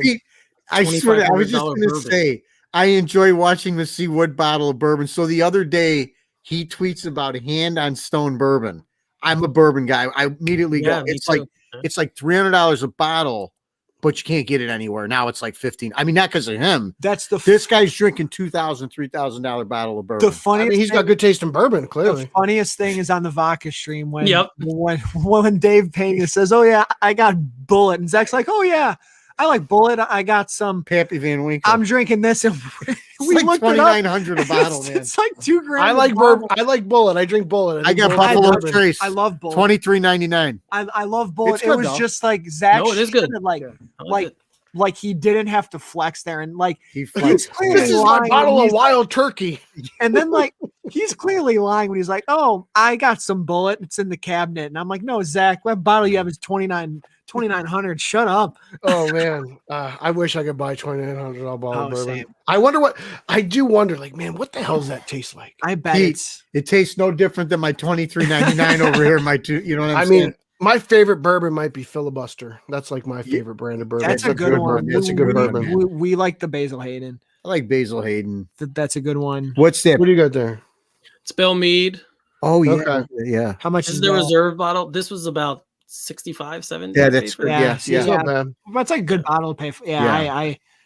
I just found that hilarious when I'm like, what a flex. You know, I never drank bourbon in my life. I'm a vodka drinker my whole life. Really? Until the pandemic. Because my sister and her husband and you went hard into it, like are bourbon drinkers. And then this guy, I didn't realize you drink it. So yes, and man, bourbons, cognacs, whiskeys. I love brown liquor. Yeah. When this started, I had a panic attack. I had to have a bottle of bourbon at all times, like when this pandemic started, because it was like the only way. And I wouldn't drink a lot of it, but I felt like I had this weird phobia that if I drank a couple shots before I go to bed, I wouldn't get COVID because it would kill this guy's nuts. Whatever bacteria. I swear you to God. eat so much garlic, you're fine.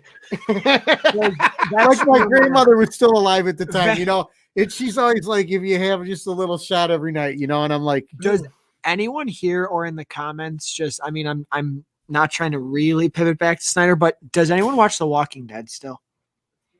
I just need to catch up on season 10. I'm waiting until it's on Netflix. Because Yumiko is one of the Amazons. Yeah, she looked good as an Amazon. I know that she's in the history the lesson Asian a lot girl more. that she's been on for about 3 seasons now, Pete. She's part of the new group that comes aboard. The one with the bow and arrow. Okay. She was in the history lesson, and then she dies in the cave, and that's when Hippolyta has to run. Yeah, but then you see her later. There are a couple of those girls who are in those Amazon shots who I think would make a great looking She-Hulk. Like I honestly, like, I hope to God they don't go CGI She-Hulk. I wouldn't mind going Ferrigno on this and just painting her green and making sure she can lift some weights. I really do. I really think it would be something special. I can't imagine them doing it. Because the fan base would be like, why? Yeah, not like Ferrigno. I mean, if they could find a way to make it look a little better, I think it would be okay. But like Ferrigno, just paint her green, give her 6 people. I'm sure that they've made progress in wigs. I mean, Ferrigno's green wig is atrocious, but like a bottle of Blanton's. Speaking of, Ian says he's got a bottle of what does that say? Nick? Speaking of Lou Ferrigno, a bottle of Blanton's. I gotta try that. Is it expensive, Ian? Is that expensive? How much is that bottle, Ian? Speaking of Lou Ferrigno, his greatest acting performance and cameo is in I Love You, Man. He's funny in there, man. I'm not sure if you guys have seen that movie. I have. He chokes out Jason Segel. He's like, I just got choked out by the Hulk on Sunset Boulevard. I used to watch him on King of Queens when he was on. We met him at a Comic-Con, remember? Yeah, man. He was a little guy, you know. There was really nobody in line for him. It was kind of depressing. Remember when for Ferrigno? Yeah, there wasn't a lot. We went on a Friday. I used to like to go on Friday. We could have met because Saturday you get all the crowds. So I would take him, and believe it or not, like when a lot of those guys would start signing and stuff, Fridays weren't that crowded. Remember? Yeah, I remember. Yeah, no. Who was the one you met, Michelle Rodriguez? That's who you were in love with. Big fan of her. We'll watch Fast. I had to pay $50 for Michelle Rodriguez. Well, no, I paid a disgusting amount to meet all the Arrowverse people. He met all the Arrow Alex. People. Yeah, that was a lot of money. Like that was during the golden age when Legends was on its first season. Flash was wrapping up 2. Arrow was like back to sort of about $100. That's worth it. And you're gonna have to buy that bottle. And then I remember. That was good. And then Jesus, Pete. We got the Jim Lee sign. He's 25 and I'm, he's doing okay, but still, he's made some headway, this kid. I'm grinding, man. I'm trying. I'm grinding. It's he has like 10 degrees. I mean, what else do you want? I have 2. No, he's good. I was trying to prop you up, man. Go with it. Oh, thanks, guys. And if any women are watching, please, I'm single. If you guys want. Expensive. It's about $100 bottle. Yeah. Shout out to the World Girls. I love the World Girls. We're gonna send them I this love link. how your joke earlier actually got people mad. That wasn't your intention at all. It was to just get Dorina's attention, and then people are like, "Why are you comparing DC and Marvel?" And you're like, I was like, "Trust me, I that's wasn't. not- trust me, that's You got not mad what at I'm me, doing." and I was like, if I compare Ghostbusters and Caddyshack, you think I'm trying to pit fans of comedy against each other? That's not what I was going for. Yeah, but I got. It was very heartwarming to see her say that she thought it was better than Infinity War. That was funny. That was funny. That's what Dorina look. said. I mean, I'll go on a crazy limb. I liked Zack Snyder's Justice League more than Infinity War. Yeah, I'll say that much. Yeah, I do too. I probably do too, but I do like Infinity War. And Infinity War, you can say, is a better movie, and Yeah. It may resonate with people more. But yeah. I thoroughly enjoy Zack Snyder's Justice League. I think if you like the characters better, you'd probably like that better. But see, my comparison, I don't think you can compare Justice League to those movies. I think Avengers is the more fair comparison because it's the first. It's like the first time that they get together, and you don't have like 30 characters in there, and you don't have the benefit of having like 20 movies. Right. So I think if you put it up just against the Avengers, and I love the Avengers. I'm not a guy. I really like the first Avengers movie. It's a good movie. It's just shot like a TV show. Yes, but to me, good point. I may be a prisoner of the moment. I'm almost going to say I prefer Zack Snyder's Justice League to the Avengers right now. It's close. The Avengers, I think I said this on the last show. It hasn't aged well for me. You said that. You always say worse. So I don't know. Again, thinking about it right now, I think both movies, the dialogue is a little weak in both films, but like you said, being in the moment, being that I just saw this right now, I'd probably say I like it a little bit more. Recency bias. Yeah, just because it's fresh in my mind. And again, I know it sounds like I'm crapping on the film, but there really is a lot about it that I like. So you think we'll ever see a crossover, Pete? God, DC versus Marvel? No, I would love that. I don't even want no. Like Capcom. Because then I just don't want to figure out who they're going to put in and what they're going to do. I just don't even bother. Man, I would love Justice League versus the Avengers. Mortal Kombat people. The Mortal Kombat have like people. Wonder Woman fight like. See, I don't know. I don't know that. Have like Wonder Woman fighting like Katana. Versus Katana. My favorite Avenger movie is Age of Ultron. I love that movie. That movie is aging better for me. I really dig that movie. Better. Yep. And especially now since WandaVision, like you kind of have that's the key, right? It kind of makes a little bit more ties you in a little bit more, makes a little bit more sense. My MCU picks are so unpopular. Can you give me your top 10? Come on. All right, well, let me get five. Can we have Zeddy talk while you compile it, or do you know it? No, I'm just going to log into Letterboxd. Go ahead. Tell me there, because God knows I can't remember what the hell all this shit is. Well, let's see here. After this, we'll do since we're almost at the 4th hour mark. After this, we'll do a rankings, a DCEU rankings. Sure. Okay, now sure. Okay, so let's see. You got to find yours. Because it changes every day. I have mine on mines. Oh my god, I have mine on Letterboxd. All right, so what was it? You wanted my MCU rankings? Yeah, your top 10. Yes. Your top my 10. top 10. Yeah. Start at 10. Oh, 10? Yeah, go backwards. All right, fine. Here you go. You ready? 10. Yeah, sure. Ant-Man and the Wasp. I love it. I love you. 9. Age of Ultron. 8. WandaVision. 7. Guardians of the Galaxy. 6. Ant-Man. See, I love him. 5. Homecoming.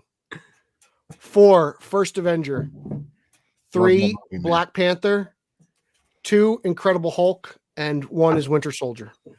I mean, it's not a bad list. It's not man. bad. And I think Ant-Man and the Wasp gets shit on way too much. But I mean, I love like the first. Ant-Man. I love the first Avenger. I just love that movie, man. So good. When I saw that movie, and I mean, you talk about heart and Zeddy, we talk about it all the time. Captain America was somebody too that I read a lot of in the late 70s. Mm-hmm. And then I just love when he wakes up in Times Square.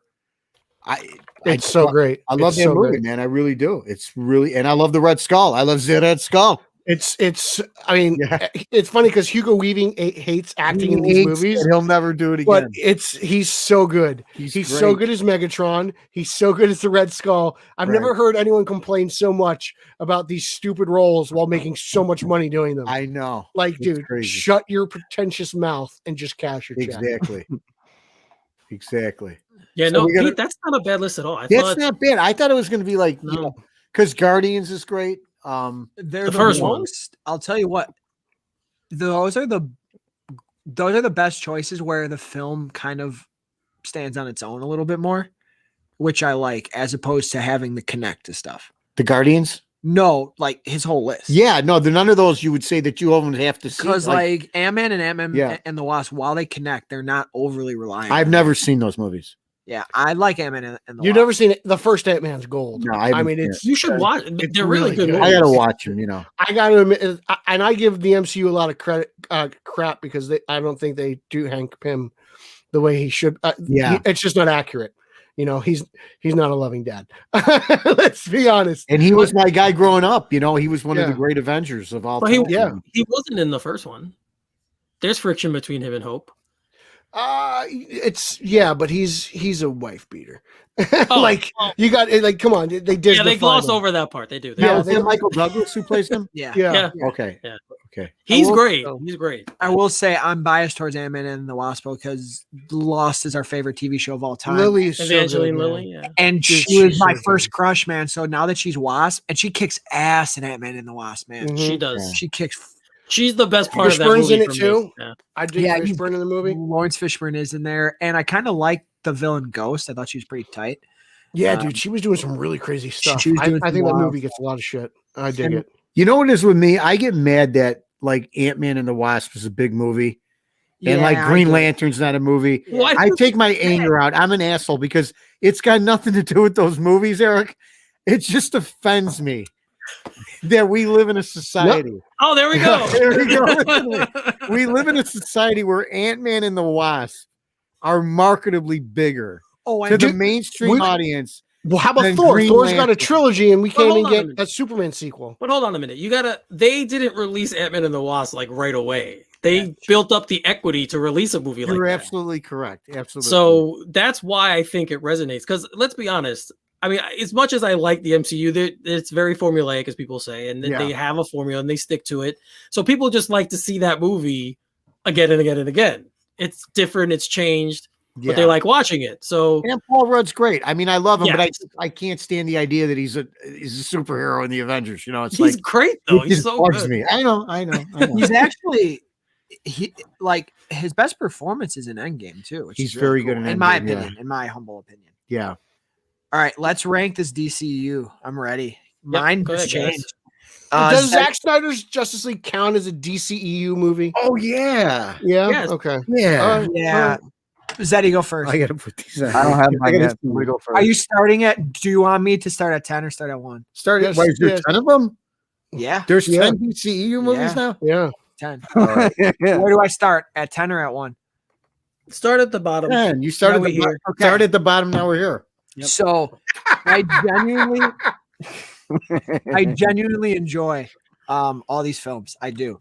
Number 10, just rank them. So 10, and I want our chat to do it too. Everyone rank the DCEU now. These poor guys don't type like that. They're down to type. Ian and Jacob are going off right now, and Frank. Come on, guys. Number 10 is the theatrical cut because it's left my memory. All right. Number 9 is Suicide Squad. Now 8 through 1, I love all these films, so I had to rank them. It's hard. 8, Wonder Woman 84 fell here because my desire to rewatch it hasn't happened. I have a tie here, but I'm going to put Shazam next and Birds of Prey just a little bit over it because I'm a big indie movie guy, and Birds of Prey feels like a comic book indie movie that's just ridiculous and out there for no damn reason. Like its only purpose is to be wild. And I had so much fun with it. Number 5 is Man of Steel. Then it goes Aquaman, Dawn of Justice, Wonder Woman, and the daddy of them all, Zack Snyder. Oh, you are a moment. You are a prisoner of the moment. No. Yes, you are. What do you call them? Hyperbolic? Hold on. What is this thing? Stop it. Because that. Hold on. It's better than BVS. In my opinion. Okay. Better than Aquaman. It's better than all these movies to me. It's not better than Wonder Woman. Not by any stretch of the imagination. Well, Pete. Well, sorry, Eric. Sorry, I'm drunk. We're different people. We are different people. You didn't even drink. right now, Eric. No, you're lying. Well, no, I like it more. I'm not saying it's a better movie, but I okay, that's fair. All with it more. Yeah, I have like Wonder Woman. If you want me to put quality of the movie and like what it does, well, like Wonder Woman would be 1, and then I put like Shazam like 2.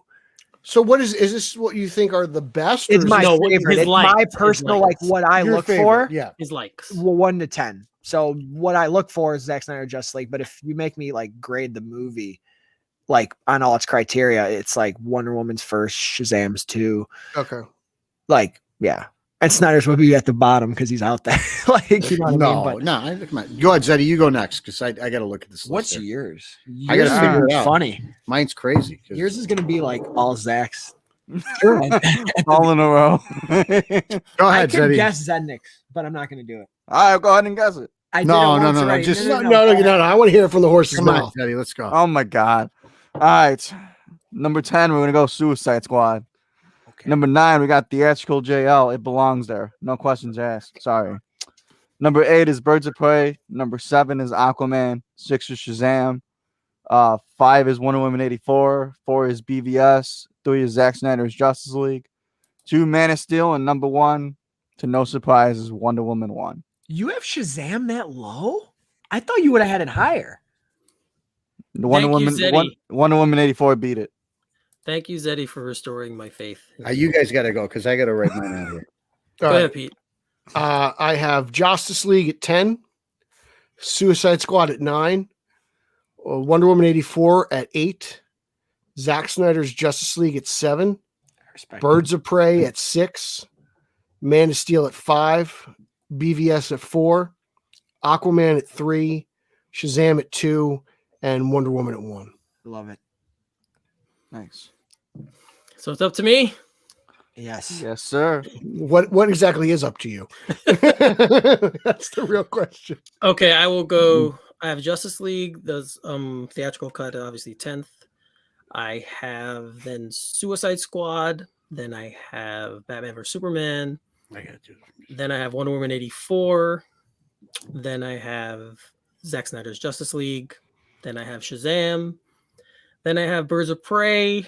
I love how you have that higher. Man of Steel, Aquaman, and then Wonder Woman is number 1.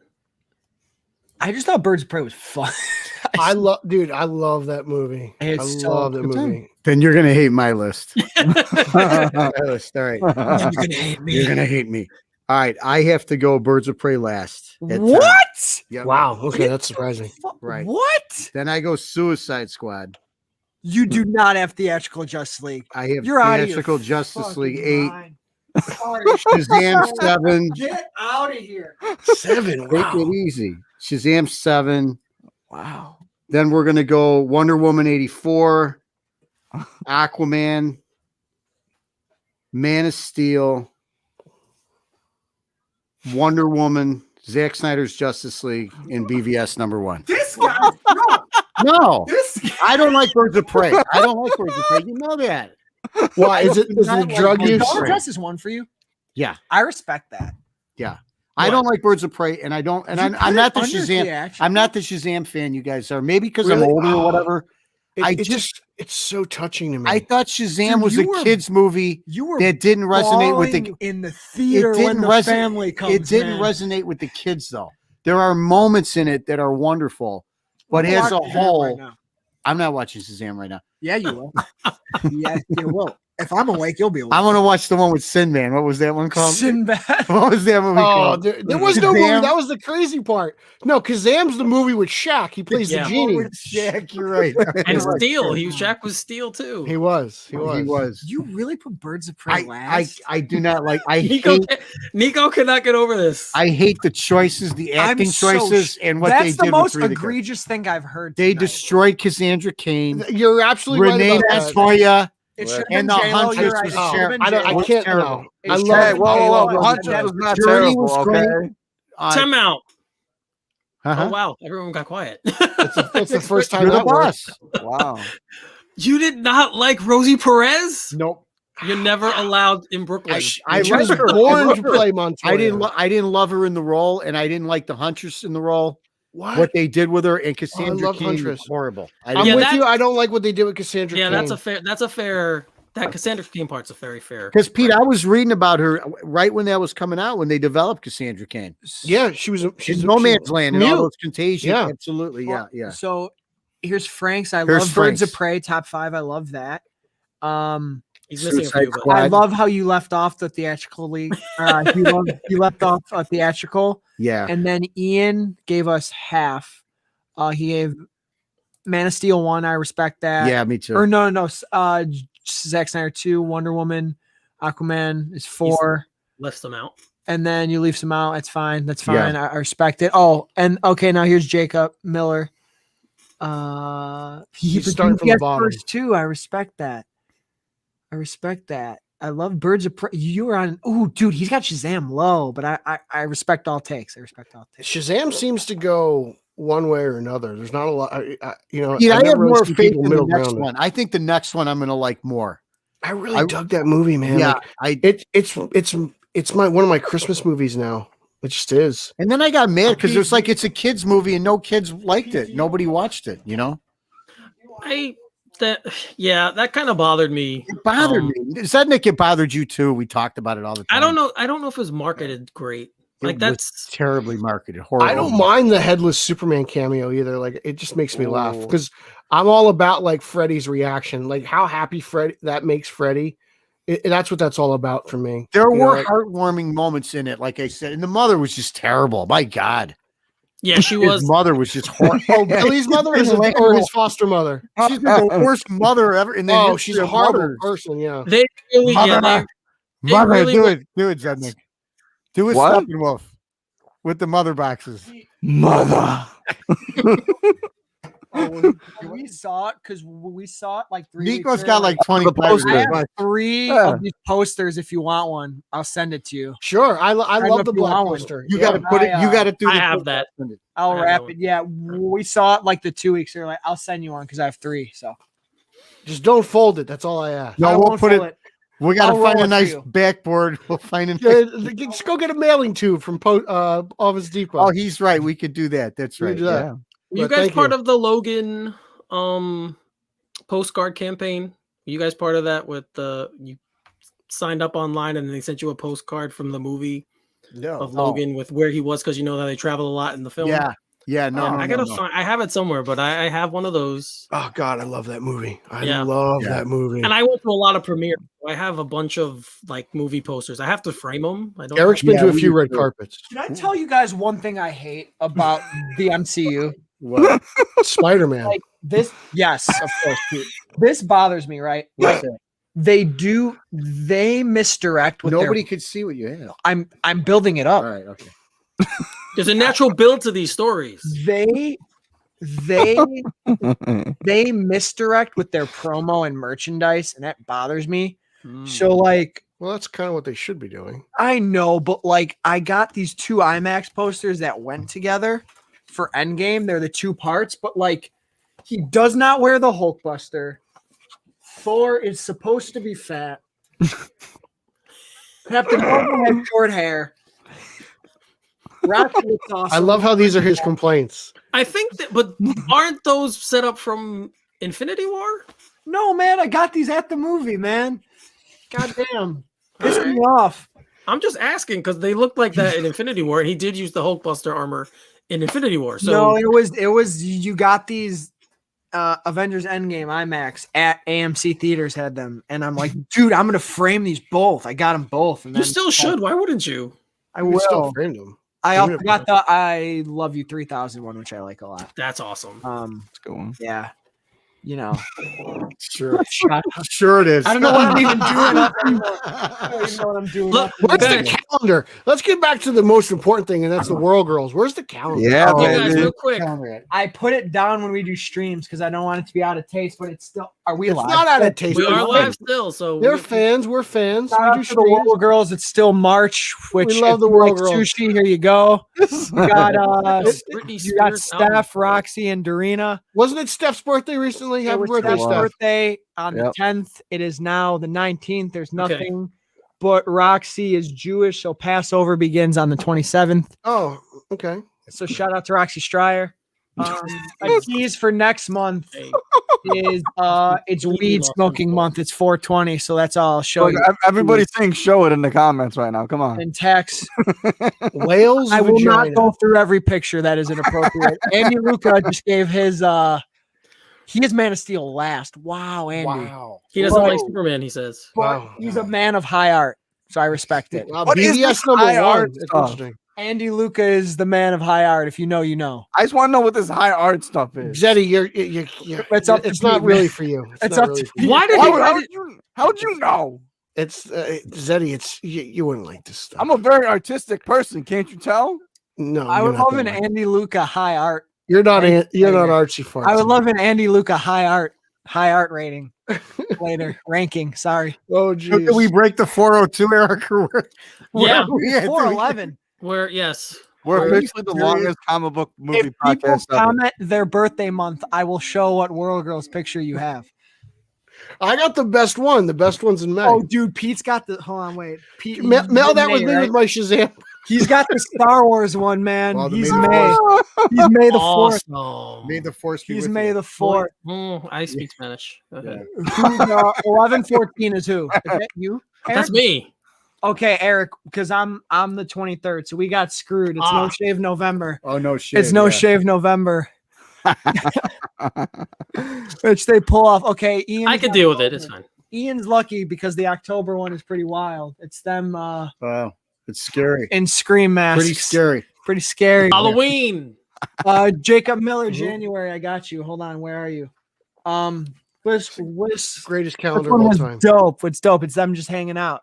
It's them just hanging out With a big disco ball. with a big disco ball. Or yes. Quite for sure what that is. New Year's. New Year's. There you go. You're Zednik right. has the cake in July. Where's the cake? I in love me July? some cake, man. I love me some. Zednik has I love the me some. cake. Pete knows that. I love He's me got some the cake, man. in July. Strawberry shortcake. Oh What's man. with Batman? I just If saw you're that. Show him that June, one. if you're June, it's That's a good one it's, here. Yeah. It's it's- Batman. it's Riddler. Yeah, hunting that's a good Catwoman. one. That's a Yeah, good one. I've never That's a loved. good I've one. never loved Catwoman and the Riddler more. Let Yeah. me just say. Doreena's a big Catwoman fan. She's She's got big. the Hell Here neon sign in a lot When of their she streams. when they rank their comic book films, I think she put like Batman Returns like second because she loves Yeah. what it is. Oh, Returns is. Oh, if you're a great big film. Harry Potter fan in September, you're vibing pretty hard. Is this calendar still for sale? I think you got to DM them. It might be. If- Can we get? No. Yeah, we got to get them in the lounge one day. Nico, I can guarantee you that everybody's vibing pretty hard in the comments Oh right now. wow, he went Yeah. somewhere. I Oh, wouldn't man. go there. Man. Here's the Christmas So- one because I've shown them all the And holidays Hanukkah. being represented. Yeah, That's right, and yeah, Hanukkah Hanukkah for Roxy Roxy. because she's great. Yeah. I bet they're gonna see this and then they're gonna think we're weird. Yeah, I don't think so. They see this. Somebody Obi I'm Swagger. gonna say that they're not going to see this. I don't think so either. Although Yeah, Zednik gets a couple shouts out, a couple. Yeah, in a they're like couple at the streams. 4-hour 9-minute mark. Some weird kid breaks out the calendar and starts showing it. It's like, It's like some kid and his dad have our calendar. yeah. You would Over have. 4 hours. I would be the first one to get the calendar. But no, Yeah. wasn't me. All right. Pokemon, what is All right, sorry, Eric. Sorry, Eric. No, it's fine. I enjoyed that segment. That was a fine segment of the show. I'm sorry. It was fine. I'm loving Fine, the wholesome puns. fun right there. I'm loving the puns. Brian It was a Where's very Big fine Brian? segment. Who's the big Adams. Usually- Brian Adams, the big Summer of '69. He hates Brian Adams, man. He's a Canadian. He's so offended by Brian Adams. I don't know why. so much. I like I don't Brian know. Adams. I saw him live. He was great. I saw him a few times. He's fun, man. Are we in a little bit of a rush right now? Just curious. Soon. I mean, I could leave you guys alone. It got pretty. If it's Wow, gonna that be- went rush flat yet again. Man, Our Wow. There Wow. you go, Okay. yeah. All right. Zinger. Zinger. There you Okay. go, buddy. Wow. Are we That's guys it still right doing now. podcasts tomorrow and stuff? I mean, Hell yeah, we are. I got a Batman on film show tomorrow too. we got to break this movie down tomorrow. Jesus. Again. Again. My God. Just Did you like take- every time everybody else We're talks. gonna be doing Did it you- twice tomorrow. Yeah, Did we you got it take twice. 20 pages of notes? Did you take 20 But it's like pages? Pete said, everybody and their brother's doing a podcast now about this sure. movie. It's like yeah, I mean, you it's know, true. It's crazy. Well, also like because of the pandemic too. Like, I mean, guilty as charged. If it wasn't for some free time, I wouldn't be doing this myself. No, I wouldn't. Yeah, this is crazy here, man. I would say the last thing I want to say is, now that we've seen Darkseid, I think they should fast track that new Gods movie, man. Apparently, Ava and Tom King are working on it, so let's not.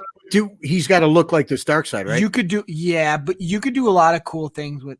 I don't know if he does. Like, is it attached to this? I don't know. Like, do they want to use the whole Uxas thing? I have no idea. Mr. Miracle, you could do. I just want Orion. I want Orion. I mean, it could be really He's cool. A dickhead. Yeah, I love him. Man. I would want Ava and Tom to just do their thing. Yep. Yeah. Yeah, whoever they pick. I mean, she's so good that I have high confidence in that. You guys are looking forward to Eternals? Yeah. I am Chloe Zhao, yeah. After Chloe Zhao, man. I'm not looking forward to it, but I'll check it out. Yeah. Yep.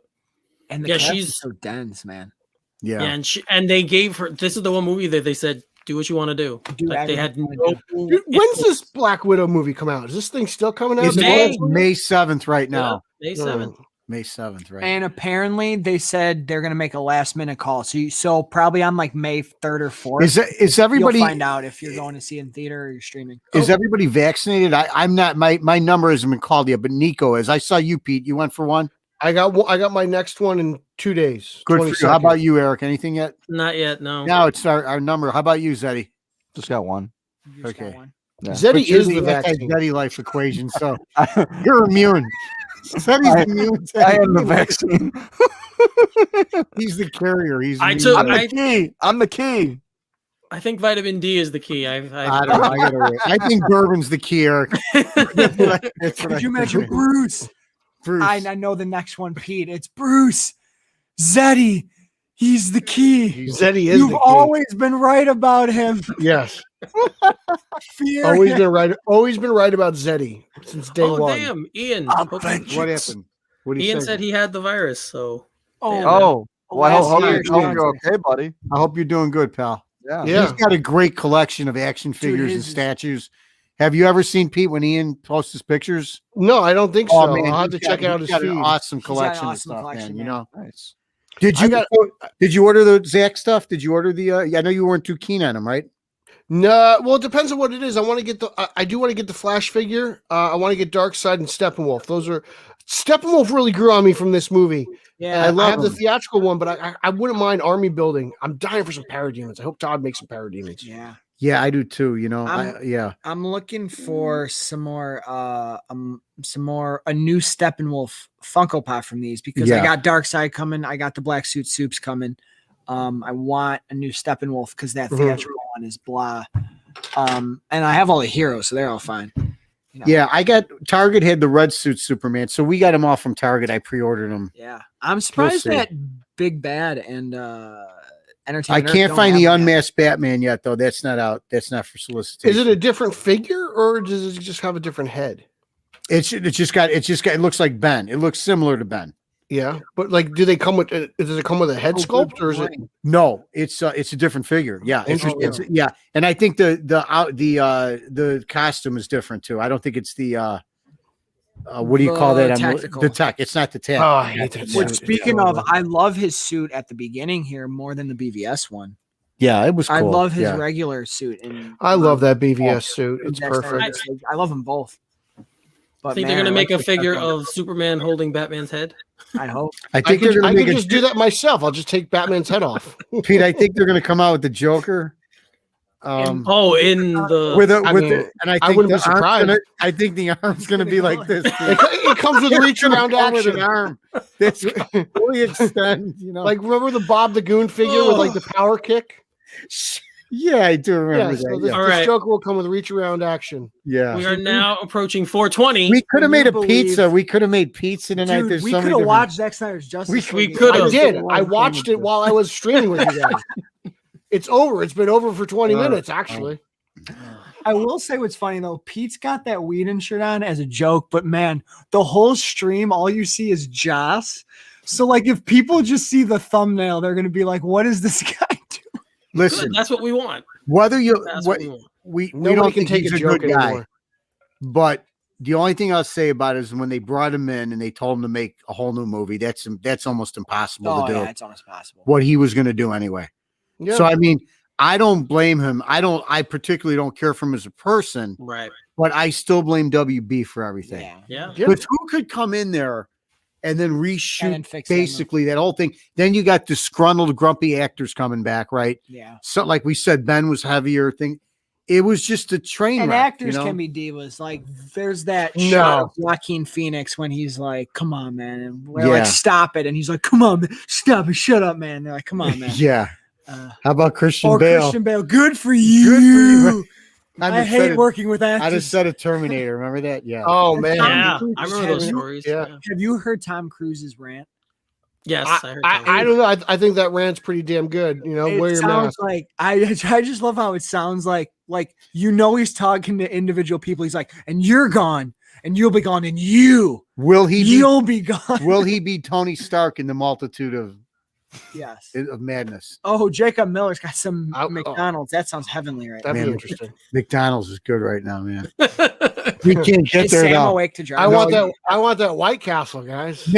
Nick's sister just texted us and said, "Would you shut up? You guys are too loud." Too loud. How about you be like? How about can you be like? Can you please get me some White Castle? It's quiet in the car on the way to White Castle. I don't know, man. She's in bed right now. She's sleepy right now. Well, we could do Grubhub, but they always mess. No, I'm not ordering Grubhub. Come on. Well, okay, it's you. That's. All right, gents, let's shut this one down. Yes, sir. I Let agree. us shut Out there, this one guys. down. I don't think we have to plug because No, we don't have to plug today. We will be plug free. But I do want to thank you guys again for coming on. Thank you guys, please. Guys. Wonderful. I want to thank you. Great show. We might not have agreed on some stuff, It's but therapy, everyone's adults here. It doesn't get silly at all. So I'm not an adult. Wow. I'm not an adult. This is my therapy. I thank you, gentlemen, so much. Oh, jeez. For allowing me. I wish I could charge you like a therapist. Oh, that's very nice of you, Ian. That's very nice of you. What do you say? Man, Ian, thank you, brother. God bless him, man. He's got a great action figure collection. And I want to, yes, I also want to thank you guys in the comments for hanging out with us. For if you stayed for the whole show, I think most of you did, which is incredible. So thank you so much. There were more people in there before, but they got smart and left, I guess. So, well, they missed the calendar shoot. Yeah, they missed. Of course, but of course it'll be live. It'll be there for everyone to see once this is finished. Nice. You guys can come back and watch it, and I won't not be upset if you do not watch the whole thing. Just make sure you hit the like button. That's all we ask. Yes, just hit the like button. Sub. So, guys, I know the rest of you are doing something with this tomorrow. I am not. This is. My God, I don't know. Well, you're the smart one. We're filming our episode, which will debut on Monday for Vigilante, and then we have the Let's Go, like this for the Let's Go. Yeah, page. Justin asked me. I might be on that. I don't know yet. Come on. You guys might see me. I think I'm going to lurk in the comment section. I don't have anything to say anymore, so I might just. I don't know what to say. I might just hang out. I don't know. Just say hi to Matt Ritchie for me, will you? I will. I love you all. That's from the bottom of my heart. Love you guys all. Love everyone in the comments. Love you guys too. And yeah, thanks for coming out. We do live in it. We do live in a society. Booyah. Nick Zednick, you're up. Yep. All right. So for Nico, Daddy Betts, Zeddy, Pete Vera, I'm Eric Holzman. You are in the Iceberg Lounge, and we'll see you next time. Reach around. Reach around.